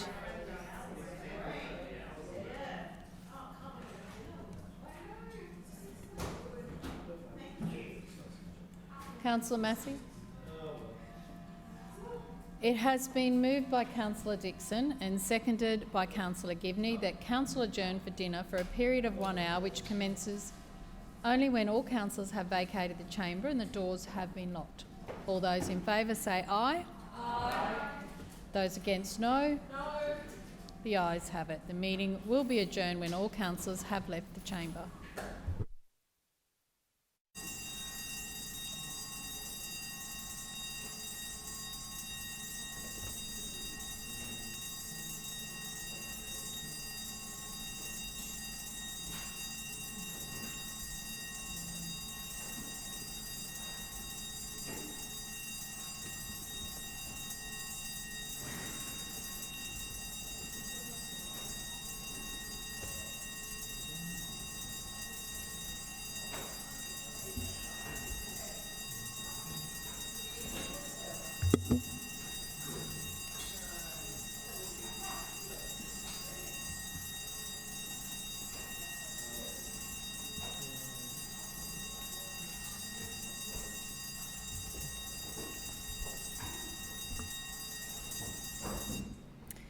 Is there any further debate?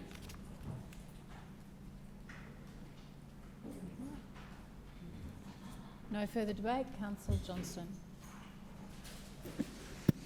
Yes, thank you. I actually do want to thank Councillor Toomey and Councillor Wines for their illuminating contribution to the motion before us today.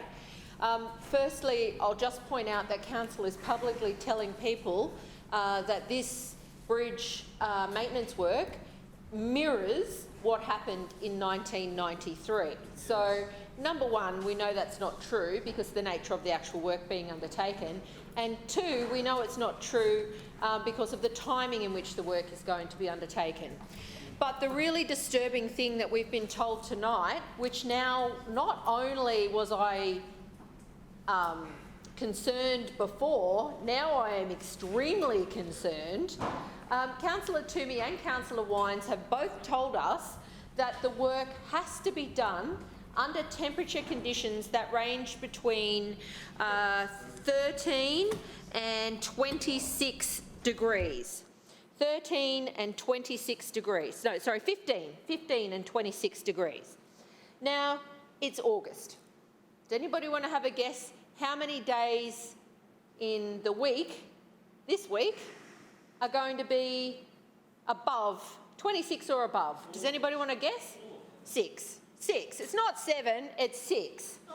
This week in August, we're going to have 6 days that are at 26 degrees and above, including multiple days over the weekend or next week at 30 degrees.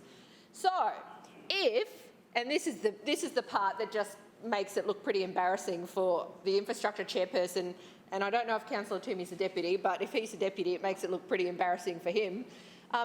If it's over 26 degrees, they have both publicly said on the record that the work cannot be done. Now, I am concerned then about how many additional days may be needed if it is going to be hot in another month's time from now. It's likely to have multiple days over 26 degrees. So, either what Councillor Toomey and what Councillor Wines have told us is just untrue, which I think probably they mean well, but if what they are saying is true, the only appropriate time of year for this work to be undertaken is in the June-July school holidays. There is no question about that, because September will not meet the temperature conditions upon which they have said this work must be done. And very clearly, both of them have said it can only be done in September. Now, we know that's not true. Claim to be misrepresented. Point of order, Chair. Claim to be misrepresented. Point of order, Councillor Toomey. I note your claim. Councillor Johnston.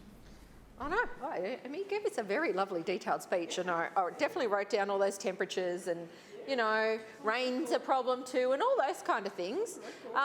It's all on the record. But now, my bigger concern is that this council is planning to do works in the September school holidays that it may not be safe to do and the temperatures may not permit to be done properly. This all begs the bigger question, which is, why is there this rush to do it now? Now, I'm not a conspiracy theorist. I know some state members and other people are sort of banging on about what's council hiding. Well, now I reckon council is hiding something, because if this work had to be done, why wasn't it planned for June, July? Why is it not planned for next June, July? Why suddenly, at a time when both Councillor Wines and Councillor Toomey are saying that there are really serious constraints, temperature constraints, which prevent the work from being done, is it going to be done at a time when it's highly likely that it will exceed the temperature constraints? What impact does that have on? Does work have to stop? Does the curing, Councillor Toomey's told us very clearly that curing doesn't work. So why is this, doesn't cure? It does not cure. He was very clear and Councillor Wines supported him. So why is it... Point of order, Madam Chairman. Point of order, Councillor Toomey. Sorry, claim for misrepresentation again. Note your Thank claim. you. Can't take it back now. You can't take it back now. You're on the record, UN. So we have council telling the community that they're mirroring what was done in 1993. Not true in terms of the operational works, nor in terms of the timing for the delivery of the project. Just fundamentally, demonstrably, factually untrue. Then we have Councillor Wines and Councillor Toomey saying the only time it can be done, and we don't want to upset the people shopping at Shopping Town at Indooroopilly. We wouldn't want to do that. I know they didn't consult with my businesses. They certainly didn't consult with the Oxley businesses that are going to be smashed. Or, yeah, none of them. And yet we have a very serious statement today. Councillor Johnston, your time has expired. You can see Councillor what's coming Toomey, next week's your motion. 2 points of misrepresentation. Thank you, Madam Chairman. On the first point of misrepresentation, Councillor Johnson said that it had to be done because of the temperature. No, that's not what I said. What I said was the optimal time of year was September, where you had that curing window. Councillor Johnson said, well, why couldn't they move it back to June, July? It's too cold, Councillor Johnson. It's below the 15.5 degrees. Thank you, Madam Councillor Chairman. Toomey. We'll now put the motion to the vote. All those in favour say aye. Aye. Those against, no. No. The ayes have it. Division. A division has been called. Oh, we don't need division. Oh, sorry. Have you called a division? No. Okay. Point of order, Madam Chair. Vote is lost. We just want to clarify that it was the noes that had it. It was a noes. The noes had it, yes. Councillors, I draw your attention to the notice of motion at item 8B on the agenda. Councillor Griffiths, would you please move the motion? Yes, thank you, Madam Chair. The Brisbane City Council repair and restore the two-storey council asset, the former Jugglers Art Space at Tarragindi, as agreed to by the administration on the 22nd of August 2023, rather than demolish and reduce the size of the building by half. Seconded. It has been moved by Councillor Griffiths and seconded by Councillor Cassidy that Brisbane City Council repair and restore the two-storey council asset, former Jugglers Art Space Tarragindi, as agreed to by the administration on the 22nd of August 2023, rather than demolish and reduce the size of the building by half. Councillor Griffiths. Thank you, Madam Chair. And this is quite a sinister story and one that I regard as quite disturbing. There are a number of players here and there's a number of competing interests, and I want to make it clear from the outset, and as I did to the chairperson when I wrote to her, that I do not support any destruction of this building. That I believe that we should be looking after community assets and Brisbane City Council assets for our community. Jugglers Art Space at Tarragindi has been it's in a bushland setting. It is next door to Tarragindi Scouts and then to Tarragindi CNK. Beautiful bushland setting. It was also next door to Tarragindi Bowls Club. The administration decided not to support keeping Tarragindi Bowls Club as privately owned. They decided that we wouldn't take ownership of it, and the administration allowed the demolition of Tarragindi Bowls Club and the land that is zoned sport and recreation that is next, as part of this site, to be turned into a 6-storey high-rise. Part of this 6-storey high-rise, and this is where it gets a little bit sinister, is about 5 metres away from Jugglers Art Space. Point of order, Madam Chair. Point of order, Deputy No, I Mayor. won't take question. It's 5 stories and the Bowls Club's still there. Just details. Sorry, Madam. Sorry. No, I don't uphold that, but Deputy Mayor, you can add to the debate. No, I after am. Councillor Griffiths. Thank you. I am interested in Deputy Mayor's interest in this because the Deputy Mayor has represented this area now in my community, and the Deputy Mayor has gone out very strongly at public meetings and supported this high-rise development. And someone in council has been a contact point for the goings-on with this particular building. Now, this is a two-storey building. The roof does need to be replaced, and there is asbestos. So I acknowledge that, and I expect that council will restore the building. It was formerly with Jugglers Arts. They have left the site. What disturbs me, Bud, is I had contact from the community and from the Scouts saying, we understand that council wants to, the developer or someone associated with the developer wants to get rid of this council building to provide better views into the bushland. I thought, nah, this is a load of crap. And then I ring the officers and I find out that it's being considered. And then I write to Councillor Howard and the Lord Mayor and the CEO and say, I do not support the removal of this building. That was on the 20th of July 23. Of course, Councillor Howard, being a reasonable person, came back to me and said, no, let's talk about it. And so we did. We had a couple of meetings about it. And one of those meeting dates is listed here, and I've got my minutes from those meetings. And it was made very clear to me that we weren't going to demolish the building, we were going to restore it. And there was $100,000 in the budget, 100,000, and the quote was sent through to me in the budget to restore the building. It was actually last financial year. Now, guess what happened? The money disappeared. No. It disappeared. Can you believe that? There was an election and it just went. But the LNP remained in power, and now the LNP have gone back on their words. Councillor Howard's gone back on her words, and we're going to take the top storey of this building off. It'll create great views, but we'll still keep half the building. There'll be a new roof, there'll be a flatter roof, help with the views. My view is we should be restoring this building, we should be keeping this community space, and we should be allowing and working with the Scouts about how to maximise that. And that's certainly what I've been doing after our meetings. And Councillor Howard, I'm really surprised that this has happened. Because I have to, because I've been here so long and been in opposition so long, I have to negotiate with people. And there's a number of people on that side of the chamber I negotiate with, and we sort things out. And really, you're someone that I had a lot of time for and a lot of respect for, but how this has played out has been really disappointing. So I call on everyone to support the retention of this building and the restoration of this building. Thank you. Further speakers? Councillor Johnston. Wow.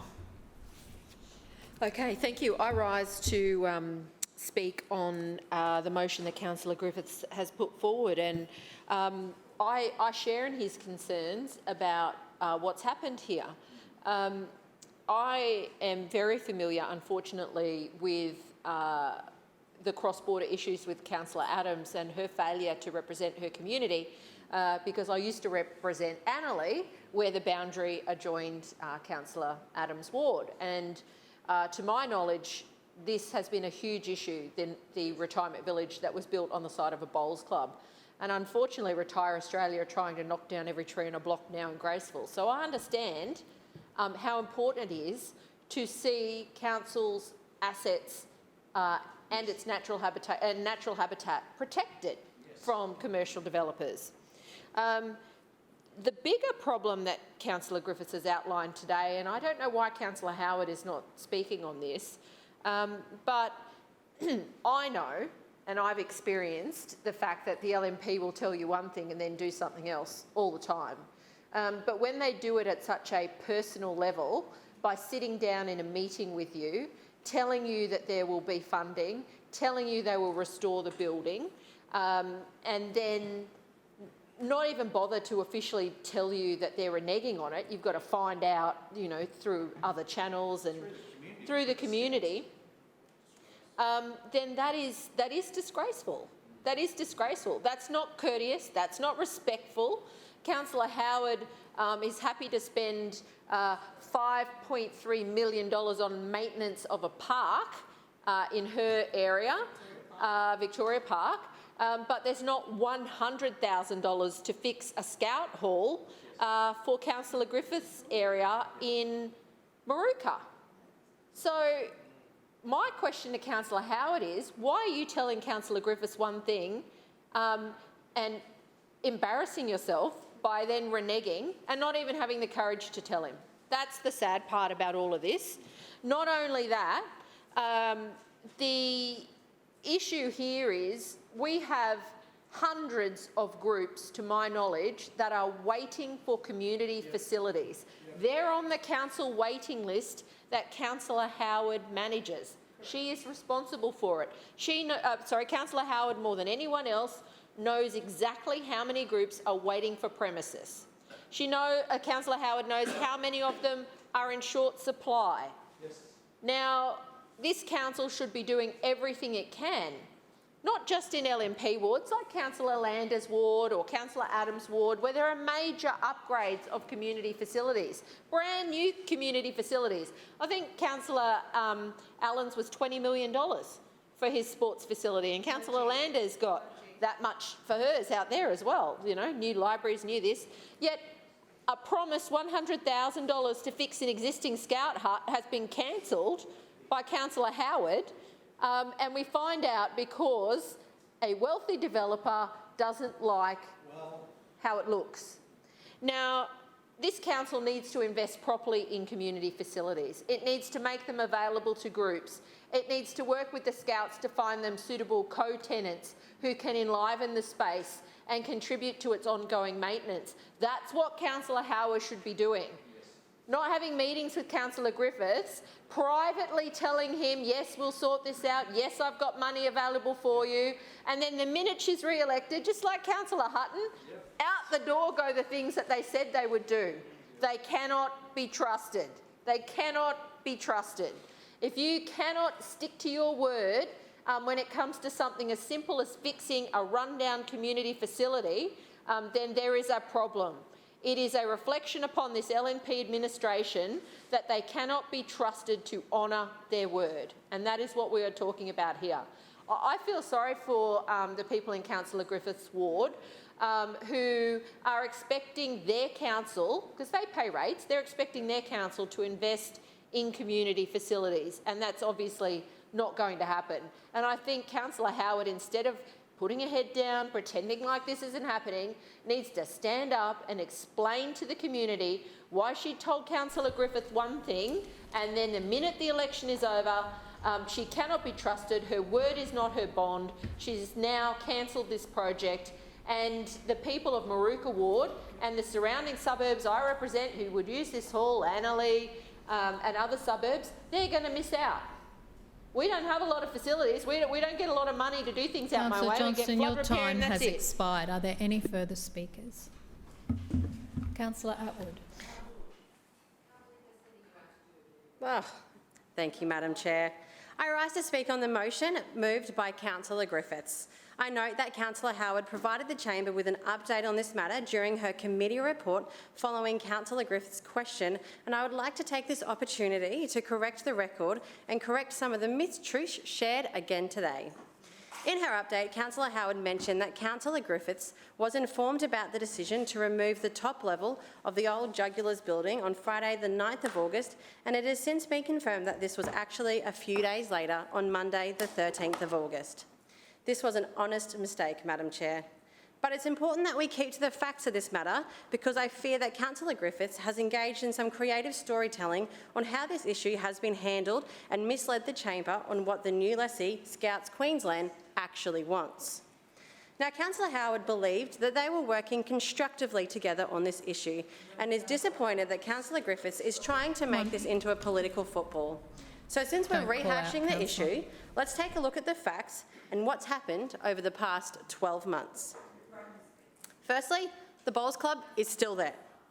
Secondly, the aged care facility faces the opposite direction, and from their apartments they can't see the building. It's all surrounded by beautiful trees. Now, what Councillor Griffiths will have us believe is that it's structurally sound. Councillor Atwood, just one moment. I'm sorry to interrupt. I was trying not to, but there's been several interjections calling out. Please do not call out. You just were heard without anyone calling out while you spoke. Councillor Johnston was heard. Please listen to Councillor Atwood. Councillor Atwood.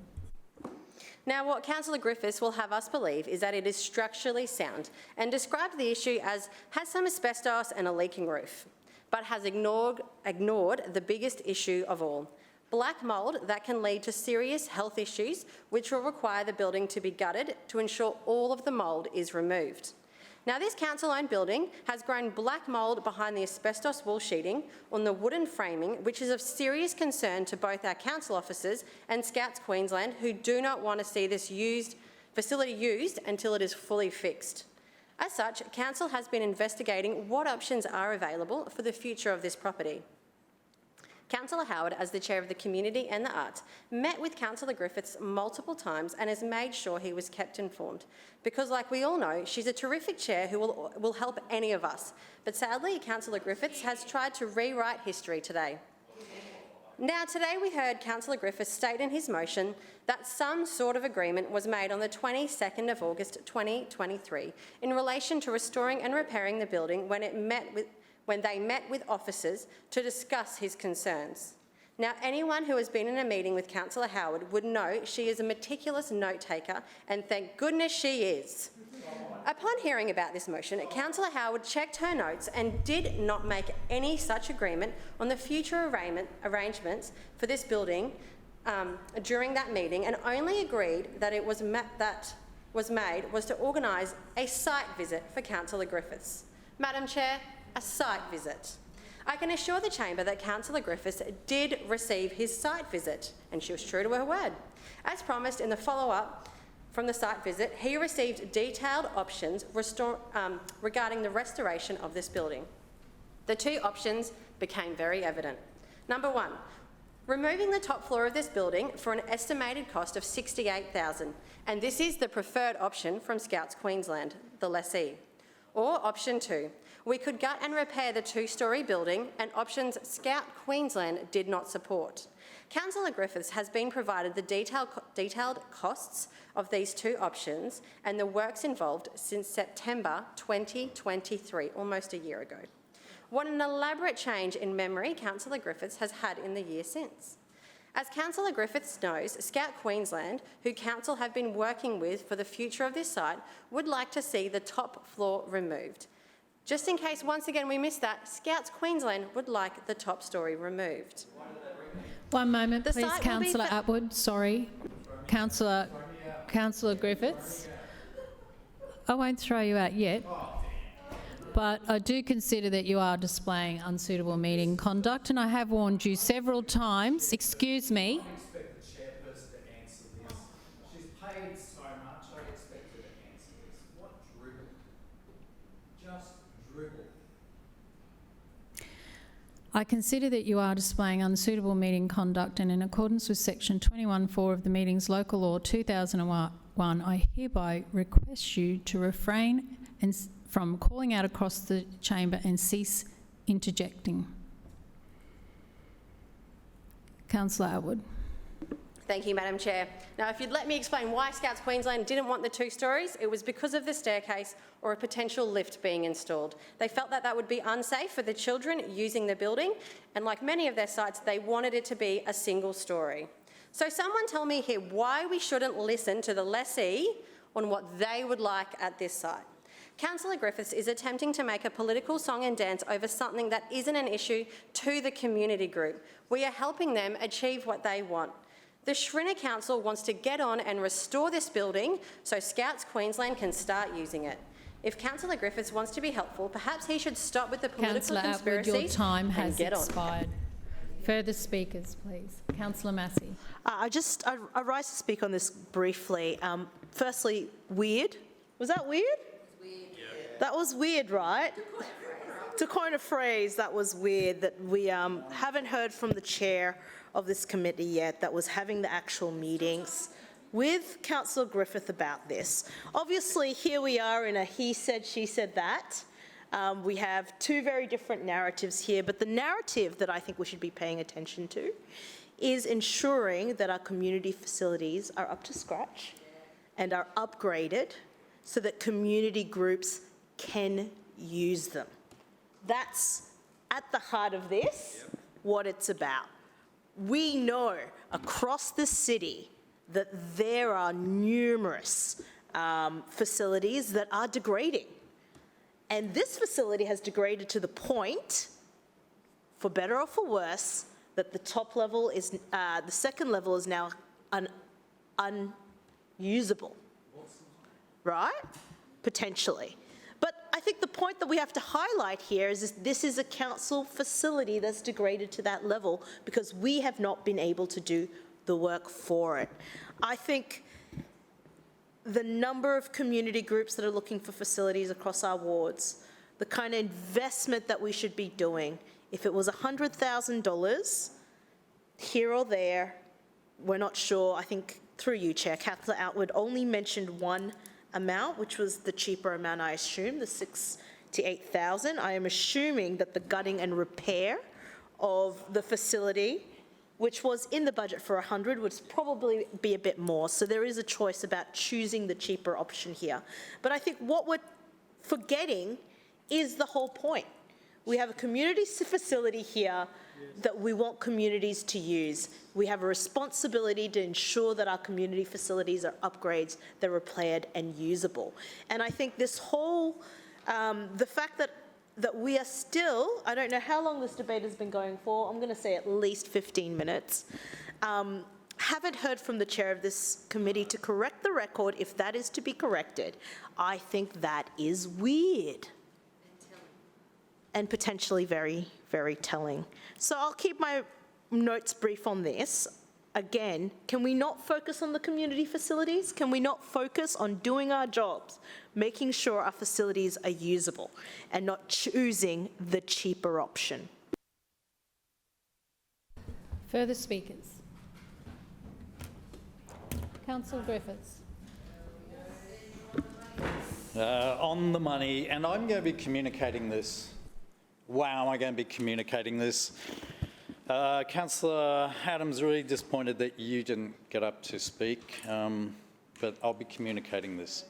What I'd like you're referred to councillors by their name through the chair, please, Councillor Yes, sure. Griffiths. What I would like to say is this meeting started with a question, and that question was by Councillor Howard about vandals. And who's done the most vandalism to our community facilities? Councillor Howard, stand up through you, Madam Chair, and take a bow. This is vandalism. This is vandalism of a community facility. Judge a person by how they act. Well, you're approving this. You're going back on your word. I've been prepared to stand up here. I've been prepared to meet. I've been prepared to put it on the record. So I'm out there. And I'm fighting for the community because I know what I and the Scouts and the officers discussed on site. In fact, I've got the meeting, parts of the meeting recorded here. When we walked around the facility, looked at it, and what the Scouts wanted to do was keep the top story because they wanted to use that as a way of making revenue. So this whole other world, I don't think Councillor Atwood's ever even been to the site. I think she's got no idea. She's read it out. Anyway. Anyway, that's incredible. So the Scouts aren't the lessee. There's a building next door that's collapsing that the Scouts are in. This was an option we were looking at. There's been no lease signed. There's no licence signed. What we agreed to with council, via me, was to look at a master plan. And that's what we've been working through. So your information is not even right that you're reading out. What we were trying to do is get the second story repaired so that they could have a way of making income to stay there and improve their other facilities. I'm just really disturbed by this. I'm also really disturbed that as council, when we allowed the demolition of that bowls club, we collected, and I was glad to hear Councillor Allen going away and doing the research, $514,859 as infrastructure charges from that build. That infrastructure money should be used to do repairs like this to this building. So yes, $68,000 to take off the top compared to $100,000 to restore the whole building. I'm in for the $100,000. That $32,000 difference is what? The cost of getting a couple of councillors to the Olympics? Give me a break. Less than getting a couple of LNP councillors to the Olympics, and yet we're saying we've got to scrounge and save this money. I said at the beginning this was sinister. I said at the beginning this was diabolical. I said that it was nasty. Boy, has that been shown up. Have we shone a spotlight on what's going on here and how this council's operating, and I will continue to do that. And Councillor Howard, disappointingly... Through the chair. Through you, Madam Chair, I've just been astounded at the lack of integrity here. I have been astounded at the lack of integrity here. And I really expected a lot better. I've always seen you as someone who champions people, someone who stands up for, say, the gay community, someone who's actually got a bit of integrity on that side, and someone that I trusted to go to you and say, this is a problem for my community, let's find a solution. And what do I find myself in? I find myself in a situation where I'm humiliated because I've actually tried to sort a deal out with for my community, for the Scouts. I've tried to get a resolution without having to do all this. I could have done all this before the election. I didn't, because I thought I had an agreement and I thought you were a person of your word. Here we go, here we go. You couldn't bother to be speaking. Councillor Griffiths. You couldn't even bother to speak. Councillor Adams. Through the chair. Through the chair. That's all I've got to say. Thank you. We'll now put the motion to the vote. All those in favour say aye. Aye. Those against, no. No. The noes have it. The motion is lost. Division. Division has been called by Councillor Griffiths and seconded by Councillor Cassidy. Ayes to my right and noes to my left. Okay. Please ring the bells.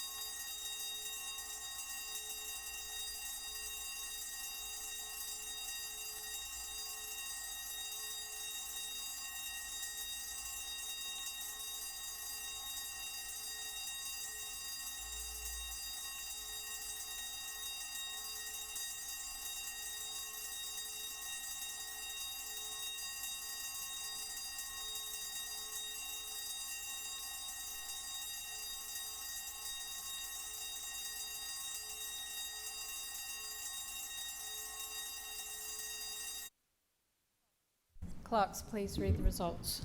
Madam Chair, the noes have it, the voting being 6 in favour and 12 against. The motion is lost. Councillors, that now concludes the meeting.